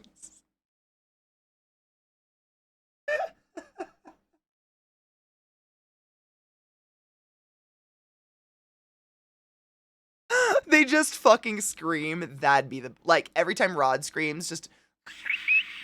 Geckos make noises. No shit. Like, we're joking about it. Geckos absolutely make noises. It's crazy. I have two that live behind me on this top ass shelf up here.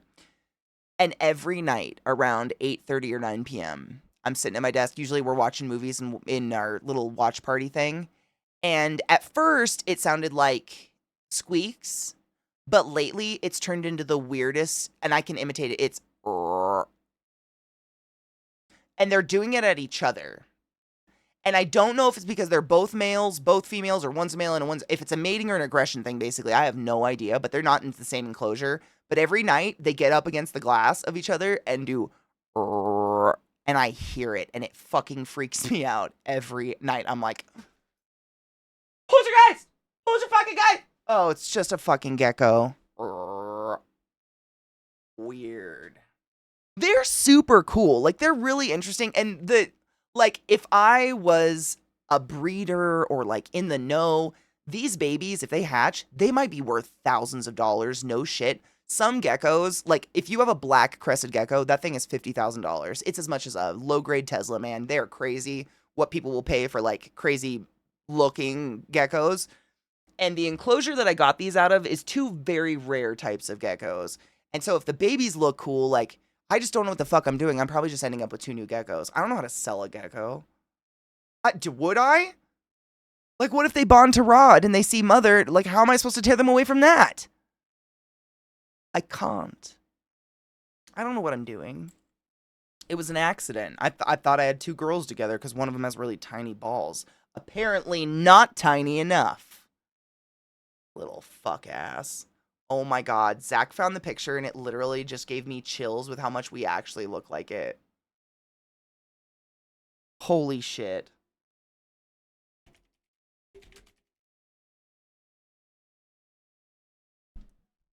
My dating profile, mother of geckos. Accidentally. Nameless, no shit, Lil does that. She sleeps like curled up in my side and she grumbles. Like, and she moans and shit. And I kind of almost can't even nap without it. It's really weird. Okay, are you ready to see this? It's truly wild how much Zach and I look like Jay and Silent Bob. I kind of forgot how much we did. It gives me a second look. Like, I kind of have a little bit of a hard time at first. And then I realize it's me. But we did a pretty good job, right?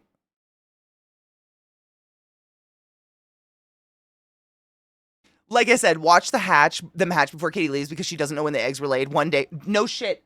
It's why I keep them close to streams so I could hear it if I hear little things bouncing around in there. Like a little gecko, you know, stick into the plastic. Isn't that... We know shit. We just went to thrift stores and got this. We just got jackets. We already had everything else. And that was it. But, like, Right? It's the weird butterfly mouth. It's all I've got. That's the only way you can tell it's me. I think I don't know what I was doing. We were doing poses on purpose. But then we did, oh, come on, it's not in the center. Hold on. Window capture. Let me blow it up. Like, what the fuck, right? No makeup or anything, just the outfits. We kind of nailed it, right? I know. It's hauntingly accurate, right? He just sent it to me in a tweet, and I saw or in a Discord message, and oh shit balls, come back. What have I done? Oh my god, my computer got weird. Sorry. What the fuck? Get out of here. I saw like the small get the fuck version. This. And I had to do a double take because I thought he just sent me a picture of Jay and Silent Bob, and I was like, no, that's not. That looks like oh. Thank you. I mean, I have sallow skin and very deep circles under my eyes, and arguably the product of a alcoholic hepatitis infected sperm. So like, I do have some things going against me. And more than once in my life have I played a male presenting character on stage and been told I made a very attractive man. I don't know what that means, or I think I have a very round face, but...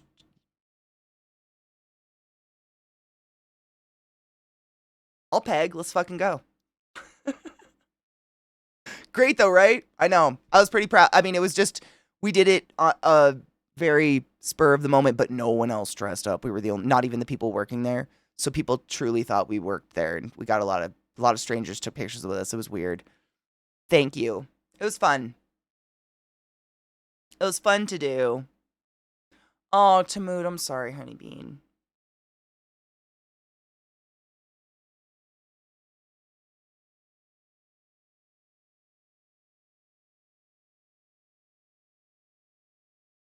Thrift store, other than the leggings. I think I was just wearing leggings because I didn't know what else to fucking put on my legs. But other than that, it was pretty dope. I think we did a good... I think that one, I don't know why.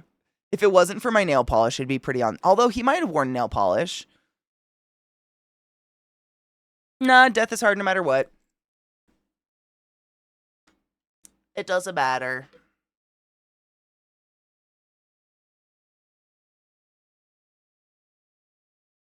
Also, considering the trauma my teeth have been in just from my life, like, you know, they might look like a heroin addict's teeth. Nah, they're okay. They're all right.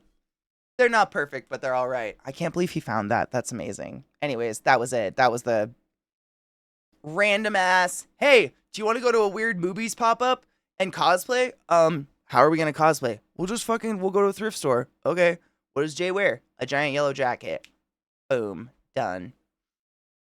Easy. And we had the wig, I think, somewhere. And it was just perfect. It just happened to look perfect. He did it. No shit. I was looking too. I don't think... It's literally... Oh my god. I bet I know why. I was Googling Ezekiel J and Silent Bob, Ezekiel _ I Silent Bob, Ezekiel blah blah blah, ClassyKatie Giant Silent Bob, etc. etc. etc. I even searched Ezekiel movies, like in Google, because all of these words should just pull up anything. It's because he made it movies TM. He put a TM on it. So if you want to search it, you have to put a fucking TM on it. So there's that. If you give a shit. Of course he fucking did. I mean, it's funny, don't get me wrong, but also, you dick ball. Now you can't find it. It doesn't say anything but movies. TM, part of the same fucking word. That one. I mean, it's clever, but goddamn it.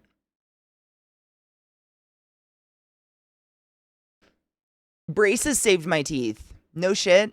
If I didn't have braces, my teeth would have been knocked into my skull. Instead, my jaw broke in half, so I have problems with that instead. But no, like, after the horse thing, I was in the dentist at least once a week for like 10 years. And because of that and the trauma of that and just how much that fucking was a terrible experience, I am like psychotic about dental care. Like almost overboard. Like I've had to taper off because my gums started receding because I was over flossing. Kind of, but like I would like the world to somehow make dentists illegal. I don't know. Dentists are just the worst. It's the worst place and sounds and smells and place in the world. Ever. I don't know. It's worse than the DMV. I'd take the DMV over the fucking dentist's office. Is it really time check?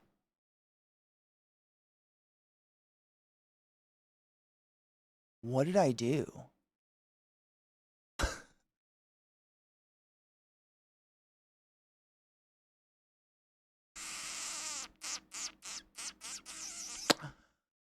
I did. I had a lot of fun, actually. There's something about just sitting and relaxing and doing, like, weird, no goal makeup and just kind of, like, not caring about when it's done. I think I've said that before, but like, if you give me 4 hours to get ready for something, I will use all 4 hours. If you give me a half hour, I will use that half hour, and I will look the same either way. Like, anybody else like that? I slept in this fucking day. This weird ass foggy. Oh, I hope it didn't rain. I have to take you in the mud. She's laying on my feet under me.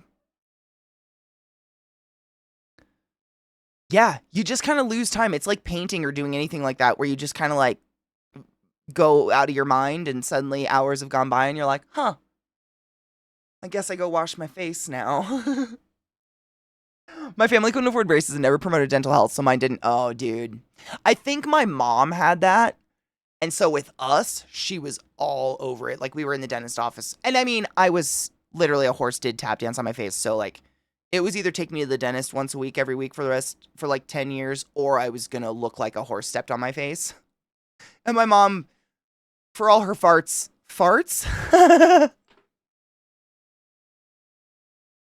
for all her faults, she's a vain bitch and didn't want her daughters looking janked up like they were stepped on by a horse. So I'm grateful for that. She also farts a lot. Same, Viana. It's relaxing. It's like suddenly now you have time to do all the skincare and stuff. Dude, Molly. I mix it up on purpose because everybody likes a little bit of when I scream at games, but I feel like if that's all I do, that gets old. And I get bored. I gotta have variety in life, man. Variety makes it's the spice. Truly, as trite as it is, it really is. Like, that's the fun part about what I get to do now, like streaming all the time, is I get to look forward to, like, what weird thing do I get to do tomorrow? I could do anything. And I look around, like, all my craft supplies. I'm like, what are we going to do? We got so many things we could do, and we could do any of it. And it's just fun, because then we could just hang out and chill. For all her farts, she didn't let me end up looking like I was stepped on by a horse. At least for the most part. Definitely have a lump in my lip, but I think I'm the only one that notices it for the most part. Or be forced to sit without crossing my legs. You know what I've noticed, Fissy? Dude, I just noticed this the other day. I was shaving my legs. I have like a permanent divot in the back of both of my calves where my knee sits. Like, it's different. Because I'm never not doing that. Ever. Like, if I can cross my legs, I will. And I will do it over and over and over and over. I know. It's so weird. Normally I don't have, like, the big bright lights on when I'm taking a shower or something. But for some reason I did. And I was shaving my leg. And, like, right here on both calves, there's a slight divot. Have a divot in their pinky? Oh, is that the new bump from writing with a pencil?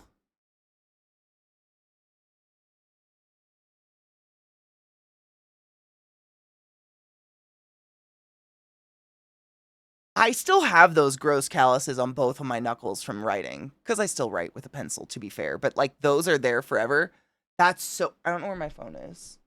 I think I left it somewhere. But I've always had, like, a pop socket on the back. So I use my middle finger and my ring finger. I never use my pinky finger, so I don't think I'll have it. Weird. The joint close... I know exactly what you're talking about. It's just from, like... It's the bottom... It's the balance. I mean, I can do it. She sits right there. Yeah. I know exactly what you're talking about, but I don't have a dent there. But I always have... I have, like, a ring on the back of my phone. Wherever she is. I don't know. I really don't know where my phone is, which concerns me. But I have, like, a ring built into the back. But I use, like, my middle finger and my ring finger to hold it. Because that drove me crazy. Like, balancing your phone on your pinky. All the phones, for as big as my hands are, I have trouble, like, getting like, if I have to one-hand the phone where you're doing the pinky balance, I can't reach my thumb to the other side. I have to two-hand it, and then I just end up doing this. I feel like I should have bigger hands. Or more finger strength. Or, I mean, stretch. Same. I actually have a fucking Band-Aid on it right now because I cut my cuticle. But I have it on both hands. And it's just like this permanent... It's on that knuckle. And it's just like a callus that is forever. I think it's forever, honestly. Because there's no way I write the amount I used to write in my life. I still write a lot, but, like... That's just there now. I think that's just part of us.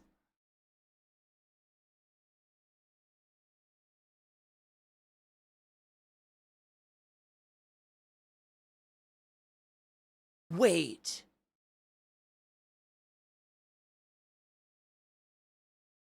There's a gap in my fingers? Why is this happening? Nameless, what have you done? All my other fingers fit. These ones fit just fine. What the fuck?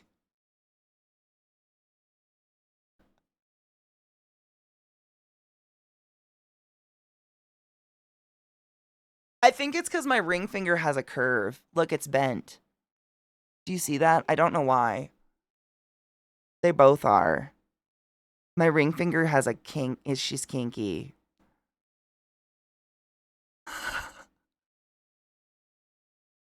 Too many.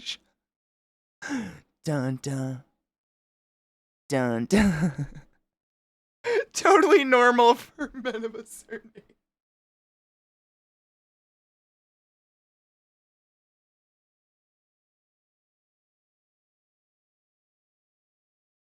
Weird.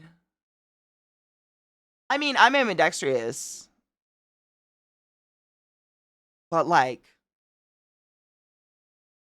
there is some clear space between those fingers. You've baffled me. I've looked at my hands a lot. Why have you done this? I have so many, my hands are very ugly callous, but it's from working in the yard. Like, right now, I've got one at the base of my ring finger. That shit. But, like, it's that or my yard looks like hell. I don't know what else to do. Oh, my God. One of my neighbors has a dirt mover, and they were out there moving it with this giant machine the other day. Like, out in public, all, like, look at me and my big dirt moving machine while I was hand shoveling. They did it on purpose, right? That was an attack. Because I killed them. I can't believe you've done this. Bastards. You know, Nameless, that's what I've been told. Ma'am. I've been told that before, and literally, that's what I think it is. I mean, I know it is. I went to Catholic, like, little school. Like, I think it was just preschool and kindergarten.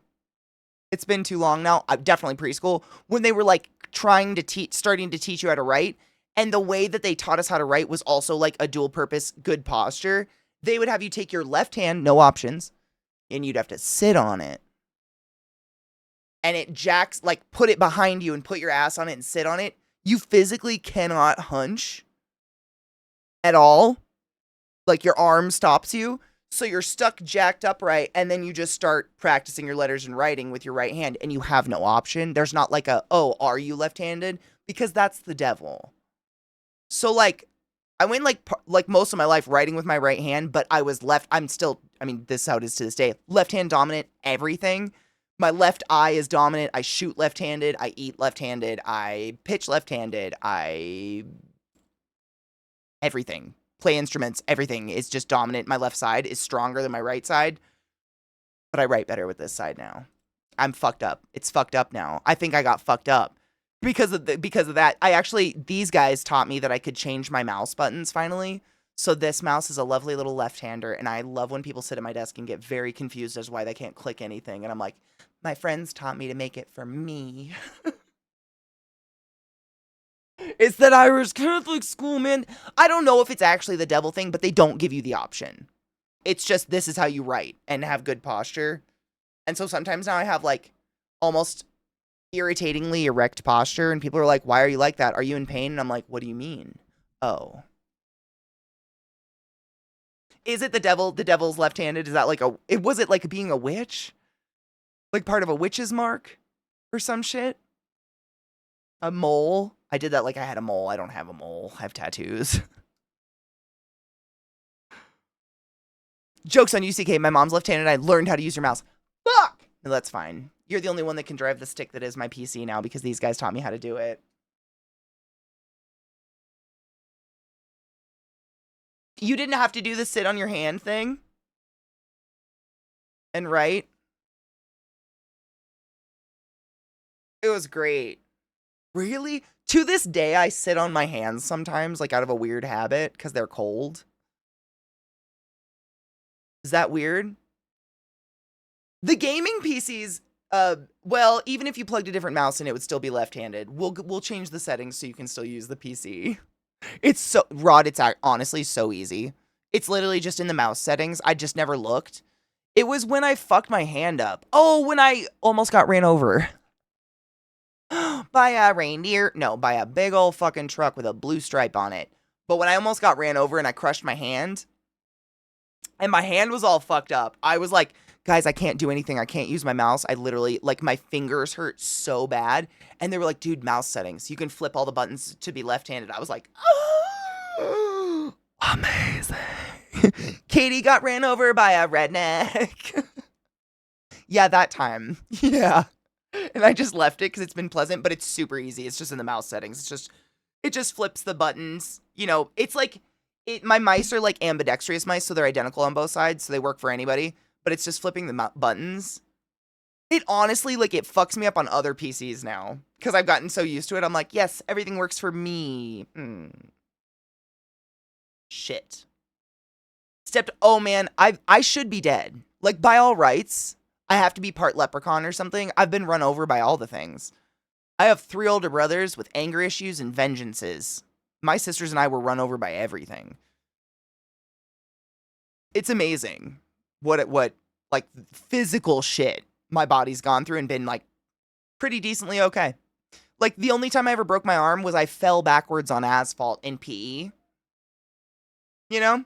Like not any of the times I was run over. Like I ran over a couple of my siblings. I'm going to be honest. I was one of the runner overs. Truly, like, I think Viata worded it best one day where she said we were feral. I think it was feral. Truly, though, like, when you have X amount of kids, 8, just running wild on some property in the middle of nowhere, the best you can do is do a head count at the end of the day and hope to God they're okay. And we just kind of ran the fucking show. You know, we'd come home at the end of the day and Mom would be like, how's your day? And Sarah'd be like, Katie ran me over, and we'd be like,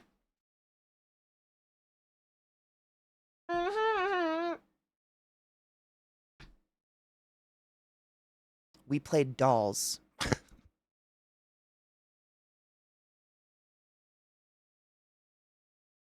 Weird how we break stuff in this, right? Dude. We ran each other over with 4-wheelers, 3-wheelers, dirt bikes, trucks, all of the things, all the time. We were very reckless children. Never had a break. One of my brothers, no shit, it was Thanksgiving Day. I'll never forget it. I've told this story recently. We were all like sitting in my uncle's living room, which was all windows on one side, looking out over his property. And at the edge of his property was a dirt bike track. And it was like twilight.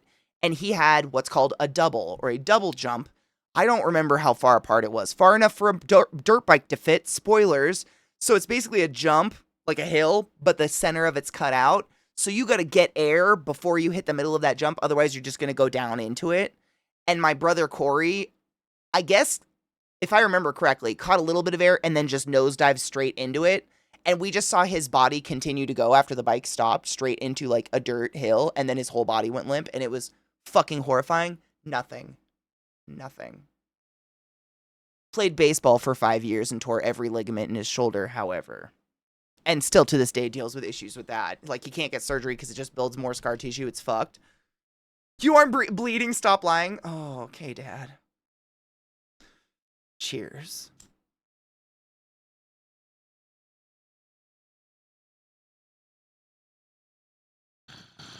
No shit, if you had a day that someone didn't come home crying, bleeding, or like wrapped in something weird, like a makeshift bandage, miracles. That was most of the time. But it made us kind of, independent-ish.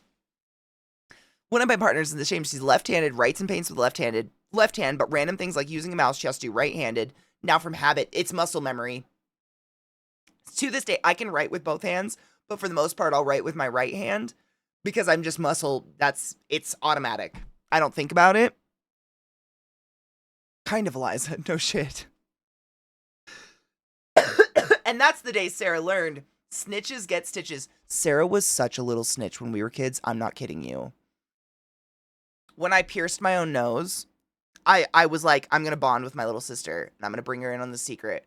Hey, Sarah, I pierced my nose last night. Isn't that so cool? What does she do? Tell my mom, and my mom mentally traumatizes me by trying to convince me I have a melanoma on my nose for like 6 months before my mom's like, just kidding. I know you pierced it. She was such a little bitch. I love her so much. Bitch. She always ratted me out.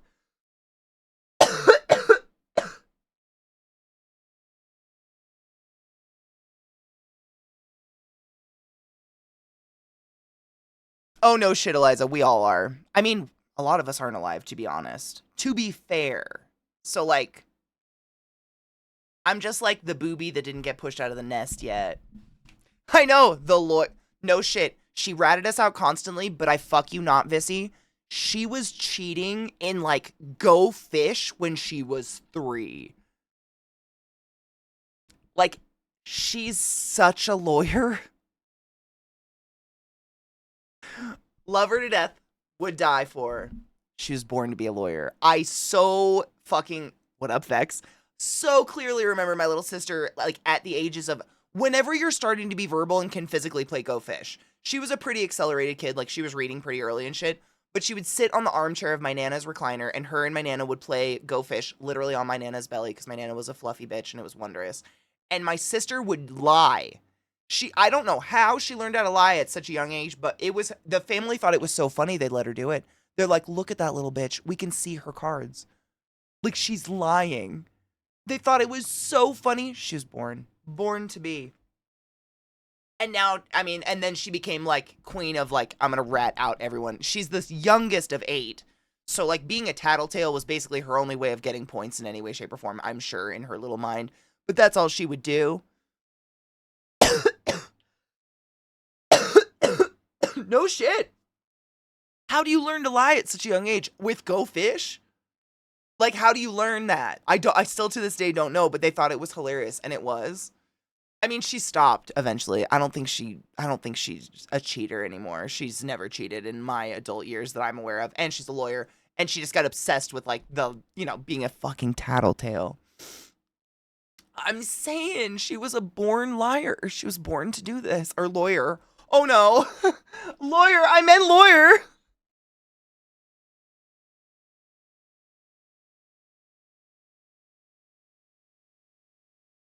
I meant lawyer. That being said, I've been, like, dissecting bugs and shit since I was born. So, like, what does that say? Not dissecting, catching and trying to make them my friends, I should say. Dissecting implies I had tools to dissect things. That wasn't quite it. But I definitely have been capturing bugs. Yeah, I mean, My sister, no shit. For those that don't know, my little sister Sarah, whom I talk about all the time and is the most fabulous person, and I love her to death and would take bullets for her. She's literally she's my little sister, obviously. She's the best kind of lawyer you can possibly imagine. She's a lawyer for an environmental firm. So they go after people who try to bulldoze wetlands or try to cut down endangered species or try to, clear cut forests when they're not allowed to and they don't have the permits, et cetera, et cetera, et cetera. Like, she's the best, one of the best ones you probably could be out there. But she was made for it. You're right. I should look for someone. My dogs, they're on my feet, I think both of them. And I keep shuffling my fucking feet around because they're under them and they're begging to go out. So let me see. I gotta look and see if there's someone cool to host. Thank you guys for hanging out today while I turned myself into allegedly something that resides in hell, which I am not opposed and not against, to be honest. That's kind of cool. I really burned myself with that last hit. I think I blew some of the smoke out my nose. Whoops. Of course. Yes, spinning tonight and then tomorrow Faded Friday. So like music, marijuana, funny videos, bring all of the things. We watch all of them. We enjoy. I think last Friday I laughed so hard I hurt. Was that Shorty laying eggs? Dude, Glacial, it's a fuck always. It's a fuck always. My brain wanted to say, it's always a fucking pleasure when I get to see you. But it's a fuck always, apparently.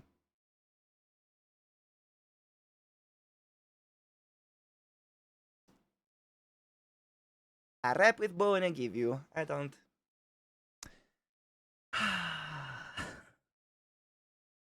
Brains are overrated. I don't know why words are so hard for my mouth sometimes. Like, how did my brain skip so many words just then in a sentence that was clearly meant to come out a different way? And then sometimes I can come off sounding real smart, and there's really no difference. I'm high all the time. I'll never understand it. For those that don't know what we're talking about, every evening in about 2 hours from now, 7 p.m. Eastern, in the Discord, we have movie night, and we spin a wheel, and whatever movie it lands on, we watch. And it's been a pretty good win so far. We've seen some pretty cool movies. And it's open to anybody. It's just the Discord. We just sit in silence and watch movies. That's it. So swing by if you'd like to. And don't if you'd rather not. Take your joy. Drink water. If it's cold, stay warm. If it's hot, stay cold. Burning Man is coming up in like 2 weeks. I'm getting my hair done on like the 21st. I made sure to get it done a day early so y'all could see what I look like with neon hair colors braided up in my head and protecting it. But Burning Man, I'll be gone for a week, and then other than that, TwitchCon, and then I'll be back, and I think that's it. And I love you guys, and maybe I'll see you for movie night. I don't know. Pee after sex.